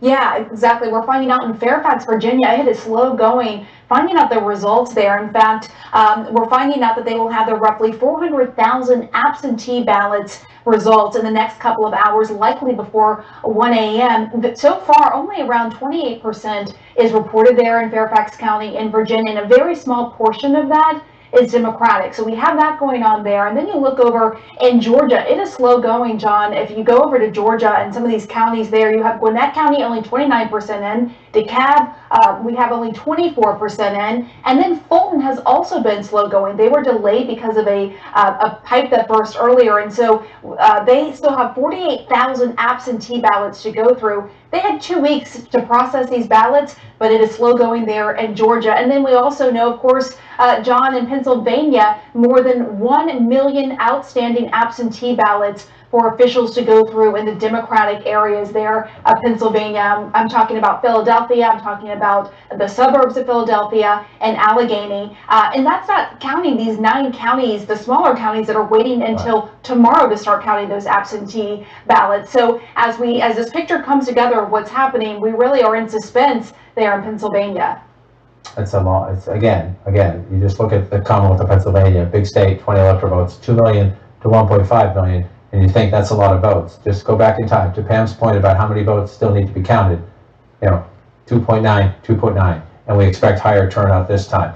Pam mentioned the 9 counties. At least 6 of those, I think, maybe all 9, but at least 6 or 7 won by Trump. They just decided they knew they were going to be overwhelmed today. They're not going to count those votes until tomorrow. So you look at that there. I want to pop back to what Pam said in Georgia, because again, if you're in the Biden campaign right now, you're looking at this map and you're thinking all of the opportunities we thought we had might be slipping away, meaning states that we could flip, like Florida, like North Carolina, like Georgia. There are 2 Senate races in Georgia as well, so I just want to go to the point Pam was making and just see what are we looking at, right? So let's come back out first. You look at statewide, a 211,141 vote lead. So you come into the highest population center and you say, okay, well, they're missing a lot of ballots here. Not missing, but they haven't counted a lot of ballots here. So you look at Fulton County, 297,000 there. Let's just see where we are, 196. So Joe Biden is 100,000 votes behind where Hillary Clinton was there. It's supposed to be a more high turnout election, so maybe there's more votes there. That's about 100,000 there. Pam mentioned Gwinnett County. Come over here. You see 174,000 for Biden now. You go back 176. So he's ahead of Hillary Clinton already there with still some votes to be counted. The question you're asking, this is the reason I'm going through this, is it at all possible? When you look at the Donald Trump lead right now, when you go through these areas and you move over here, we have that. We come here again. 81,000 votes. There's a lot of votes to be done here. 81,000 is where Joe Biden is now. You go back in time, 251,000. So you are looking at giant chunks of vote in those counties. You come back out, you see the president's lead is 211,000. When you have that many votes missing from DeKalb, Gwinnett, and Fulton, there's no reason at all for Democrats to give up. There's votes to be counted. The question is, can you win? As those votes are counted, what's your margin? What is your margin? So again, you keep it on the board. If you look at it right now, as a Democrat, you're disappointed, but when you do the math and figure out what's out there, this is why patience is going to be so important. And again, it's the very same situation. Pam mentioned more than 1 million votes here. They're just nowhere near. This is 2016. You come back up to 2020. They're just nowhere near the same numbers, right? You just saw the 2016 numbers. And so patience is what's required here. And again, we heard the president repeatedly at the end of the campaign saying we should be able to count the votes on election night. That's it. I'm done. It's just not the way it works, which is why Sarah Murray in the report saying the Secretary of State in Pennsylvania just came out, explained the process. That's really the challenge now for for the election officials in these states where you have the slow count. We just got the Fairfax information. In Pennsylvania, Michigan, and Wisconsin, transparency is going to be key in the hours ahead, because this is where, in this age of social media and everything else, this is where things start to fly around. The important thing is stay with the sources you trust, be patient. We're going to count them. We have eyes on them. It's all fine. No rush. We'll take it easy. Right. We'll do it right. We have a key race alert. Some of the contests we haven't paid that much attention to, but take a look at this in Maine right now. 37% of the estimated vote is in. Joe Biden has an 18,000 vote lead over Donald Trump, 51.3% to 45.5%. The second congressional district in Maine with one electoral vote, 33% of the vote is in. Trump is slightly ahead, 8,841 votes, 50.6% to 45%. Only a third of the vote is in Maine, the second congressional district. In Montana right now, Biden is ahead but it's close, by about 1,300 votes, 49.2% to 48.1%. 20% of the vote in Montana is in, so we're watching those contests as well. And so, again, very rarely does it happen, but every now and then, those one matter. You mentioned the Maine second congressional district. Democrats all along have thought that Maine was a state that they were going to win and win quite comfortably. As you can see, we're very early in the count right here. But you see the red up in the northern part of the state. Donald Trump carried this congressional district 4 years ago. Maine and Nebraska do it by congressional district. It is very rare that it comes down to 269, 269, or 271. It's very rare that that happens, but on a night like this, we'll keep track of that count there, because Democrats thought they had that one in their back pocket. But Democrats have been surprised in some other places tonight, or at least appear to be on the verge of being surprised, so we'll watch as it plays out. And so, again, you're going to go across this map, and you're looking at this map, and if you're watching at home, this is important. Throughout the night, Donald Trump had been leading in the popular vote. As we get the West Coast results, Joe Biden is now 1.6 million votes ahead there. That's important from a symbolic and a moral victory, but it's not how we pick presidents. John, we got another key race alert, an important one right now. The Commonwealth of Virginia, look at this, 73% of the vote is in. Biden is now ahead by some 219,000 votes, 52.3% to 46% for Trump. All of a sudden, Biden takes the lead in Virginia, 13 electoral votes at stake in Virginia. That's significant, John. We were looking closely at those suburban Washington, D.C., Northern Virginia counties. And so let's see what happened there, because, again, we've seen this play out in Virginia before where the Republican takes an early lead, but not all, and the Northern Virginia counties come in. And you see Fairfax County was at 28% moments ago. Now it's up to 86. If you need something fixed at home, you just need Pam Brown to talk about it on television, and then apparently it just happens right away. Pam talks about it, and in come the votes. So that's good. It's a good thing. I'll give you Pam's phone number later in the program. As you go through this, look, on a night like this, when people are nervous, when we do have the counting, it is important for people. So we give them credit for counting the votes when they did, and when you pull that back out, then all of a sudden, a state that you're watching all night long, you're wondering, why is that red? We talked about this all night long, and we're going to talk about it apparently through the night and into tomorrow when it comes to Pennsylvania, Michigan, and Wisconsin. We need to be patient. It's a very different year. These are good people who count votes.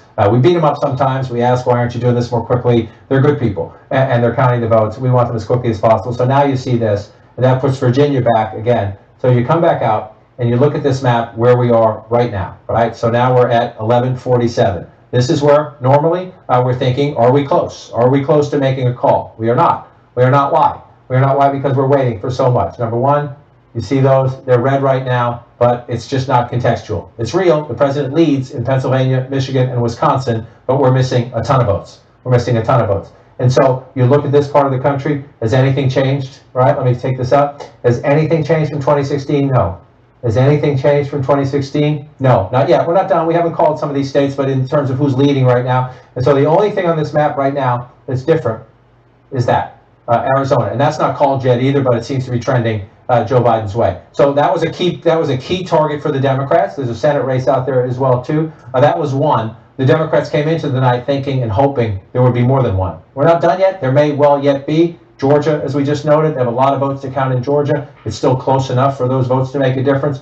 But the Democrats who spent this week saying it's going to be a blowout are reconsidering that right now. Again, we haven't finished with these states. But if you were going to have a blowout, even when you're waiting for some votes to be counted, in a blowout year, you're leading. You tend to lead. So it doesn't mean one or two of these won't flip back, but you don't see any evidence right now of a huge wave. And that's going to matter, not just for the presidency, as we get later in the night in the Senate, as we start doing the House tally, as tomorrow we think about governor's races and state legislatures. The fact that there's a lot of red here is better news for Republicans. How good, we don't know yet. That takes a few days to sort through that. And so you come back to this map here right now. Again, Joe Biden now ahead in the popular vote. That's just a moral victory, it's a symbolic victory. If you start to stretch it out, then it does affect the Electoral College map. But if it's pretty close, as it is right now, then you're doing state by state, hand-to-hand combat of presidential politics. And that comes down. I just want to check this one again. We kept waiting. Was Ohio going to change?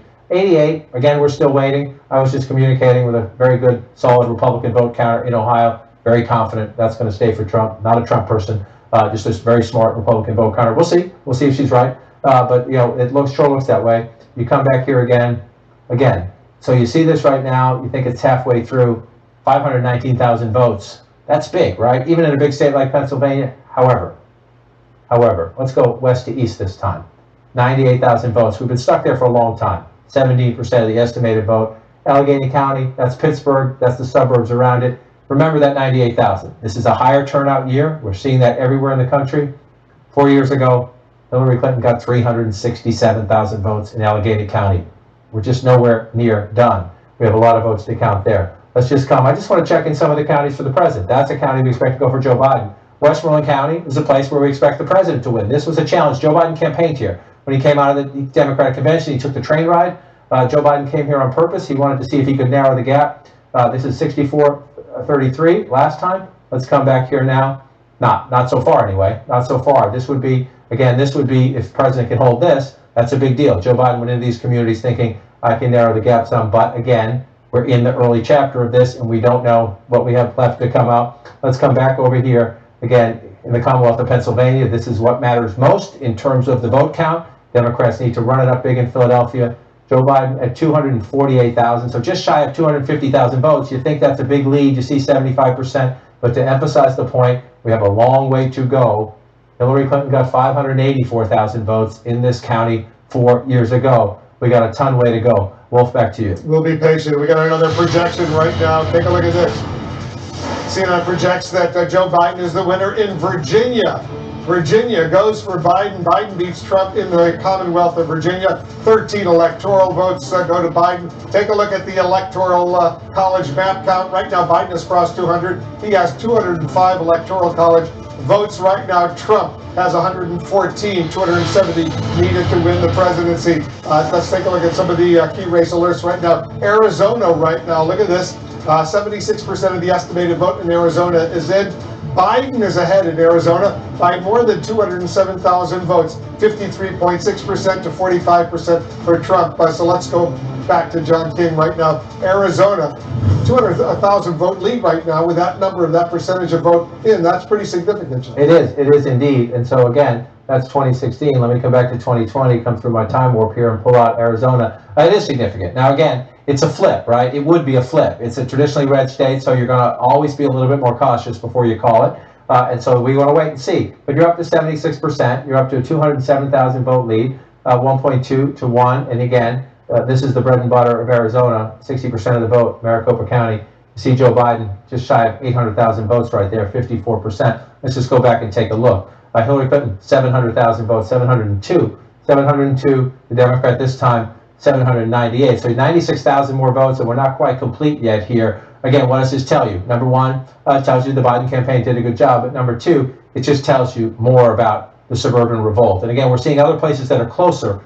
than they were 4 years ago. This would be a very important pickup for the Democrats if it continues to trend this way. And again, 54 if you round up to 45, so a 9-point race there. If you go back 4 years ago, it was close, but it was a 4.5-point race in favor of the Republicans. The demographic shifts in Arizona, the suburban revolt against President Trump, and this could be very, very important on a night where the other opportunities for the Democrats, at least as of now, do not seem to be bearing fruit. Florida's still red, Georgia's still red, North Carolina's still red, Ohio's still red. So if you're the Democrats and you're thinking, how do we take away, and I can walk over here and show you, how do we take away from Donald Trump's math? This is where we are right now with the states that have been projected. So this part is done. Nothing here is a surprise. So the question is, if you're Joe Biden, how do you get to 270? Well, that would help, right? 205 gets you up to 216. That would help. Doesn't get you all the way, but it helps. And not only does it help you go up, it takes it away from Donald Trump's 306. And so then you're looking at this map. If you're a Democrat and you're looking at this map, you assume this one's going to come your way. We're not done there yet, Minnesota. and you're looking around here, you assume most of Maine is going to come your way. Right now, President Trump was leading in that congressional district, so let's just take that away. I'm going to make the second congressional district a toss-up for now. The president is leading. The Democrats think they're going to get that, but again, they thought they were going to get some other places too. We'll watch. I'll take it off as a toss-up. If you're at 229 and you're the Democrats, how do you get there if you're Joe Biden, right? Well, you can't count on Texas right now. Are you still leading in Iowa? No, you're not. You're not leading in Iowa anymore. You're going to get Hawaii when we go a little deeper into the night. That gets you up to 233. And so then, again, it sounds redundant, but you come here and here, and even those two, not enough. So you're looking at that. Do you do that there? Or the other Clinton state, Nevada, we haven't done on the West Coast yet. You get that there. So that's 285. Can you afford to lose that? You can't afford to lose that. So we're going to walk through the math as we go through this for the rest of the night. Let's take a quick break. Got a lot more coming up. We're waiting to see what happens in Arizona. Can Joe Biden pull off a win in that state? We'll find out. Election night in America continues in 2 minutes.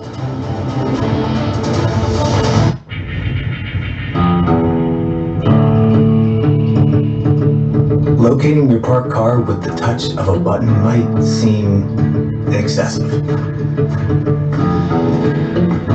Unless getting lost is the whole point.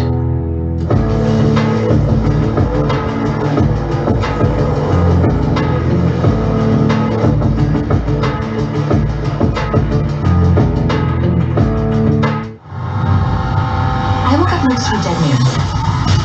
The flight attendant, she knows more than she's saying. The whole night it just flickers. Why'd you clean it up?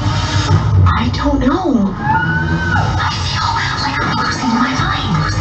You. Nothing wrong. Nothing. Oh God.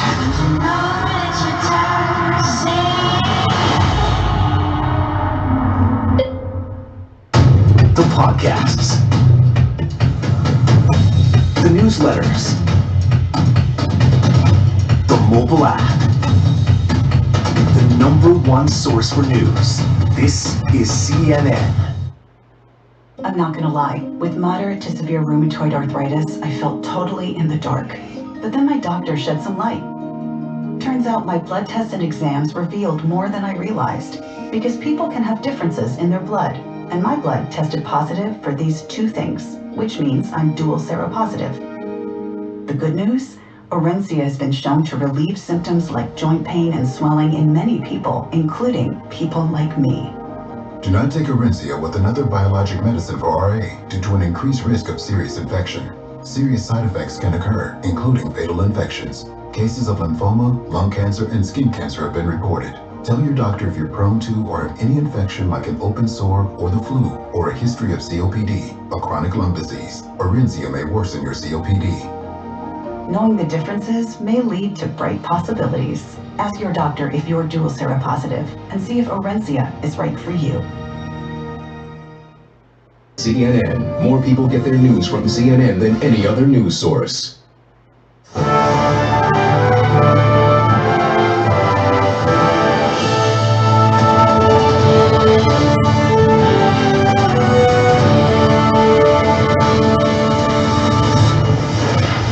The presidential race still up in the air right now with crucial battlegrounds still too early to call, too close to call. Here's where the fight for electoral votes stands right now. Take a look at this. 205 electoral college votes for Biden right now. That's what Biden has right now. You need 270 to win.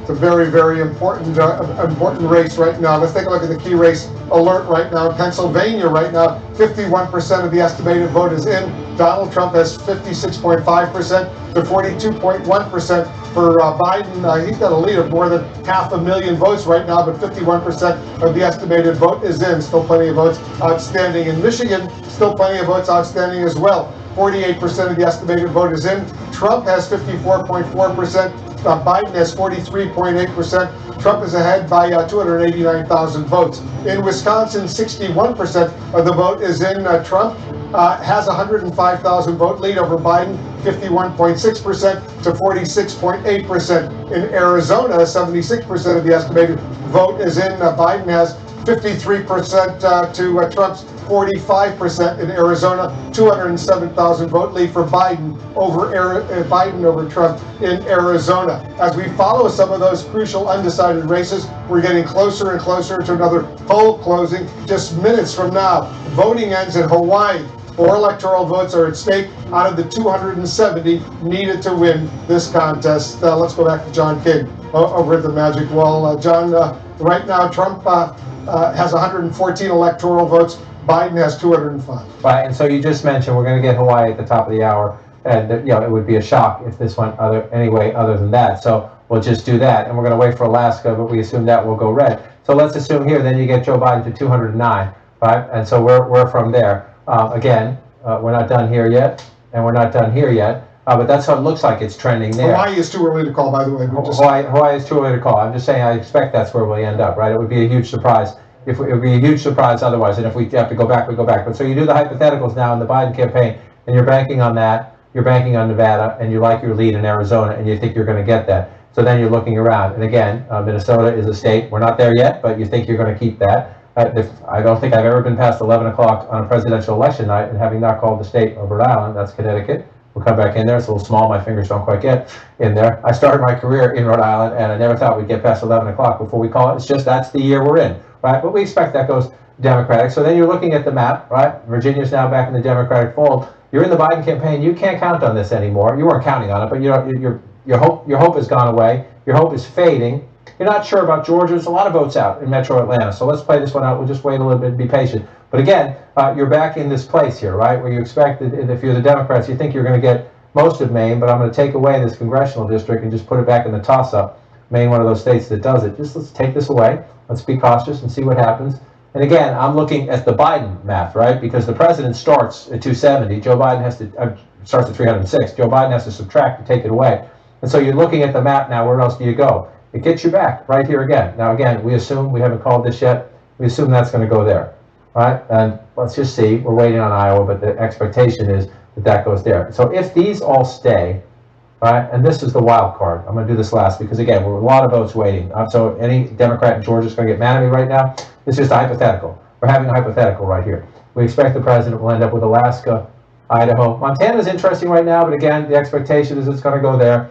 We've got some congressional districts here we're waiting on. And so then, where do you get, right? You've got 1, 2, and 3 in the congressional district. So we're going to wait those out. Just remember that you sort of have three off to the side as you go through these big 3 states right here. At 243 and 246, essentially, if you get this, you're knocking at the door, right? You get this, then you need one of these, right? If this one, let's just leave this one off the board. We think it's going to be the slowest to count, right? If we're waiting on that, bang, bang, 269.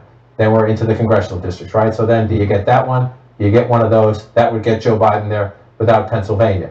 If you flip it around and you're the President of the United States, you think, can you get this back? The polls look iffy, but again, 259, 56, that's where we're in, okay? These are hypotheticals, but that's where we are. That's where it looks like we're going into the night with those 2 or 3 states out there, a couple of congressional districts in hand-to-hand combat. We got a projection right now.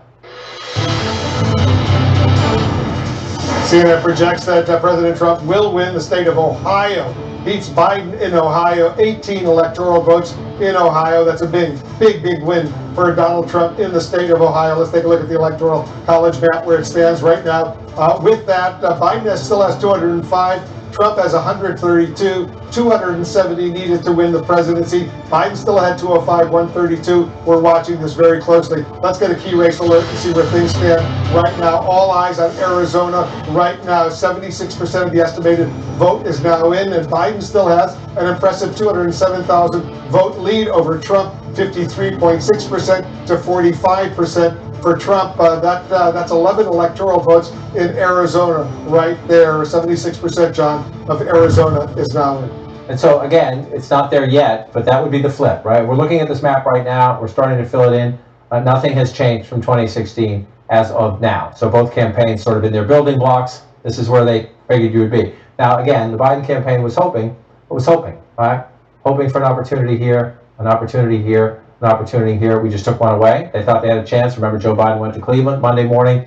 Closer, a lot closer than it was last time, but a Trump win there, we project. And so you're looking at this map. So this one, they're leading in. That's a Clinton state they expect to get. So again, in the Biden campaign, you came into the night dreaming of getting this. Doesn't look that way. Still have some votes to count in Texas. But so if you take off the board, let's not count on that anymore. Take that off. We're still waiting. Take that off again. We're back here where we knew we would be. And the question is, what else can change the math, right? So which, do you need the big one? Can you do it with the 26, 16, and 10? 16 Michigan, 10 Wisconsin. This is, you're sitting there now with your sheets, or that's all done digitally now. But some people like old school, even in the campaigns. They're sitting there with their paper, and they're going through this because you got one in the congressional district here, you got one here. The question for Maine, we haven't done Maine yet. I mean, Biden can pick some up in Maine if you turn this up and come here. The question is, do you get them all? No, I'm in the wrong thing there. There we go. Do you get them all, or do you just get, does the congressional district go back and forth? So that's where the interesting math is now. And normally, in a big race, it doesn't come down to this, right? You're not worried about one congressional district there and one congressional district here, but we have the potential to be in that. Our challenge for Biden now is make sure you hold Nevada, clinch Arizona, and flip it, and then you get into then we get into the math as we go later through the night, and the issue is going to be keep checking in on Pennsylvania, Michigan, and Wisconsin to find out how much more are we going to get tonight, how much more will we get in the middle of the night. I think in all three states, we're likely to be having a tomorrow conversation. And the question is, what else do we get? Do we get everything else? And then, so where's the math when we go into the weight on these? And that's the calculation back and forth. And guess what? If you go into tomorrow, just without a doubt, then you're talking about lawyers, contested fights, some of them perfectly normal, some of them perhaps outside of normal, because we've heard the President of the United States say repeatedly he thinks you should be able to finish counting an election tonight. It's not the way it works. It's just not the way it works. It never works that way. It was not going to work this way from the beginning this year because of the complexities of the pandemic voting. But it is one thing to watch. The President signaled he was going to do it. We're now at 12:06 a.m. on Wednesday. He has not done it. That's good. That's good. We should let the process play out, but as we get through this later, let's just see. And in all three of those battleground states, the so-called blue wall, so much of the outstanding vote are the early votes, which were skewing Democratic. Right, they were. And again, I didn't have, Rhode Island still has not been called on that map too, which would be a couple of votes for Biden. Let's bring it over here. And just to look, again, at this point, to people at home who've been watching all night long, this is getting a bit redundant. But as people tune in later in the night, it's just important to keep saying this. If you look at this map, and you think it's after midnight, 56 to 42 in the Commonwealth of Pennsylvania, at first glance you think, wow. But then think about it. Pennsylvania, no matter who wins Pennsylvania, it is not going to be a 14-point race in the Commonwealth of Pennsylvania. That's just not going to happen. So what does that tell you? That this is an incomplete picture. Every vote in here is a real vote, but it's an incomplete picture. And so you look at places where the president is doing well, 72% of the vote is in here in Lancaster County. Very important to the president. You move up here to Lebanon County. It's a smaller county, but this is where the president, this is where the Trump magic is, running it up in these smaller counties, building 20,000 votes here, 10,000 votes there. About 95% of it is in. So if you're looking at this map right now and you're thinking, if you're a Democrat, okay, a lot of these Trump counties, a high percentage of the vote seems to be in, but come over here to this part of the state. Bucks County, 53%, so we're making some progress there. Biden holding the lead.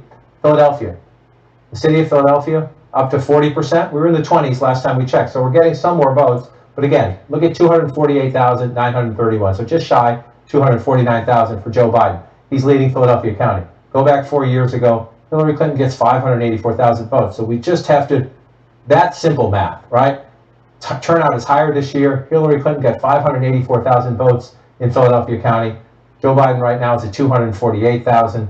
The president's numbers are much lower too. We just haven't counted many of the votes in Philadelphia County. And that includes when you move beyond out to Montgomery County. Again, might be 50% here. I'll look at the numbers there. 168,000 for Joe Biden now. Hillary Clinton won this county with 256. So there's just a lot of math to be done. Right? You move down here, Chester County. Hillary Clinton had 141,000. You come up here now, we're at 73,000. That's about half, a little less than half, a little more than half, I'm sorry. So if you just bring it out, this is where we just need to be patient. And again, the key thing, if you're a Democrat and you're sweating this a little bit, number one, most of your votes here have not yet been counted. This is your other big basket here. You're still at 17%. Allegheny County, Pittsburgh, and the suburbs around it. Joe Biden leading healthily, 98,000 votes. That's a healthy lead. You go back in time. Hillary Clinton got 367,000 votes in Allegheny County. Joe Biden hopes to do better than her 4 years ago. We'll see if that turns out to be true, but we just simply know 260, just shy of 260, just shy of 370. You come here now, we just haven't counted a lot of votes. There's just a ton of votes yet to be counted, which means we're not done. So you pull it out and you wait, the Commonwealth of Pennsylvania. So it's just deceptive. It's all real. These are all votes, but that's just deceptive because it's not a contextual lead because we're missing so many votes. And it's the very same story when you move over to Michigan. The challenge now is for the election officials in these states to be transparent, to do the best they can, count as quickly as they can and be transparent about what is missing. But you just want to come down here and look again. This hasn't budged. This simply hasn't budged. Wayne County is Detroit and the suburbs around it. This is the building block for Democrats in the state of Michigan.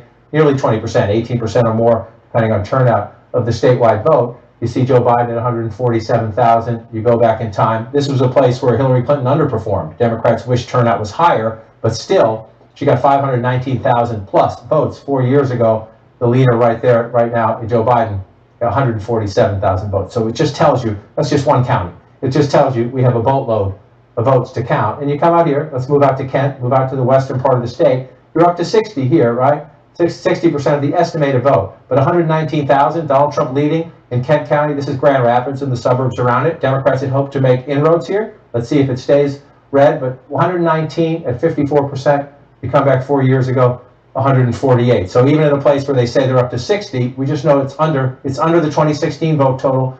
We know that turnout is up just about everywhere in this election. So it tells you it's real, it's a Trump lead, but it's an incomplete picture. Let's come to 2020 as we do that. It's a Trump lead. It's a healthy lead, it looks like, but it's just incomplete. And it's significantly incomplete. And Wolf, it's the very same thing over in Wisconsin. You look at this as a Republican, it's closer here, but it's still 5 points when you look at it, 108,000 votes. But you come down here to Milwaukee, 128,000 votes right there. You go back in time. Hillary Clinton had 208,000 votes. Turnout was down in Milwaukee 4 years ago. I heard Bill Ware say earlier, Democrats are worried about it this time, but it's not going to be this much down. You're not going to have 288,000. Look at the president. He was at 126,000 here, and you come back, you come up to 2020 here. He's at 80,000 and 128. It's just not a complete picture. There are a lot of votes to be counted, and so you want to, you want to know. It's past midnight. You want to know.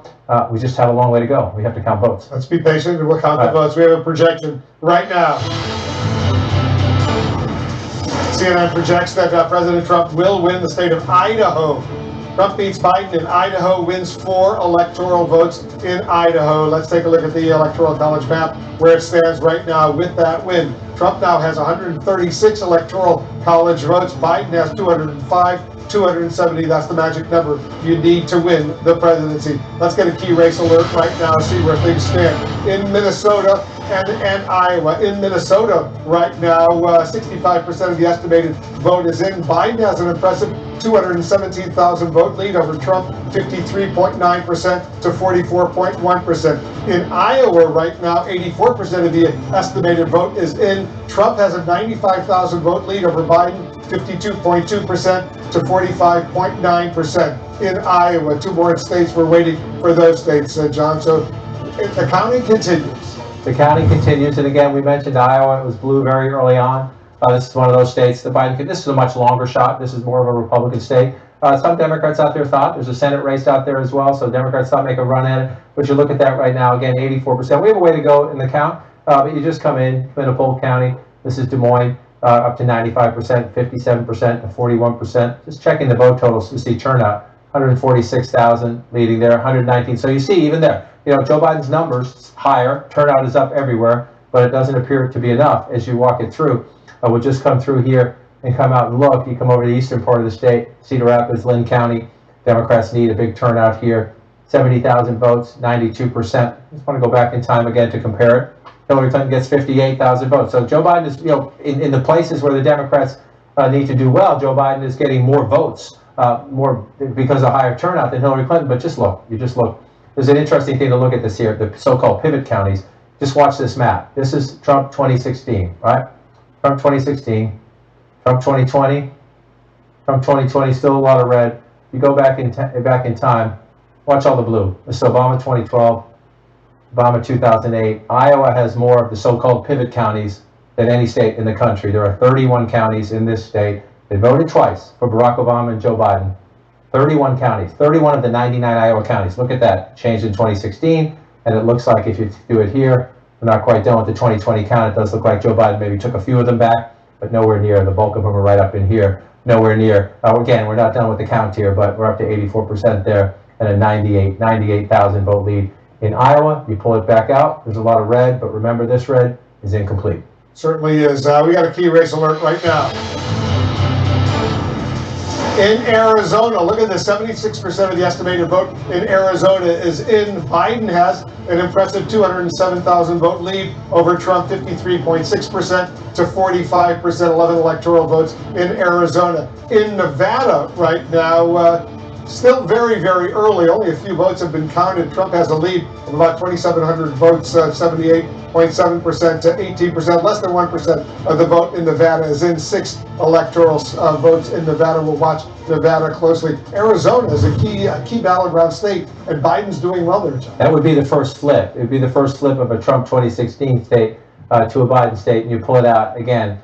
207,000 votes when you're up to 76%. Not impossible to overcome, but it gets hard at this point, especially when most of your votes are here. More than 60% of the vote will come out of Maricopa County, and it's a 10-point lead, just shy of a 10-point lead for Joe Biden. 805,000 votes in Maricopa County. Again, higher turnout this time. Number one, demographics favor the Democrats every day. Arizona gets more diverse, but also the suburban revolt. When you add all those up, 2016, Hillary Clinton gets 702,000 votes in Maricopa County, and the president wins it 4 years later, 100,000 more votes, 103,000 more votes for Joe Biden to carry Maricopa County. So you pull out and look at the rest of the state, you move up here, you look at Flagstaff, look at 66% there, up to 73%. You go back in time, 56%, so 10 points better. We're just getting word, by the way, that Joe Biden is about to make a statement shortly from Wilmington, Delaware. We'll, of course, have live coverage of that, but go ahead. Right, and so that's the challenge for these candidates tonight. We're waiting to see if the candidates would speak. Nobody can declare victory tonight because we don't know. It's just, we just don't know. And so the question is, what tone do you set? Again, there was some reporting during the week that perhaps the president would come out if he saw this and say, it's past midnight, election day's over, I'm ahead. He hasn't done that, and that's good. That's good because that's not the way it works. So I assume Joe Biden's going to say, we're counting votes. Let's continue. Let's respect the process, and we go forward here. And you come up, you just say, you think, you just got to count the votes because this is all incomplete right here. And again, you walk through it, 66%, but a lot of Democratic votes missing, 50%, a lot of Democratic votes missing. You just walk through it as you go through here, 57%, almost nothing, or at least up to 40% now in Philadelphia, but a ton to count, 53% here, 55% here. So more votes starting to come in slowly in that area here in Pennsylvania. But if you're Joe Biden, number one, you're nervous. You're nervous. The map is not what you thought it was going to be as you come through. But number two, you also know that we're nowhere close to being done right here. And if those turn around, then you're back in a better place. Yeah, those are 3 critically important states right now. They're watching closely. It'll be interesting to see what Biden actually has to say in a sensitive moment like this. Right, absolutely. The challenge is to urge people to be patient and to trust the process. The challenge also is to ease some Democratic jitters because a lot of Democrats came into the night thinking that this would be better. A lot of Democrats just simply thought the animus toward Trump is so deep among the Democrats that they just thought. And the polls, they look at the national polls, and again, we'll see where this ends up. We'll see where this ends up. Joe Biden has pulled ahead in the popular vote, and we'll see where it ends up. But they looked at the national polls, they looked at some of those other polls, and they thought, okay, this will not happen to us again. The flip side is there are a lot of Democrats who said, oh, is this going to happen to us again? So what does Joe Biden have to do? He has to say, let's wait and let's count, which is the right thing to say, whether you're Joe Biden or the president. However, if you're looking at this map now, again, if you come back, this is where we are right now. And Nevada, a Clinton state, we'll see what happens. We're still counting. Arizona, a Trump state. Looks like Biden has a lead there. We haven't finished yet. But if you come back to this map, and again, if you just think about all the places the Democrats thought, we're not done with these counts, but Democrats thought that would just be game over. That would be game changer, game ended. All right? That one we've projected. That's not going to happen. We haven't finished with that one yet, or finished with this one yet. But those were states where Democrats thought if you get this one or that one, you block Trump's path. You get this one, you absolutely block Trump's path. Didn't happen. We're not done here either. It's a weird night. There's some interesting votes still to be counted. But again, Trump's leads are starting to grow. The election, the whole Republican strategy will get you on election day. So far, we're seeing it. Again, we have to get to the finish line in these states counting the votes. So if you're Joe Biden and you're looking now, number one, you do think you're going to change this. It's not enough to get you there. It's not enough to get you there. So the rest of them will come here. Congressional district here, perhaps. Congressional district here, perhaps. But this is the meat and potatoes of presidential politics in the last several years, and it's going to be tonight. And it seems increasingly, it's already Wednesday morning, 12:29. This could go on throughout the day. We have another key race alert. In Georgia right now, 80% of the estimated vote is in, and Donald Trump has a nearly 300,000 vote lead over Biden, 53% to 45.8%, 16 electoral votes in Georgia. Trump has an impressive nearly 300,000 vote lead. Let's take a closer look at Georgia right now. It looks good for Trump right now. It does look good for Trump if you're looking at the math right now, but you also have to remember the most important thing when you get to a point like this is what's missing. All right, so you see 53, 46, you see 297,000 votes, and that sure seems like a lot, especially when you see a number that says you think about 80% of the estimated vote is in. However, then you come here to metropolitan Atlanta, and you see right here, this is the largest county in the state, Fulton County. It'll be somewhere ballpark 10% of the statewide vote. Joe Biden's at 238, right? 238. Where were we 4 years ago? Hillary Clinton was at 297. So there's some votes there, and we think turnout was higher. We expect turnout to be even higher. So then you want to move over here to Cobb County. Hillary Clinton had 160,000 votes 4 years ago. Where are we right now? Joe Biden's at 163 with 70%. So more of these votes are starting to come in. They're starting to come in. As you move over here, let me come one more over to Gwinnett County, up to 78% right here. Joe Biden, 186,000. Come back and look at it here, 20,000 more than Hillary Clinton in the end. So as the votes in the votes here are starting to come in, we're still not full at all. That's 2016. You come back and look at it here, 53%. So if you're looking at it, you think, okay, that looks insurmountable, but it's starting to come back. The votes around Atlanta coming back, it's going to make it closer. Well, Pamela Brown's got some information on Georgia. What are you learning, Pamela? Yeah, and Fulton County, home to Atlanta, they have stopped counting there for the night. They're going to pick back up at 8 in the morning Eastern time, and they still have 48,000 mail-in ballots to go to count. Of course, Georgia had 2 weeks to process these, but they couldn't start counting these mail-in ballots until the polls closed. So we know we're going to be waiting for a bit on the edge of our seats as we find out what's going on in Fulton. And then when you look at other places like DeKalb, only 31% reported in DeKalb there in Georgia. What do you make of that, John King? I make it that they're having a slow count. And so you mentioned, so if Fulton County's going to wait, so you're waiting on votes there. The question is, can Joe Biden get close enough to make those votes count? It's a slow count. And so again, we just waited for a long time, and then Virginia gave us a big dump. They're trying to get through it. It gets frustrating at this point, especially you're trying to figure out a winner. But that is the election here. So you say 30% there. Again, this is a place where you look at that big number. If you come out here and you look at the big number, you say, wow, that's insurmountable, 297,000. But then you remember how many people live around here. So you come back in and you're at 30%. Joe Biden has 102,000. So we got a long way to go. Back in 2016, Hillary Clinton got 251,000 votes just in this county. And so you're still counting votes, which means there's some to be banked. Does Joe Biden get them all? We don't know. But we do know that he's doing better in the suburbs. He tends to be doing a little bit better than Hillary Clinton in the suburbs. Let's see if we can see this and see if it plays out. Again, the vote count is incomplete, so sometimes this can get you a little bit off. But if you look at places, there it is where is Joe Biden outperforming Hillary Clinton by 5% or more? It's right here around Metro Atlanta. So he's doing better than Clinton did 4 years ago, and we know there's still a lot of votes to be counted here. Is it enough? You don't know until you count them. But that's why you don't give up, and you hang in and you wait. Because especially, remember the governor's race with Stacey Abrams versus the Republican governor now, Brian Kemp. There was a lot of bad blood among Democrats who thought the votes were suppressed, who did not think votes were counted fairly, who did not think the process played out correctly. So the last thing any Democrat is going to do tonight is to concede Georgia. In fact, they're going to demand that everybody be patient and wait and count the votes. There's a raw history in Georgia on this issue, in many states on this issue, but especially right here. And again, you don't know, right? When you see that Joe Biden is overperforming Hillary Clinton in the area where Pam just detailed. There's a lot of votes still to be counted. Again, you come back out and you look at that and you think, wait a minute, the president's now 300,000 votes ahead. Okay, the president's 300,000 votes ahead. That's a good place to be. We're not done counting, so let's just keep counting. We saw what happened in Virginia. Right. Trump was way ahead. All of a sudden, Biden won Virginia. We got a key race alert right now. The two congressional districts, Nebraska and Maine, one electoral vote in each. Right now in Nebraska's second congressional district, Joe Biden is ahead by about 28,000 votes, 54.3% to 43.9%. 83% of the estimated vote in that congressional district is now in. In Maine right now, the second congressional district, 40% of the estimated vote is in.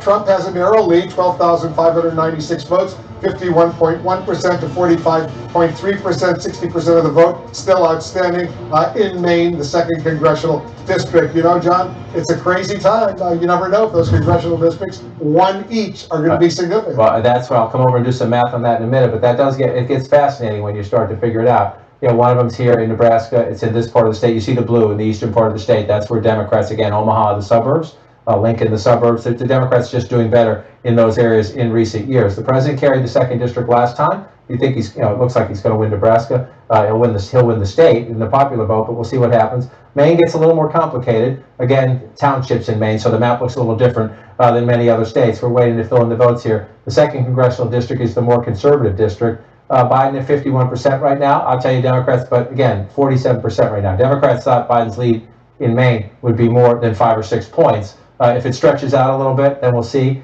We have to wait the rest of the votes to be counted. But yes, those votes can matter when you go through it, especially if you want to come over and take a look at it. So last time, remember, the President of the United States won he won the 2 congressional districts, if you will. This was a big deal. And the Trump campaign, he went there on purpose. He went there on purpose to try to get this back this year. But let's just say, for the sake of argument, the president has a narrow lead here right now. So for Republicans watching me do this, they're going to be offended. Just if it comes back that way, just for the math for Joe Biden hypothetically. And if you come in here and you can get the 2nd congressional district here. So you take 2 away from the president. Normally you would think 2, why is that a big deal? Well, it can be a big deal. It can be a big deal. If you're looking, again, if you get Nevada and you get Arizona, and so then you're at 293. We have Rhode Island done here on the map here. So then you're looking, so where do you go? You can do it from here, and Joe Biden can win the presidency without Pennsylvania. So every now and then the ones matter, right? Or if you pick another one here, let's just say the president somehow came back and did that, then you're at 261, 267, then it would come down to here. So you're playing with the math on the margins a little bit, but it helps. Every single one helps. When you're at this point and you're in the nail bite phase, you'll take every single one you can get, and hopefully they hold up for you. But this is where we start, and we count from here. 2016, that's what happened then. That's 2016, and here's where we are now. As you figure them out, Joe Biden, that looks like a lead because of California, but we got Texas to add and Florida to add as we get a little bit later into the night, or now we're into the morning. I'm going to call it the night. Election night lasts until it's over, and then Trump's going to catch up. When you put Texas and Florida in, then you're going to match it up if they hold that way, and then it gets interesting. And again, very rare do you come down to one here and one there, but it's possible, which is why you compete for them. That's what happens. They're counting the votes, and they're counting the votes relatively slowly in Pennsylvania, Michigan, and Wisconsin. Right, and so that's the map. This is the map here. And again, if you're watching at home and you remember 2016, if you're a Democrat, this frightens you. If you're a Republican, it overjoys you. And we just need to keep saying, and you can get mad at us, you can get mad at the coronavirus, you can get mad at local election officials, you can get mad at anybody you want, but it's simply the way the process works, especially when you have mail-in voting, in-person early voting, and the election day surge. And these election officials around the country, especially in these states where turnout went up, they're overwhelmed, right? There's not a lot of them. Many of them are volunteers. And so they're going to take their time, and they're going to count the votes, and we're going to watch. And you see here, 666,000 votes. Normally, you're after midnight, you're into Wednesday morning, in a big state like the Commonwealth of Pennsylvania, you look at that and you'd think, wow, except. And again, we'll go west to east again. We're still at 17% in Allegheny County, 17% in a giant basket of Democratic votes in western Pennsylvania. So we need to wait. More importantly, nothing against the people of Pittsburgh and Allegheny County, there's just more votes here. Philadelphia County, we're up to 43%, 264,000. So you think you're starting to count them up here. You are getting more Democratic votes here. But again, Hillary Clinton had 584,000. So if you think about that Trump statewide lead, a giant jump in the vote here, if it stays Democratic, as it is right now, the question is, do the margins change at all the percentages there? But Joe Biden there, and you'll come up to Montgomery County again. Joe Biden at 61% at 196. Hillary Clinton got 256. So are there 60,000 more votes there for Joe Biden? If turnout's higher, are there more votes than that there for Joe Biden? That's why we have to wait for them to count the votes. And you keep moving around the suburban caller. Again, Chester County, Hillary Clinton gets 141 to win it with 52. Right now, Trump, that's interesting, right? If that holds up, that would be a big deal. And that's unexpected, but we'll see what happens. If President Trump's running stronger in the Philadelphia suburbs, that would be a big deal. But again, we're waiting on a lot of votes. You see 107,000 right there, 141 to win it 4 years ago. So we're just not, we know turnout is up this year. So turnout's going to be at least even, and in most of these places higher than it was 4 years ago. When you see these numbers, you just have to say, let's be patient. And again, if you're a Democrat, you're nervous to a degree. There are other reasons where you look around this way. If you look at these places where the president's running it up big, it's 100%. It's 100%. That's 2016. That's 2016. I'm sorry. Thank you for correcting me. It's 95%. I was in here earlier and they were up high. It's 95%. It's 99%. That's going over. Yeah, 99%. And so in the places where the president is running up big, a lot of the votes have been counted. And so that's why if you're a Democrat, look, you don't like this map when you're looking at it, but you do know what we're missing starting right here. The vote that's outstanding, the biggest baskets of votes that are outstanding are Philadelphia, the suburbs, and then out in Pittsburgh. The blue spots, the spots that tend to be blue on the map of Philadelphia, that's where we know we are slow counting the vote. And again, this has been a complaint from the president in the final days of the campaign. He was railing on the governor. He was railing on the city of Philadelphia. He has been quiet tonight, at least to the best of my knowledge, which is a good thing. Let's let them count the votes. There are people from both campaigns watching in all of these key counties. If anything goes on, they will raise their hand, but it's going to take time. Let's get an update on Michigan. Sure. Let's go. Pull out here. Come back in. It is still red. We're up to 53%. Again, you're coming down here. This is just to give you a look at the map. It's 2020. There's 2016. Looks pretty similar. And so you're looking at why is the difference? Why is the president up by 294,000 votes? And again, you're looking at these states and you're wondering what the issue is. Michigan was 10,700 votes 4 years ago. Okay, we expect it to be close again this time. Joe Biden had a decent lead in the polls, but no matter who wins Michigan in 2020, it's unlikely to be by 300,000 votes or 290,000 votes. So that tells you the picture we have right now is incomplete. And it's incomplete because I'm going to start over here, and you just start coming across 65% in here, 95,000 votes. This is to the southwest of Detroit. You just go back, it was 128,000. That may not seem like a lot, but that's 30,000 votes, right? That's 30,000 vote difference here, 2016 to 2020. Then you move over to the biggest of all, about 20%, 18, 19% of the statewide vote will be here in Wayne County. It's up a little bit from where we were before, 55 to 42, 164,000 votes for Joe Biden. Again, Hillary Clinton had 519,000 votes, and Democrats hoped turnout would be higher there this time. It's just a lot of counting to do. Let's check in with David Chalian. He's got an update on Michigan. What are you finding out there? Yeah, this is the state of play in Michigan right now. Donald Trump currently in the lead here, and 54% of the estimated vote is in Michigan right now. But here's what we understand about the early vote.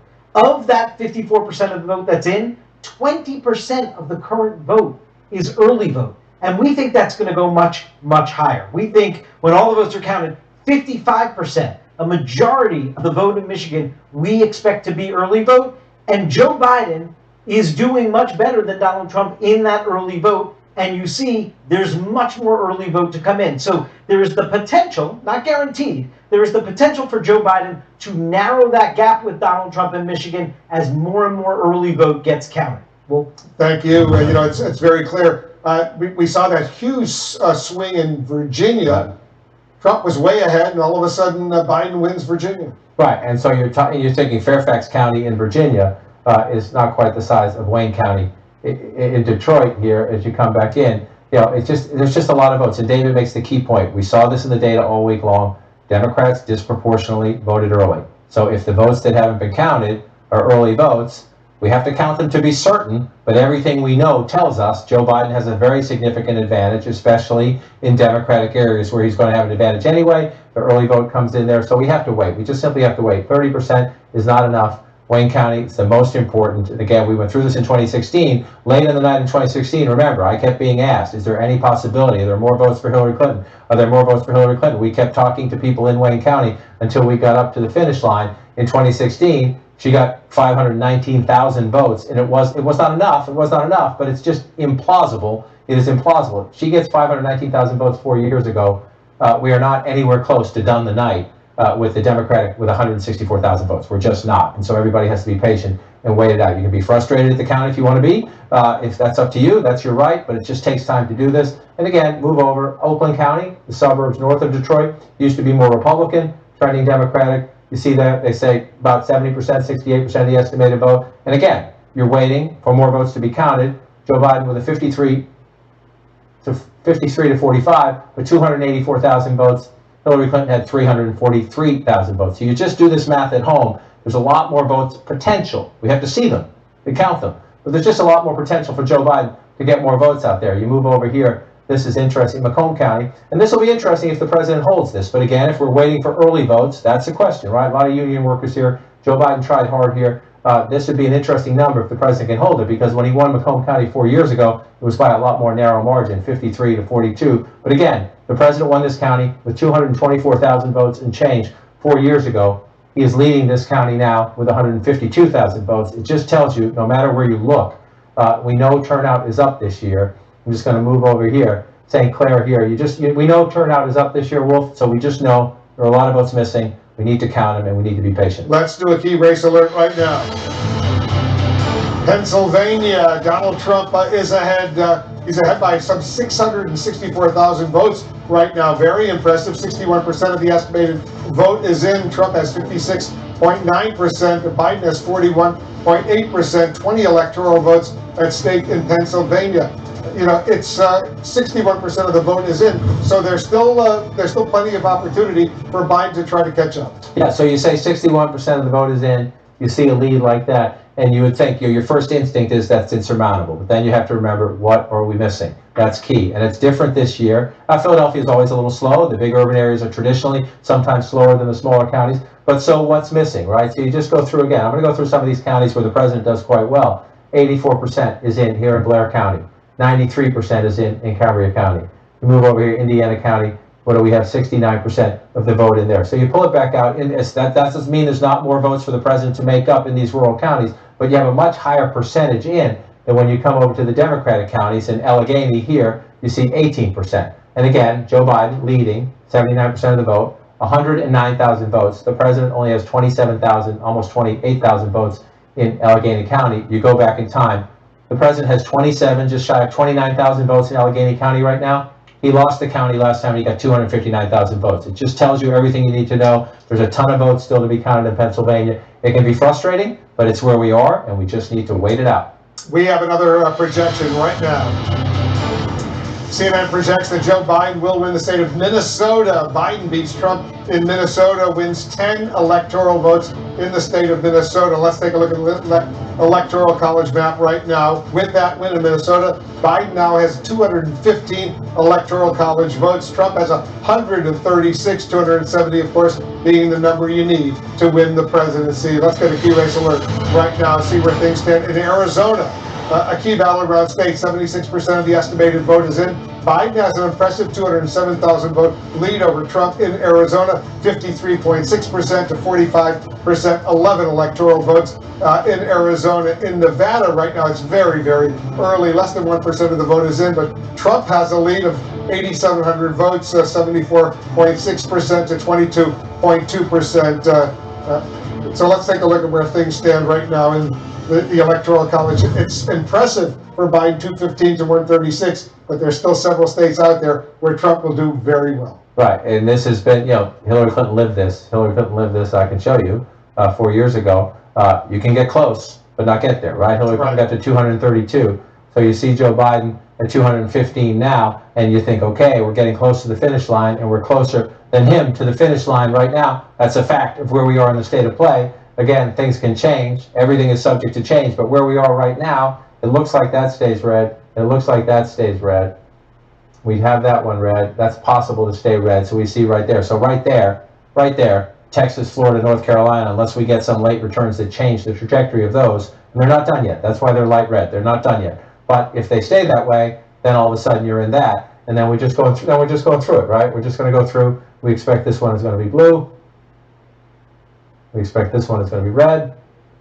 Right? We expect this one, it's close, but let's just lean that one red for now and see. You just mentioned that the president's leading in the early returns in Nevada. That would be a surprise. That would be a surprise, Bob, so I'm going to leave it alone for now. Joe Biden is leading right now in Arizona. We're not done yet. We're still counting votes. I'm going to leave Nevada alone. We'll just let the process play out a little bit. The Democrats certainly expect that. This is a Trump state that looks like Biden is going to flip. That's a Clinton state. That would be a big deal. President Trump, right, so far has not taken anything away from the Clinton map. So that's Joe Biden's foundation, that 232. That hasn't happened yet, but we'll just watch Nevada as it plays out. So then, again, you're in this place now where we're waiting on here. Looks like we might have to wait till tomorrow, especially the metro Atlanta area, a lot of votes still out. President has a healthy lead right now, but there's a lot missing. And this is the story of 2020. Patience, let them count the votes. If we have to wait till Wednesday or Thursday to know who our president is, that's simply, it's frustrating, but it's the way it's going to be. And so you're looking more through this. Again, I'm just going to say, this one looks like it's going to go this way. We're not sure about that yet. That's 230, 230. Here we go. This is where we are right now. You're in a very, very competitive race now. And so, where does Georgia go? We don't have Rhode Island in on this map. I think we should be getting that one pretty soon. So I'm just going to move Rhode Island in and see if I can get my finger in. That gets you to 234, 230, and then you're in a slugfest essentially. And if, let's assume for the sake of argument here, that Nevada comes back, we're going to watch it. I'm not trying to anger Republicans out there. If the president can pull that off, that would be a big deal. If he can switch that back, that would get Joe Biden at 240. The president would be at 230. And so then what are you waiting on? You're waiting on Maine. We expect the Democrats to get most of these. Maybe the president, I'm going to take away for toss-up purposes the 2nd congressional district. And so here's where we go. It looks like we're going to be tight wolf, and we're going to walk these through. We have a major projection right now. CNN projects that President Trump will win the state of Florida. A big win for President Trump in Florida. 29 electoral votes go to Donald Trump over Biden. That's a big win. Take a look at where things stand right now in the race to 270 needed to win. Biden still has 215 electoral college votes. Trump now has 165 electoral college votes. He just won Florida. That's a big, big win for the President of the United States.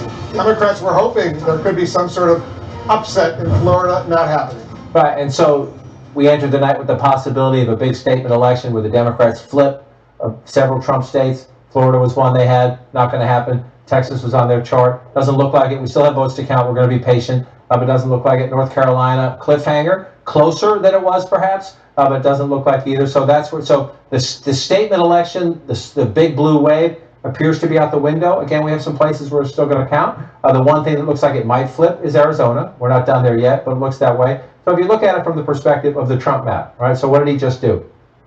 He just kept that. That's what he has to do. He won last time, right? He won. He needs to protect as much of this as he can. We think, again, we're not done yet. Let me turn this off and come here. We think that might change. Right now, that's the only change we have on the map. If it plays out that way, we're not done there. I think we'll get there relatively soon, though. Arizona looks good. That would be the only change on the map so far. And so you're coming out here, and again, I'm just going to take these away. Hold on a second. I want to go to Jake. Jake, what's going on? We're expecting Joe Biden to come out and make some public remarks at his drive-in amphitheater there in Wilmington, Delaware. Here he is, I believe. Let's listen in.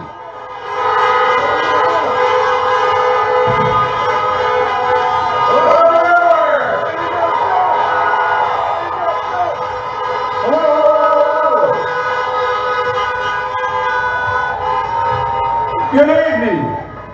Your patience is commendable.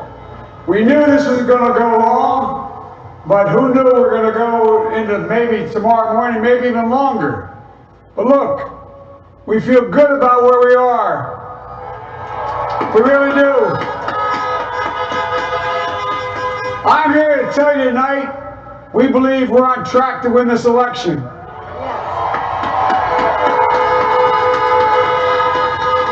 We knew because of the unprecedented early vote and the mail-in vote that it's going to take a while. We're going to have to be patient until the hard work of tallying the votes is finished.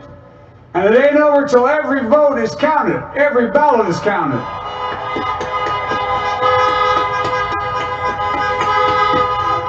But we're feeling good.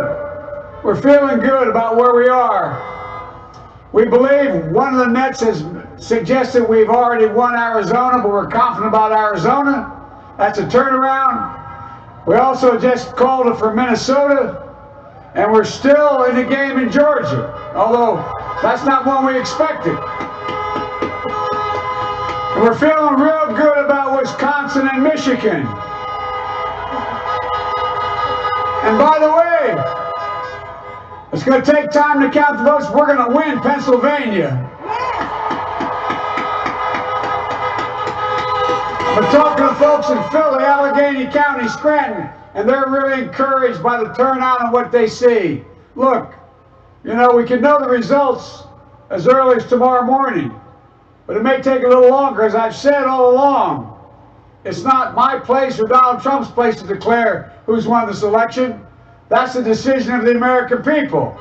But I'm optimistic about this outcome. And I want to thank every one of you who came out and voted in this election. And by the way, Chris Coons and the Democrats, congratulations here in Delaware. Hey, John, the Gov, yeah, the whole team, man. You've done a great job. I'm grateful to the poll workers, to our volunteers, our canvassers, everyone who participated in this democratic process.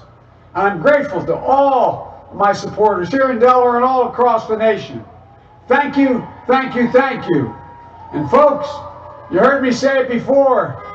Every time I walk out of my grandpa's house up in Scranton, he'd yell, Joey, keep the faith. And my grandma, when she was alive, yelled, no, Joey, spread it. Keep the faith, guys. We're going to win this.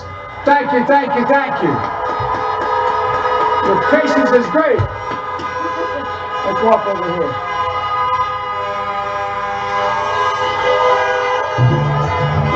All right, former Vice President Joe and former Second Lady Jill Biden thanking supporters for their patience, talking about how they think it's going to take a little while, but they still feel confident about what's going to happen in Wisconsin and Michigan and Pennsylvania. Patience.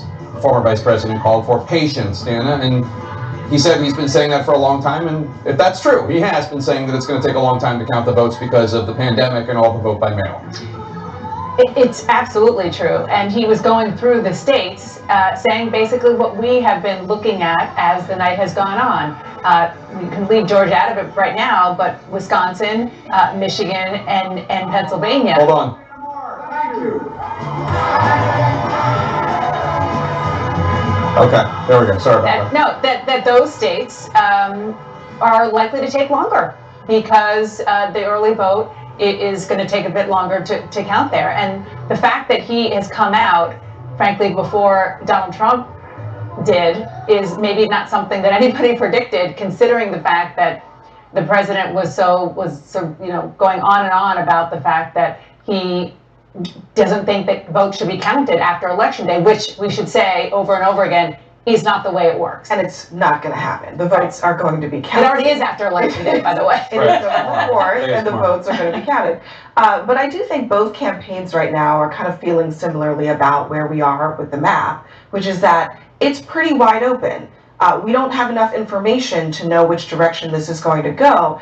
We do know, though, based on what Joe Biden just said, that they still think that their best path is through that upper Midwestern region. They still are waiting for those states that are going to take longer to count. And frankly, Donald Trump is doing exactly the same thing. We're waiting on Arizona, we're waiting on Georgia, but it's still going to come down to Michigan, Wisconsin, and Pennsylvania. Let's go to Jim Acosta right now for an update on where he where the president's team thinks they are. Jim? Yeah, Jay, and we should just point out, the president just tweeted a few moments ago that he will be making a statement tonight. He is describing his performance in the 2020 election as a big win. He also says we are up big, but they're trying to steal the election. We'll never let them do it. Votes cannot be cast after the polls are closed. Of course, the president there saying, misspelling the word polls, misuse of that word there. But the other thing we should point out, as we were reporting, we were expecting the president to perhaps try to declare victory on election night when he doesn't have victory at hand. And that appears to be what the president is on the verge of doing. I talked to a Trump advisor not too long ago who said now that Joe Biden has gone out and said what he has said, we should expect the president to come out and essentially say the same thing, that they feel like they're going to win this election. So we should be hearing from the president within the next hour or so, essentially saying the same thing, that they believe they have won this election. But I will tell you, there is great distress inside the Trump campaign right now. I talked to a couple of advisors just a short time ago. They are very upset that one of the other networks has called Arizona for Joe Biden. They have been trying to convince the other networks to not call Arizona for Joe Biden. They're worried that if Arizona goes to Joe Biden, that their path to victory then narrows. As one advisor said to me, if we lose Arizona, we have to win Wisconsin. That's because at this point they don't believe they'll win Michigan. And so, you know, you get a sense of some of the desperation inside the Trump campaign. A lot of them are very confident. They still think the president will pull it out. And obviously the president is tweeting that he's very confident. He thinks he's going to win tonight. but certainly some anxiety inside the campaign right now, especially about Arizona right now, Jake. All right, Jim, thanks so much. The fact that the president misspelled polls is just chef's kiss. I do want to say a couple things. First of all, the fact that no one's trying to steal the election. Counting votes is how this works. And the idea that the president immediately says that is just factually incorrect. That said, they are also trying to make the exact opposite argument in Arizona, because as Jim noted, a different network called Arizona for Biden. We have not, and most networks have not. The governor of Arizona came out, a Republican, Governor Ducey, and said, count all the votes. That's the argument that the Trump campaign is making when it comes to Arizona. It should be the argument they're making for every state. I can't believe you're looking for consistency. Count all the votes. But let me just give one other insight as to why Vice President Biden was projecting optimism. And again, I have no idea how this is going to end. Certainly either candidate could win. But the perspective of the Biden team is, remember how Virginia stayed open for so long, even though it's a reliably blue state, generally speaking, these days, and it looked like Trump was ahead. And in fact, people were sending me screenshots of it, of people projecting a Biden victory, even though Trump was ahead a lot. And I've heard from Biden campaign people who have said, Virginia is how we see what's going to happen in Pennsylvania, Michigan, Wisconsin, and those three states, in the sense that it looked like Trump was ahead, and then the major population centers, Richmond and Fairfax County in Northern Virginia, they started sending in their votes, and then it wasn't close. And then it became clear that Joe Biden was going to win the Commonwealth of Virginia. That's what the Biden people think is going to happen in Pennsylvania, Michigan, Wisconsin. I don't know that they're right. I will just add Georgia. We don't know what's going to happen in Georgia probably until tomorrow, or I guess it is tomorrow, until later today, because we don't know the votes in the major population centers, namely Atlanta. But one thing I really want to drill down on is the president's tweet saying they are trying to steal the election. That is so patently false and frankly scary. And the reason is because people who love the president believe everything he says. They just do. I mean, I've been on the road and I've talked to Trump supporters and they parrot everything that he says. And even things that are just not true. Stealing the election is not counting the votes.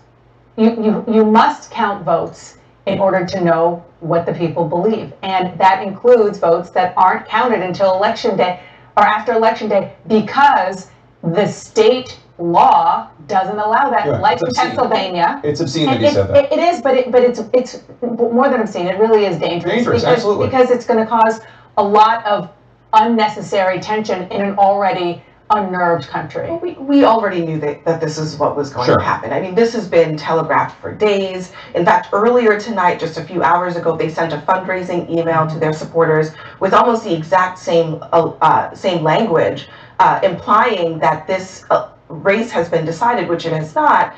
This is a ploy to muck up the works and make it seem as if things are more definitive than they actually are. We won't know who wins until all the votes are counted. That's the end of the story, no matter what President Trump says. Now, he can come out and say, we feel really good, just like Joe Biden said. We feel really good about the direction this is going in. They can feel however they want. We have to wait for the votes to be counted. But I expect that President Trump will come out and claim that the sort of elusive they, whoever they is trying to do something that nobody's trying to do. We just don't have the vote. Yeah, it's false and it's premature and it is dangerous because it could get people hurt. Wolf Blitzer, back to you. All right, guys, thank you. We have another projection right now. CNN projects President Trump will win the state of Iowa. He beats Biden in Iowa, 6 electoral votes in Iowa. Trump wins Iowa. Let's take a look at where the Electoral College map stands right now. Biden still has 215 Electoral College votes. Trump now has 171, getting closer, 270 needed to win. We have a key race alert right now. All right, let's take a look at Arizona right now. 76% of the vote is in. Biden still maintains an impressive 207,000 vote lead over Trump. 53.1% to 45.6%. The lead just went down to 185,000 in Arizona. In Nevada, only 5% of the vote is in. Trump has a lead of 32,000 or so, 73.4% to 23.9%. 6 electoral votes in Nevada. In Georgia, 82% of the estimated vote is in. Trump still maintains an impressive nearly 300,000 vote lead over Biden in Georgia.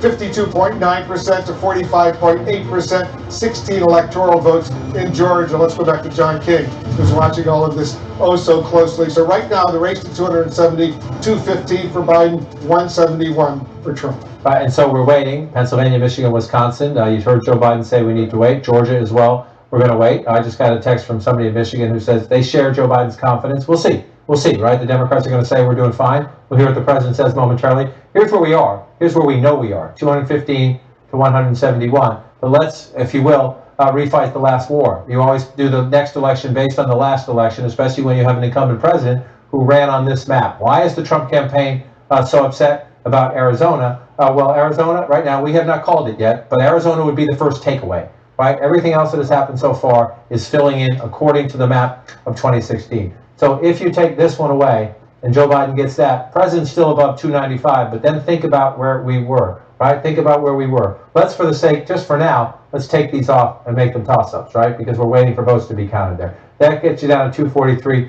249. The Biden campaign is pretty confident they're going to get Maine's 2nd congressional district. There's still one on the table here, but where are you right there? 244 to 248, right? So it is possible that if Joe Biden can get this and get this, that Joe Biden get to 270 with Wisconsin and Michigan and not even win Pennsylvania. Now, the Biden campaign thinks it has every chance to win the Commonwealth of Pennsylvania, but that is why that is so important. Without that, Joe Biden needs to run the board in the blue wall states. If he has that, he can get there with 2 out of 3. And again, they had a healthy lead in Michigan coming in. We need to count these votes. We need to count these votes. But the Biden campaign thinks had a healthy lead, had a relatively healthy lead. If you come over here and look at where the count is and where the votes are missing, in both Wisconsin, both Wisconsin, votes are missing here in Democratic areas. Over here in Michigan, votes are missing in Democratic areas. So the Biden campaign thinks if they can pick up that in Wisconsin, that would be the flip, that leaves them a little bit of wiggle room as we go, Wolf, through the night into the count in Pennsylvania, Michigan, Wisconsin.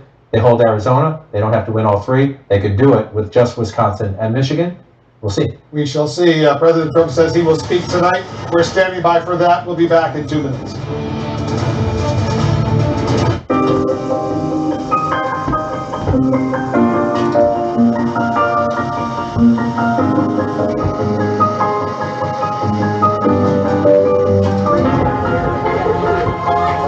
Since pioneering the SUV in 1935, the Chevy Suburban has carried many things. Nothing more important than family. Introducing the most versatile and advanced Chevy Suburban and Tahoe ever. This is Steve. He used to have gum problems. Now, he uses TheraBreath Healthy Gums Oral Rinse with clinically proven ingredients, and his gum problems have vanished. TheraBreath. It's a better mouthwash at Walmart, Target, and other fine stores.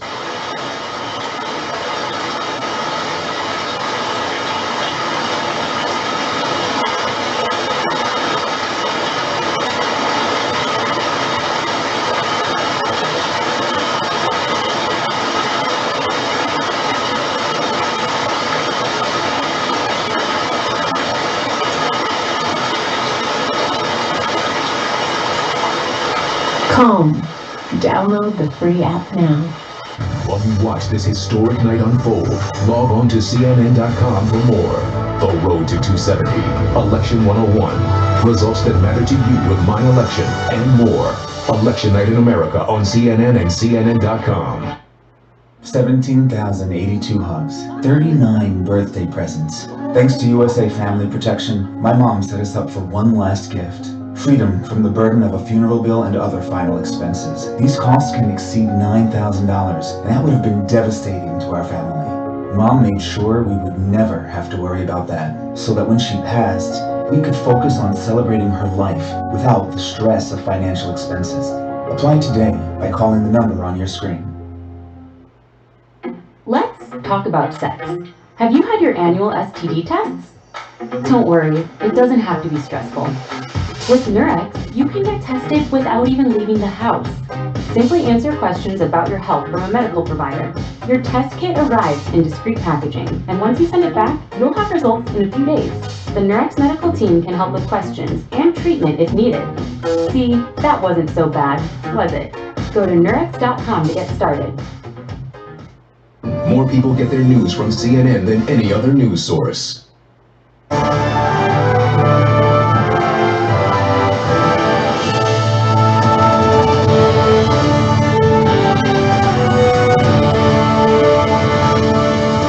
right, let's take a look and see where it stands right now. The race to 270 electoral college votes. Biden is at 215. Trump is at 171, 270 once again needed to win the presidency. We have a key race alert right now, 2 key battleground states. Let's take a look at Michigan right now. 57% of the estimated vote is now in. Trump maintains his lead, 278,000 vote lead over Biden, 53.4% to 44.8%. Once again, 57% of the estimated vote in Michigan is in. In Pennsylvania, 64% of the estimated vote is in. Trump has a very impressive 668,000 vote lead over Biden, 56.6% to 42%, 20 electoral votes in Pennsylvania. Let's go over to David Chalian and take a closer look. So here's the question. You're looking very closely at these numbers. Can the former vice president catch up? Oh, the answer to that is possibly so, and I'm going to show you why. This is the state of play in Michigan right now. You noted Donald Trump's lead in Michigan. 57% of the vote is currently in Michigan, according to our estimate. What do we know about the early vote? 22% of that current vote is early vote at the moment, but we don't expect it to stay that small of a share. We believe in Michigan, the early vote is going to make up a majority of the overall vote. That 55% of the overall vote in Michigan, once every vote is counted, will be early vote. And I just have to stress, right now in Michigan, Joe Biden is winning the early vote 65% to 35%. It's a huge Biden strength. So as the share of early vote goes up in Michigan, Joe Biden could benefit from that and possibly overtake Donald Trump in the state. It's a similar story in Pennsylvania, Will. Similar. It is a similar story. Take a look at the state of play in Pennsylvania right now.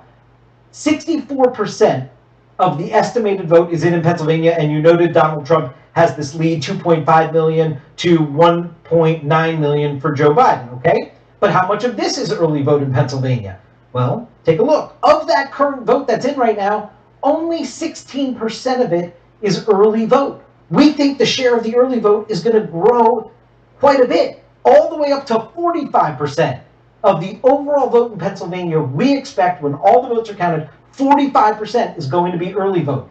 And Joe Biden right now in the early vote that is in is winning the early vote 80% to 20% against Donald Trump. It's a huge Biden strength, and it is going to grow as the share of the early vote grows in Pennsylvania, and that could potentially allow Joe Biden to overtake Donald Trump in the Commonwealth of Pennsylvania. So the answer is it's doable. We'll see what happens. We'll be patient. We're waiting. We're waiting for the president to speak. We heard from Biden. Now we'll hear from the president fairly soon.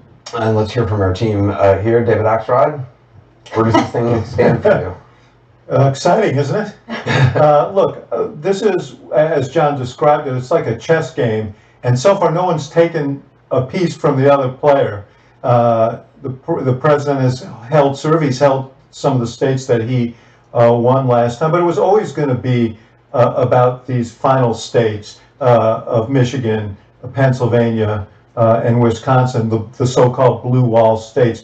If you talk to the Biden campaign and to Democrats, they'd say, you know, these were the states that he needed to win to get to 270. Arizona would be a bonus for them.